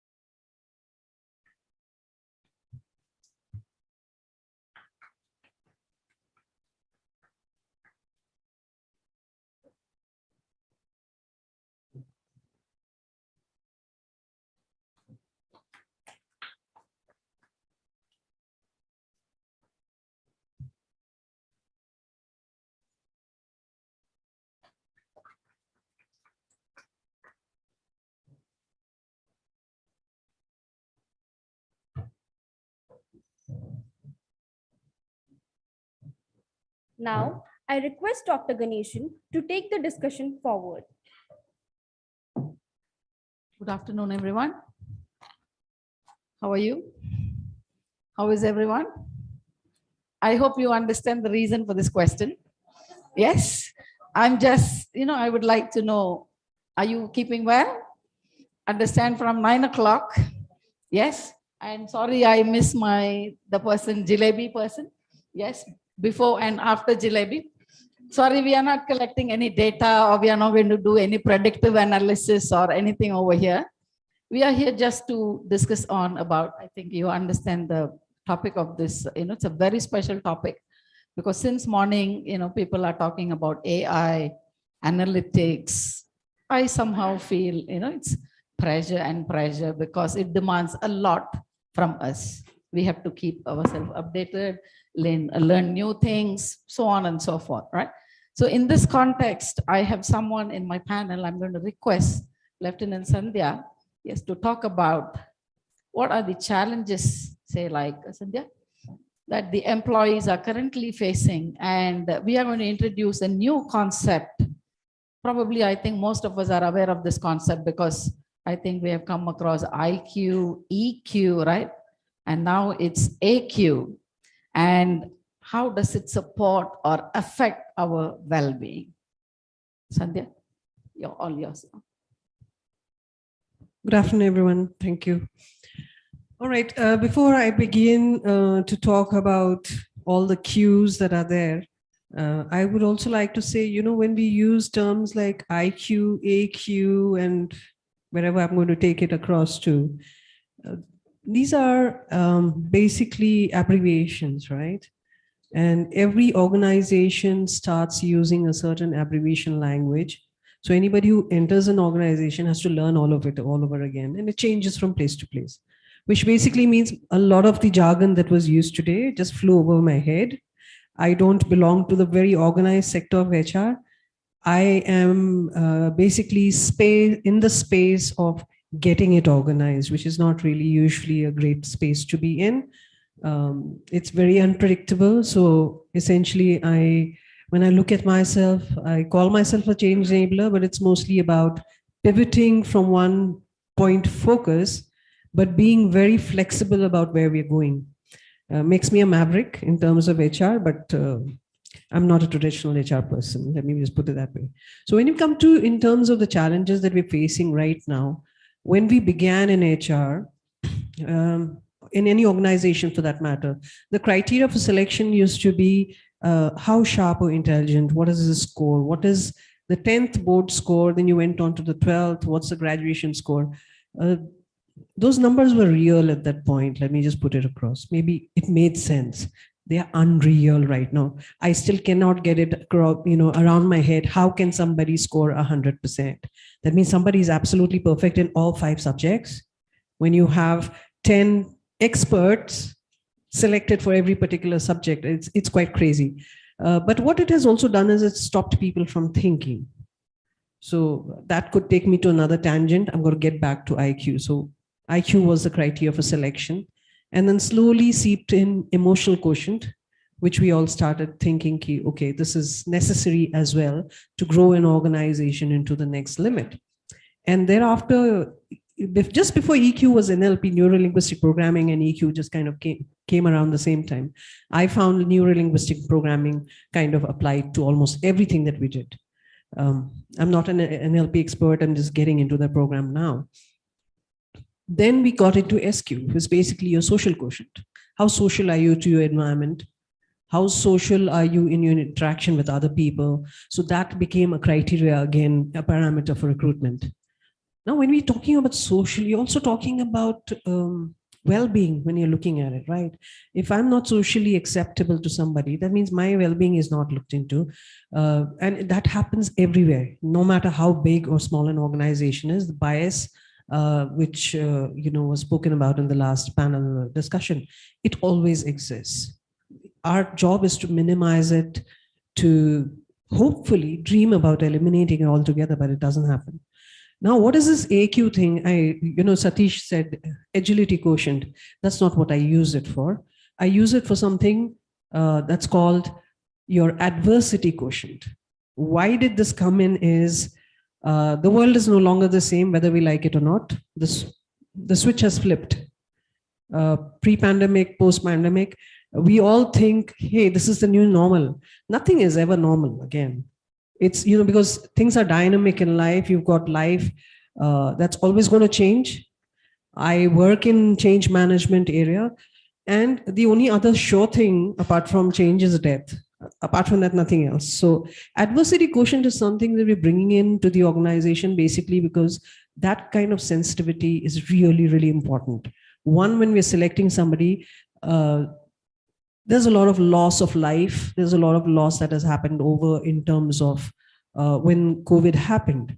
How did people deal with that? Did it affect them mentally? Did it affect them emotionally? Did it affect them physically? Every part of the well-being of the person has gotten affected. Now, the smart part is we all have realized it's not necessary to go to office every day to work. It's possible from home. Aggressively, organizations still want their people coming to office because they think they're not going to be working when they are at home. But how did it work when pandemic was going on? But then what organizations I find ignore the fact is that these people have gone through a lot of stress, a lot of mental distress, loss, sometimes immeasurable loss, sometimes entire families have been wiped out. They're still getting back to work. If you do not sensitize people around you to handle that, you can't mollycoddle and you can't let it be either. So it's a very it's like walking on the edge of a blade, literally, because you have to be fair. You have to be able to assess carefully. And that's what brings me back to adversity quotient. If it's high in somebody, along with sensitivity, where you have the EQ and the AQ working together, I think it makes for a great combination. SQ eventually is a part of our lives because we've got all our social medias doing things for us. But our SQ on a one-to-one basis is what we have to, regenerate. So these are the areas of challenges that we've got on a non-measurable level, literally. We talked about data in the last panel discussion. I'm not a data person. I'm not a number person. Give me a person any day. I am absolutely hands down a person's person because I need to assess what's going on right now. What Nandini had said, you have to be there in the now to be able to assess what's going on. And that assessment and your gut. I am still a very gut person. Numbers will only tell me numbers. It can keep the business happy. But to make those numbers, if you don't have the happiness of the person concerned who's bringing in the numbers in mind, that's not going to happen. And that's what we're facing in terms of challenge in our organization. We started operations last year. I've been 6 months into the organization. The target was 100 CR. We managed an 86. And we've gotten a target of 1,000 CR this year. So you can imagine, how are people going to get that? Well-being, if it doesn't happen, if that change doesn't happen, that 1,000 is not happening. So that's on the shoulders of the guy who brings in the revenue. It's heavier on my shoulder because I have to manage those people who are supposed to be bringing that. They're not happy. They're not going to get those numbers, and then nobody is going to be happy. So I'm going to pause there because I've taken up a lot of time. Thank you. Thank you. Having said that, employee well-being, again, definitely as employees, we can't achieve it alone. So we need someone to support, not only someone, a group of people, a system, an organization, a policy. And the most important thing is the culture of the organization where employees get the first place. So I have Ms. Ekta to share on how the corporate culture is going to put employees first, employee well-being first. Yes. Ekta, yours. Thank you. Thank you. So good afternoon, everyone. And I do see some active faces, some kind of dozing off faces though. So I'm going to keep it short and quick. When we talk about culture or human resources, I feel while we talked about AI, analytics and everything, and yes, right from morning, a lot of conversations were touched upon employee well-being. However, I do feel that there is a whole lot of gap when it comes to understanding the what of it, that what is corporate wellness culture or what is well-being, and the how of it. How are we going to incorporate it? The problem arises when we are not aware of how do we incorporate it. So, before the pandemic had hit us, of course, well-being was not really, especially in India, was not really a sought after topic. When we talked about well-being, wellness, the most sought after was employee engagement, trainings, and things like those. However, it was an interesting conversation I had with one of the CEOs, and he said, "Oh, I don't want any well-being and things like those in my organization. My people are fine; they are doing well. I don't want anything to do with well-being." This was pre-pandemic. And I said, but that is an important aspect that we need to start working on right from the beginning. He was like, no, just do some training programs, just do some offsites and they'll be fine. They'll be well, they'll be all right. But when the pandemic hit us, the entire emotional sentiment and everything transformed from employee engagement to creating a culture of wellness. And I'm happy that it happened, because I think it was high time, especially in India, that we needed to give this, corporate wellness culture to be created, not just as a thing to talk about, but as a culture to ingrain and to, to bring about an absolute change in the organization. Taking from Nandini, that about adversity quotient that she talked about, that's again one of the very important aspects of corporate wellness culture, the how of it. I think when we talk about adversity quotient, it's not just about understanding what it is, but how do we get people to score on that AQ level, or get people to probably experience that they are able to rise up on their adversity quotient. So there are many ways one can do that, but when it is kind of created right from the value system of an organization is when probably the how part will be achieved. It's about the values that we need to create in the organization, and it can't be just the top-down approach, I believe. It has to be from the down and down to top approach as well. So each and every employee needs to be held responsible for their well-being as well. And while they are being held responsible, they need to be given the right opportunities, the right benefits, the right services, the right tools in order to create that well-being right from there, right at the grassroots level to the, like I said, to the top level as well. So when we talk about corporate wellness culture, I mean, well-being and wellness, we all know how important it is. And, there are innumerable surveys and a lot of data that has been, collected over the last 2 years and before that also on how well-being has been not doing that well in many organizations, if I can say that, in terms of the numbers. Especially stress levels are, going, I mean, they're crossing the limits now. People are going through cardiovascular diseases. Now, if I have to give a number to it, according to Economic Times survey, there was around 72% of employees who are suffering from cardiovascular diseases. And the main reason for anybody to suffer from cardiovascular disease is stress. So it's the stress which is coming about. And it's going to bite us on our back, at some point in time if we don't address it.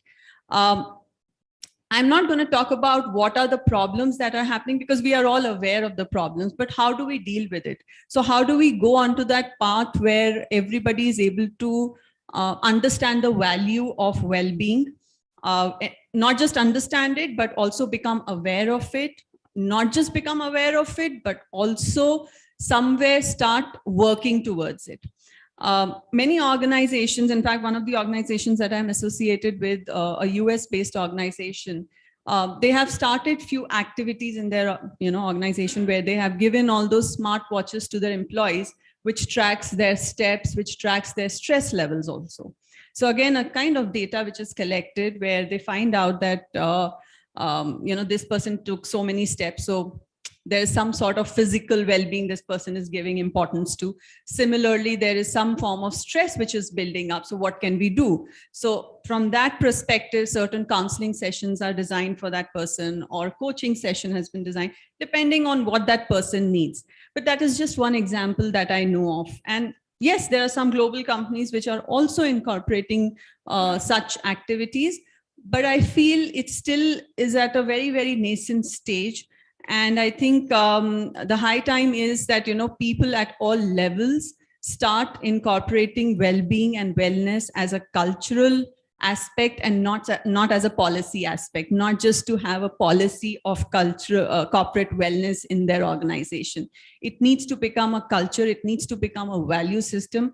And that will not only help in productivity, which is the first thing that anybody understands that will be as a result of well-being, but it will also help in many other areas that one can't even think of. And I would like to share a small anecdote of one of the talks that I had conducted for senior citizens, and this was during the pandemic time.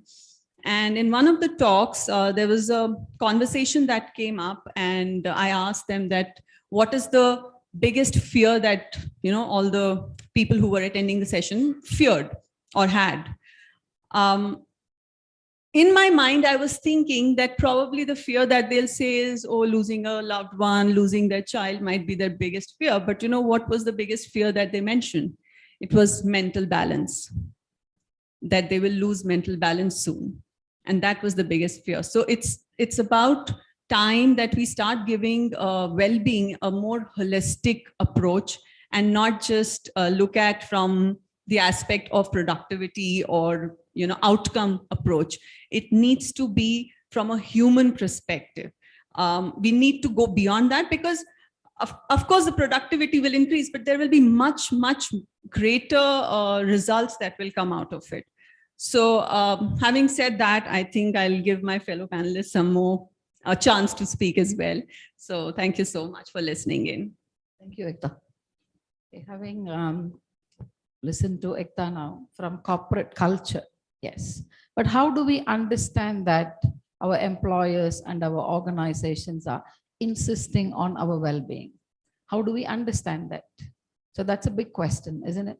And probably, you know, as employees, we look our targets every day. What's my responsibility tomorrow? What am I supposed to achieve? When is my promotion? You know, these kind of questions dominate rather than, should I keep fit? How long, you know, I'm going to stay with this organization? And what am I going to, you know, what's my actual outcome? What's the purpose?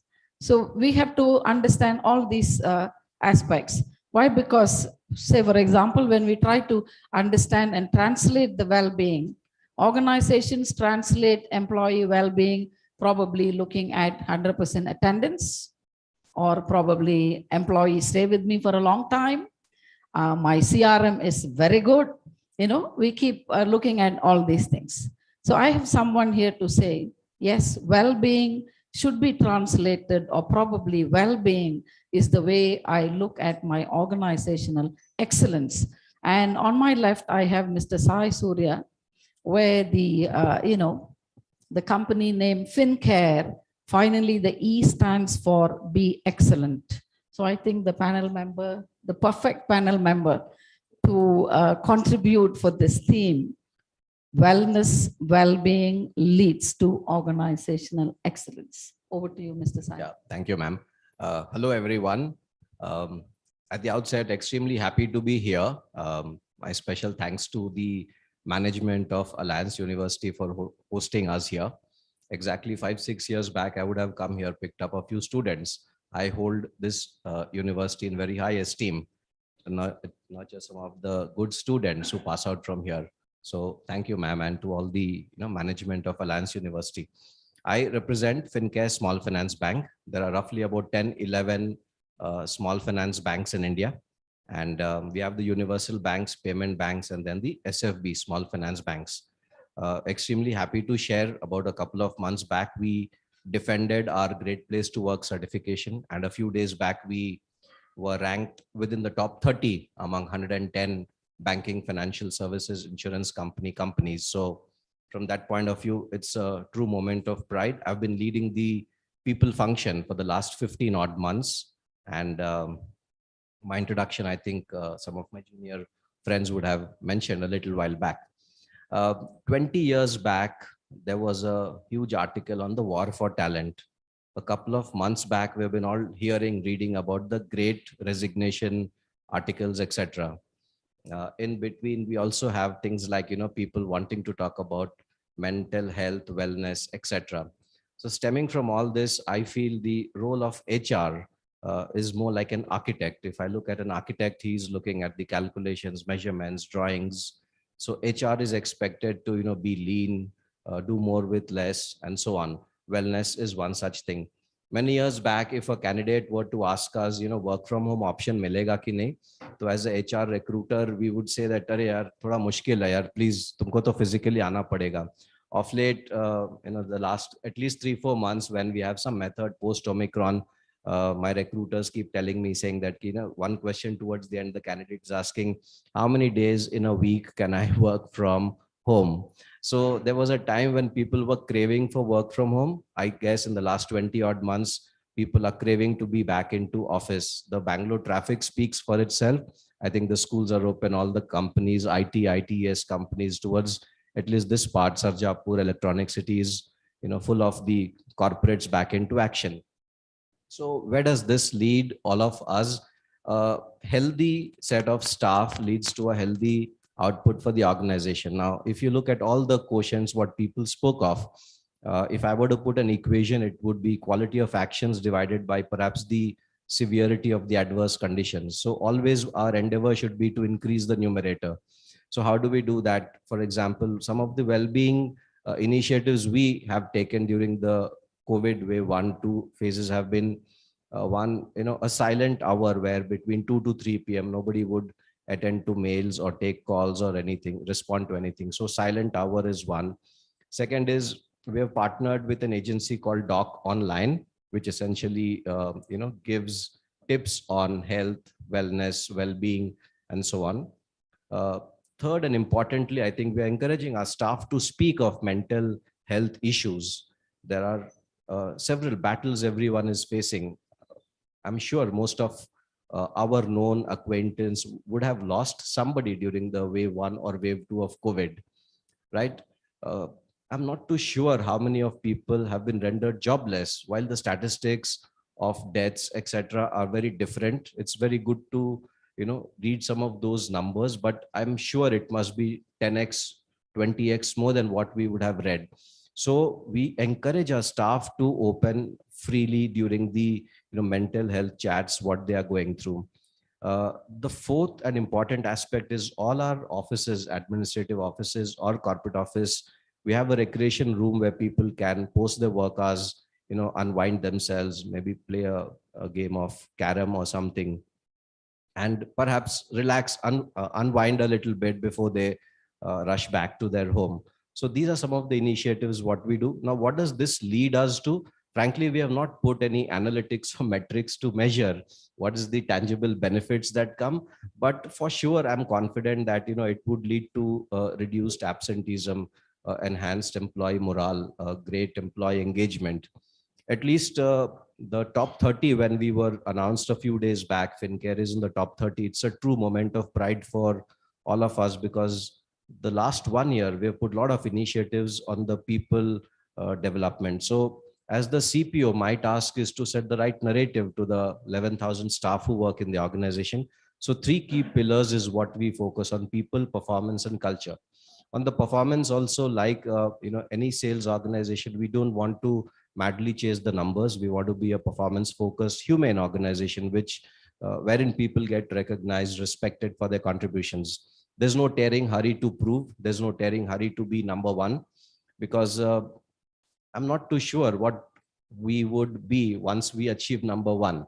There has to be always that incremental gap which one must aspire for.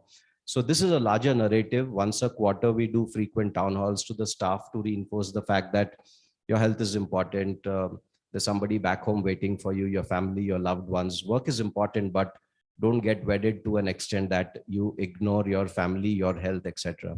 Apart from this, we do conduct once in 3-4 months. Again, not measured around it, but then we call experts who address our staff. Recently, we had Women's Day on 8th of March. We had an expert from Calcutta who addressed all the staff, female staff. I would say about 80% participated. We encouraged even the male staff to participate in terms of what a woman would go through in the work life and how the male staff should be supportive.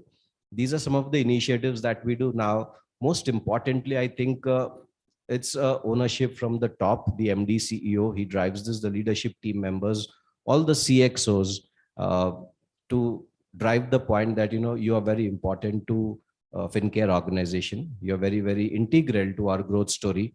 And what would we at FinCare do without each one of you? So that's a larger piece which stitches to the entire fabric together to drive the desired excellence which we aspire for.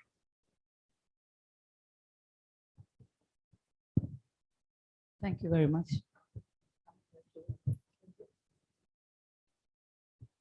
We now understand that, we have seen adversity quotient, we have seen corporate culture, and we have seen the corporate initiatives. Now coming back again to the employee well-being, I'm requesting Srijit, I have a question. Where lies the responsibility of the employee well-being? Where it begins from? Because we have started from adversities. We have given a big responsibility to the employer in the form of corporate culture. And we have also seen the initiatives by the HR. But end of the day, when we say employee well-being, I understand it starts from us. So we would like to have inputs from you. Thank you. Okay, so hi, good afternoon, everyone. So let me start with the why. Okay, so the why of well-being. So she was talking about the what and how. So there was this research, this HBR article a couple of years back. So they were kind of comparing people in organizations with athletes, sportsmen. And they just want to see like whether they can replicate any of their routines to our regular job and things like that. So they found that in the sports world, there are three things, okay, which they give a lot of importance. The first one is the competence. You need the skill to do it, of course, right? The second one is commitment. And the third one is your capacity to do the work, the stamina, the energy, and things like that. Now, if I compare with the sports and to our world, so everybody talks about competence, right? I mean, I am in the in the domain of developing people, competence, and things like that. And even we talk about commitment, but nobody talks about capacity. Capacity is your energy to do the work. Do you have the capacity to do the work? And the next question is, where do you get it from? Where do we get energy from? Any idea? Where do we get energy from? Yeah, a lot of people say food and sleep. I mean, internal motivation. Okay, so there are 4 dimensions when it comes to energy, and this is very important for all of us to learn and relate. So we have a physical dimension, which is our physical energy. Then you have your mental energy. Then you have your emotional energy, and then your spiritual energy. If these 4 things are not in balance, right, you will not show up your best version at work. Now, if you look at most of this employee engagement or well-being initiatives at corporate, they just focus on one aspect, which is physical or the mental at times, right? Like in our office 2 months back, we had the same thing, the steps count, like how many steps, we have fabulous February, right? Which was like, who is clocking in the maximum number of steps? So even my, smartwatch, this is like a competition, okay? And then March, we have mindful March, which was like your meditation hours. So we had this app called Insight where there was a challenge, like who is meditating more? And then we used to track that. So these are good things, right? I mean, of course, those are good things, but it's not a holistic approach. Now, for me, well-being, I'm very passionate about this whole field. I just want to, go back and how I got into this. So I was a chief fund officer in Infosys. Okay, so this was CFO.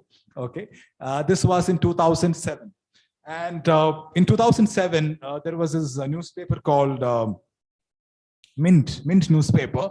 They do a survey to find the coolest jobs in India. Right, the top, even now they do it, right, to find out the top coolest jobs in India. And in 2007, my role was in the top 5, because my role was to conduct DJ nights every month, 2 DJ nights, and then sports events and Infosys Idol, like a lot of employee engagement and a lot of things, and even well-being. So the reporter, so there was this interview, right, article, and it came in the newspaper and all. So there was this question, interview, and he asked me, why are you doing this? And my obvious answer was to make employees happy. Right, and then I gave my GAN, like happy employees are productive employees, blah blah blah blah. And after this, interview, and it came in newspaper and things like that, I did some kind of reflection. It's like, am I really making employees happy? So at that time in our campus, we had 20,000 plus people. Okay, and any event for that matter, you will not see more than 10%, right? So 90% of them never show up for any of these events. Right, even even other employee engagement activities. So basically, I'm just making some 10% of the employees happy, and that too like once in a week or once in a month, right? Out of whatever number of days they are at work. And it hit me, and then I actually thought about it, and I came with an answer. And I wrote a blog about it. You can search on Google. The title is "It's Not HR's Jobs to Make Employees Happy." Okay, so that's the blog. It became viral. It was like some 10 years back in LinkedIn. And this was the headline. It's not HR's jobs to make employees happy. And the article talks about who really makes somebody happy. Any idea who really makes somebody happy? Yeah, we play a very important role, of course, your intentional activities, but more than that, the most important person who makes somebody happy at work is their reporting manager. Yeah. So because, and I wrote about 10 C's of happiness at work. Can I just take through that, like 2-3 minutes? The first one is clarity, right? So the manager, if he's not giving clear purpose to employees, so why they're doing what they're doing, to give, I'll share with this simple story, like 3 people are doing some work, Mr. A, Mr. B, and Mr. C. So I'll ask Mr. A, what are you doing? So his response is like, every day I come and, do this 9 to 5 job. So that's what I'm doing. So they'll ask the second man, what are you doing? So his response is like, every day I take some 20 bricks from this side and go to that side and put those 20 bricks. So that's what I'm doing. Then they'll ask the third person, what are you doing? And his response was, 2 years from now, a temple is going to come here and I'm part of the project.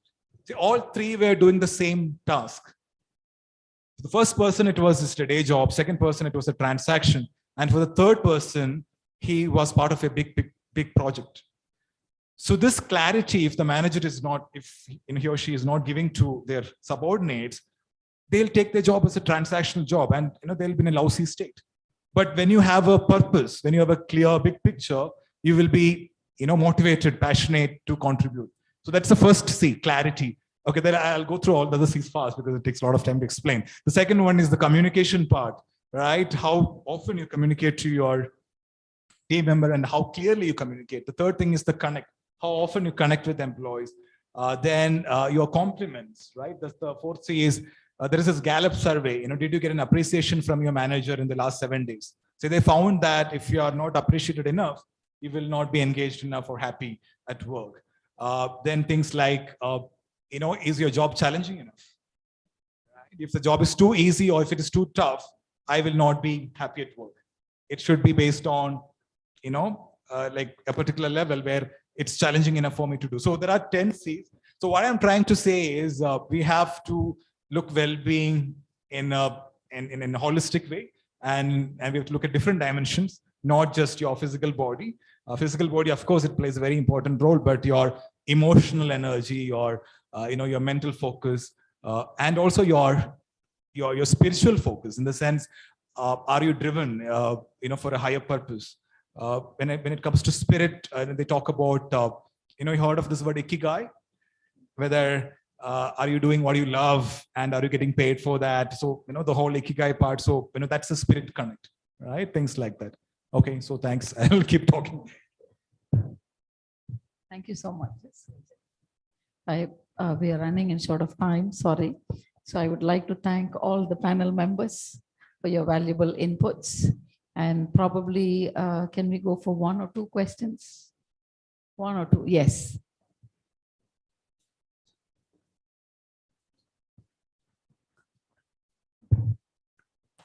Can I ask? Oh, I think so. Okay, please go ahead. Okay, so I'm not an HR person. I'm basically a data person more. But it was very interesting talk overall. I just have a very small question, because from my perspective, HR is more, as ma'am said, that it is more a human person who connects with human beings. Okay, 2 human beings. So because of this pandemic, there has been a lot of stress, especially when you're doing work from home.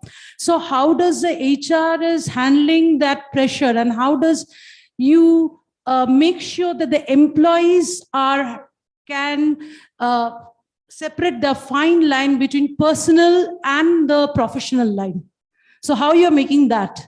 Because that is also important of your human being well-being. Because one of the panelists also mentioned 10:30 in the night, one of the boss called. So how you are making sure that is not happening, and how you're making sure that the professional line and the personal line is not being crossed or not getting here mixed up? That's my question to you.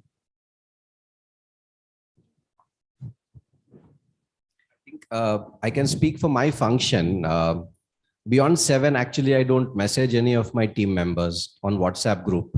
On a Saturday, Sunday, we have 2nd and 4th Saturdays off for the bank. So on a Saturday, Sunday, when there is an off, including today, I'm here, but my team is off. I've not messaged a single one to my team. There's only one crisis topic which has come up, since we deal with a customer's money. So it's in trust with us. Unless there is a crisis of that nature, I do not. Likewise, except for a month end, I know my business colleagues well who do not, in the month end, 2 days, they will work till about 3, 4 in the morning, and then they will take a little extended, reporting the next day. But that is one aspect. Second is in terms of, I guess everybody is responsible for their own health. COVID at least has taught us that, because when we excited all the staff to get themselves vaccinated, we realized that, there are many times people would not be forthcoming and say, first dose ho gaya, theek hai, second dose mein baad mein karta hu ya karti hu. Correct. And then right below our corporate office, there is one clinic which has these vaccines, both Covishield and Covaxin. So wo push karne mein, it took a lot of time. So everybody is responsible for their own health. As HR or as an organization, frankly speaking, ma'am, there's very little anybody can do to say that, we can give a broad framework, guidance in terms of what a work-life balance could comprise of. We could lead by example in a few cases and tell our direct reports to make sure the same ripple effect gets cascaded. But strictly, again, I go back to the analytics or the metrics. There's no way I feel we could measure in terms of, how that, but working from home, I think a lot of people ended up working a little more hours extra than they would have really worked, because I too have worked at times work from home, maybe 7 or 8 in the morning we log off, and sometimes 8, 8:30, 9 in the evening, we couldn't log off. There was some work or the other. So I think what travel time used to take in Bangalore, we ended up doing it in the morning and stretched till the evening. I hope it clarifies, ma'am. I'm going to add a little bit to this.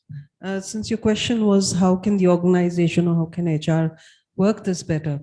There's a statement by Peter Drucker, which says, culture eats strategy for breakfast. So your culture needs to change first. And the culture needs to change first right from the hiring process. When you're doing your manpower plan, for example, when the job description comes and we give out ads, we have this little statement saying ability to work under pressure.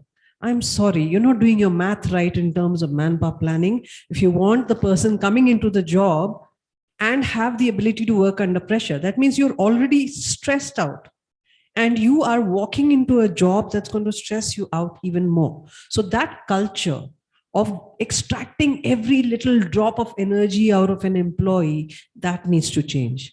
And the second part about discerning, how do you draw a line between the personal and the, the professional?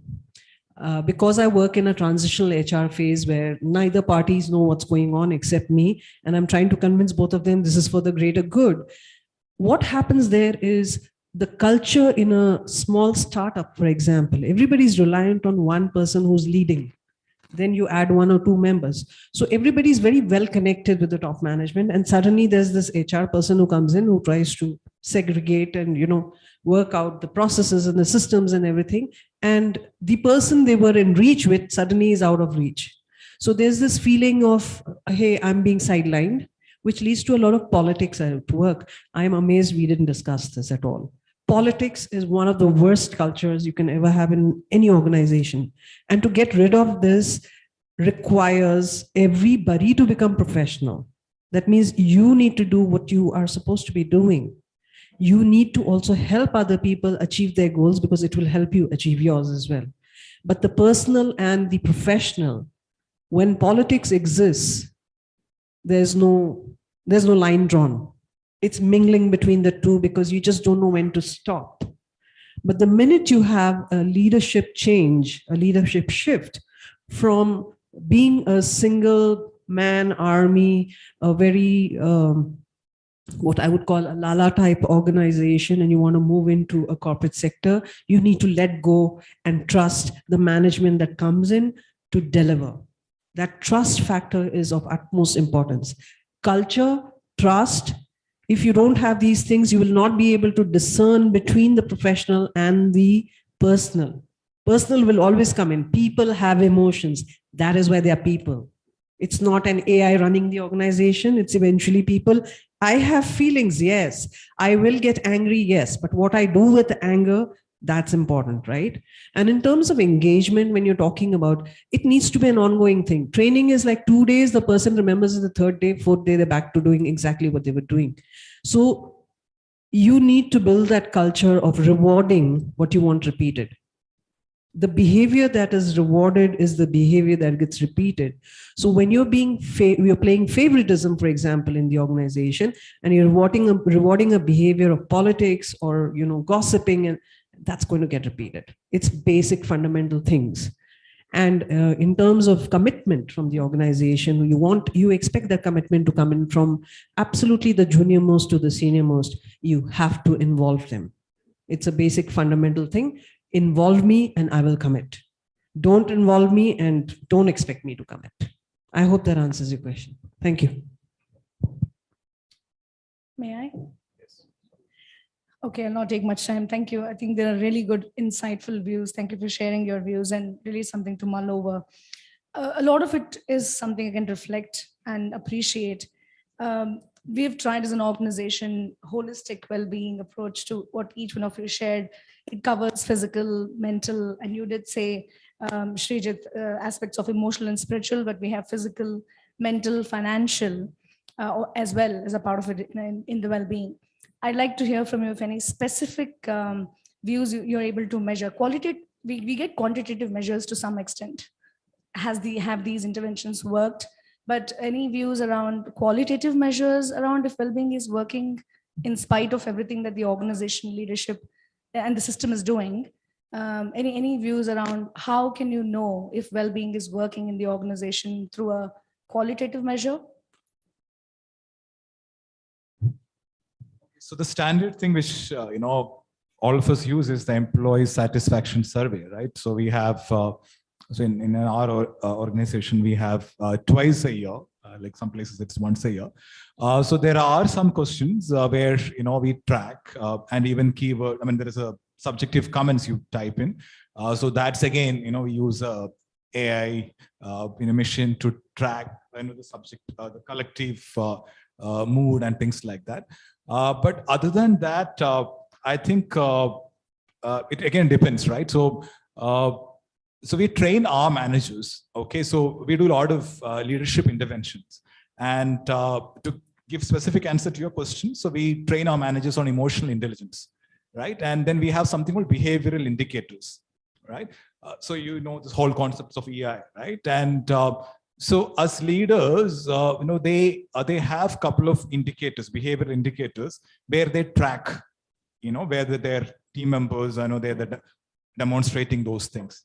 Observable indicators. That is one way, but again it's like in pockets, you can't do it for the whole organization, but it's a difficult thing to do, but it's possible if you want for a small team.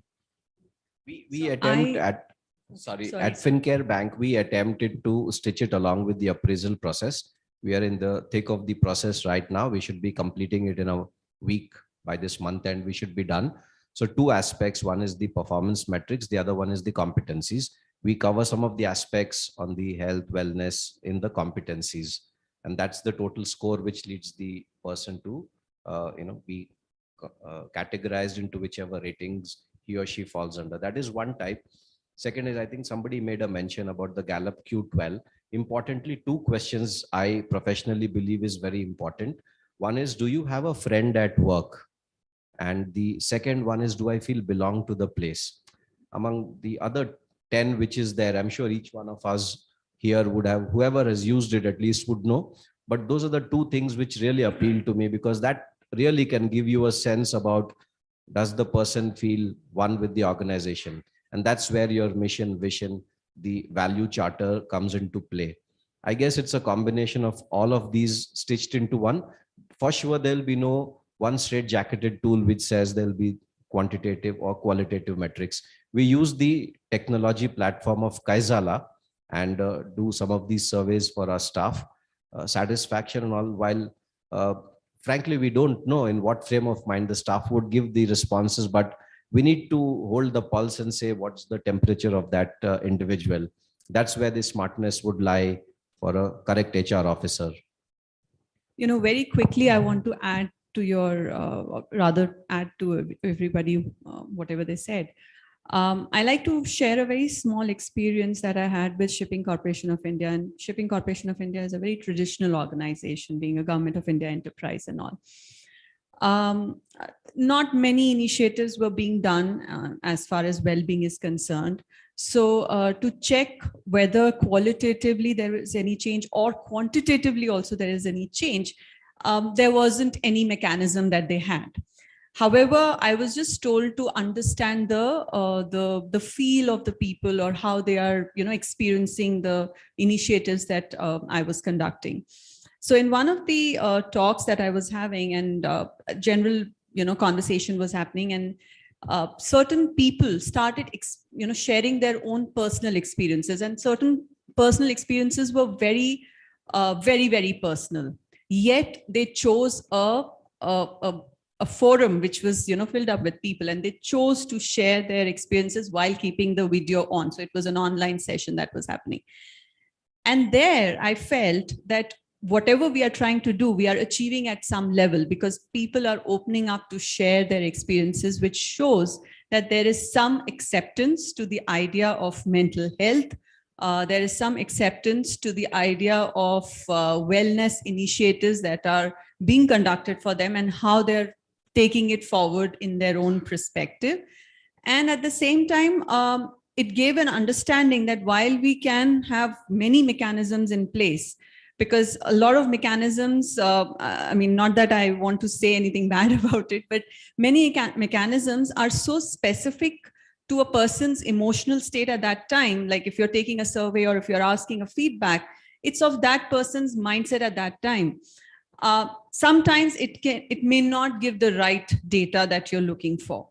So it's very important to look and understand the feel of the people from by being with them, by understanding their pulse, and that can give you some good amount of qualitative data that you're looking at. So yeah, that would be what I would like to add. I just remembered. So there are tools, by the way, to do this. We did some experiment in our organization. So as you know that Sony is one of the largest sensor makers in the world, right? So we make a lot of sensors, and a lot of sensors which can actually sense your facial expressions. So before any movie is released, how many of you watched the Spider-Man, the latest movie, the Spider-Man movie? Yeah. So any Hollywood movie from Sony Pictures, before they release, they do some kind of facial expression analysis, and some of this work we do it here in our Bangalore campus. So they will play some scenes of the movie and things like that. So this is to make the trailer of the movie, and also so basically like now I can see all your faces right now. Now the sensors can actually go deep and analyze how many times your eyebrows are raising, how many times your pupil is dilating, and then there are some sensors they even attach to your body to see your heartbeat and things like that. So they play these movies to see which scenes actually excites people, which scenes actually make people emotional, which scenes people, and not just like with our naked eyes, some of these things we can't even make out, but the sensors capture. And this is a little trade secret, but actually most of these trailers which are coming out, Hollywood trailers, these are actually kind of manipulated using this data and AI and things like that to see which scenes actually excites people. Okay, to coming back to your question. So we tried, we give there's something called first challenge. We give some projects to all these new graduates. So some of these graduates, they did this experiment in our company where they kept cameras and sensors to see whether they're really happy and excited at work. And also during video calls and things like that, they started capturing your facial expressions, your body language. Say, for example, if you're excited, you will, go forward and listen to the person, and otherwise you'll sit back or you will be sitting like this. So these are captured and proper data analysis, right? To find out whether the person is really engaged or happy. So to answer your question, there is technology, but the problem is privacy. We can't do this openly, right? Yeah. So maybe, I don't know, maybe there'll be a time where, we get permission to do this. Thank you very much. I once again thank all the panel members and the wonderful audience. Thank you very much. We wish you a safe journey back home. Enjoy your Sunday. Take care of yourself, your well-being, and remember Monday back to work. Thank you so much. Thank you very much. Thank you, panel members and Dr. Ganeshan for such an insightful discussion. Now, I request Dr. Michael Barnes to present a token of appreciation to Ms. Ekta Sibil and Lieutenant Sandhya Suri.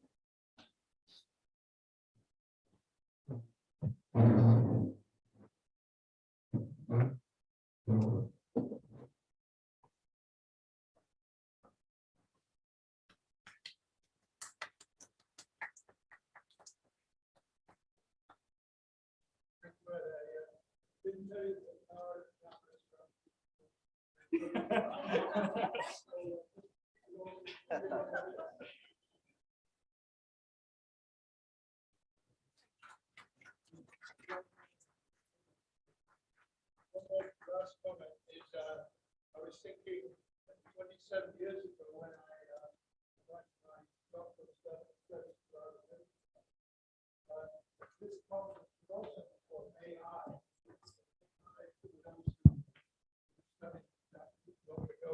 Was appreciative inquiry. And I think that's the trust element that you mentioned is also a key to being successful in improving employee well-being. If they can't trust you, you can do nothing to help them. Okay, thanks.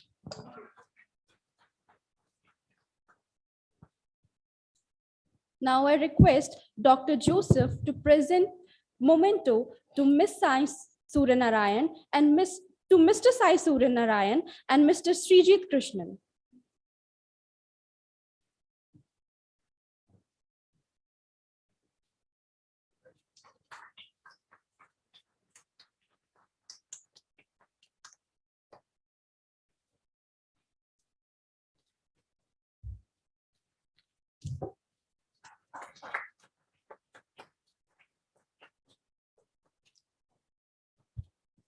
Thank you so much, panel members. You can take a seat now.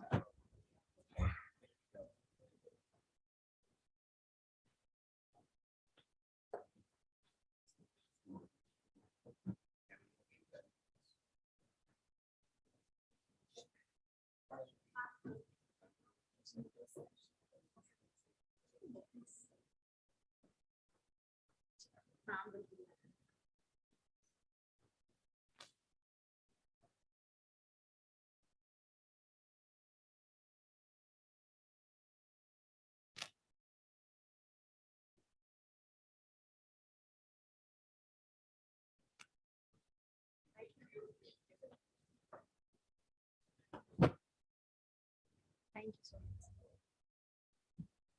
so much. Yes.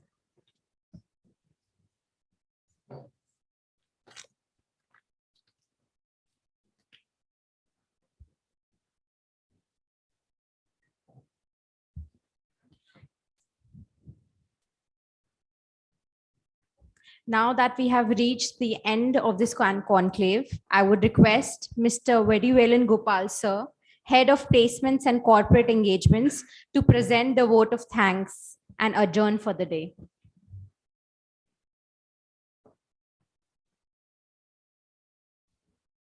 Hi, a very good evening to everyone. Thank you is a prayer that cannot be seen or touched. It must just be felt by heart. I feel honored to give the vote of thanks for this very great occasion. I sincerely take this time to thank our keynote speaker, Dr. Sumit Mitra, being kind enough to accept our invitation and being a part of the inaugural function. I would also like to thank all our honorable delegates and panel members who blessed us with their presence today. It was a very great learning for all of us, particularly Ms. Kriti, Dr. Debalina, Ms. Sonila, Ms. Nandini, Mr. Satish Rajratnam, Ms. Asha Subramaniam, Mr. Anurag Gupta, Ms. Ekta, Ms. Sandhya Suri, Mr. Sai Suryanarayan, and Mr. Srijit. My heartfelt thanks to all the distinguished invitees, recruiters, HR professionals, alumni HRs present here, accepting our invitation for here. Hope you also take a very great learning with you today. I, on behalf of the Office of CAN, convey deep regards and heartfelt thanks to Honorable Pro-Chancellor, Vice-Chancellor, Deans of Schools, and the leadership of the university for making this event successful. I'm very much thankful to all the faculty colleagues and staff members who always stand with us and motivate us. I also feel proud in thanking all the moderators, the faculty moderators, Professor Jaya Ganeshan, Professor Vivekanand, and Professor Ray for having the sessions lively. At an event of this dimension cannot happen overnight. The wheels start rolling months in advance. At this juncture, I would also like to thank Ms. Shureka Shetty, the Senior Director of Office of CAN, and the members from Office of CAN. We have been very fortunate enough to be backed with a very great team, very motivated and dedicated professionals and student volunteers. Thank you to all of you. I cannot thank everyone enough for the involvement that they have shown and the willingness that they have expressed to take this task, in completing all the tasks beyond. A very special thanks to our IT team, the facilities, transportation team, branding and communication team, and to each and every one of you for contributing for this event and making this successful. If time is money, today you have spent millions on us, for us. Thanks to all of you for making this event a very great one. Happy evening to you. Thank you. Right, and so now I would like everyone to join for high tea outside. And for few of the people who have taken the college transport, university transport, the bus would be leaving at 4:45. You could just take that in the entry of this building, right? And we also have a small memento as a token of love and gratitude. While after having your tea, I would request you to collect the same. Thank you so much.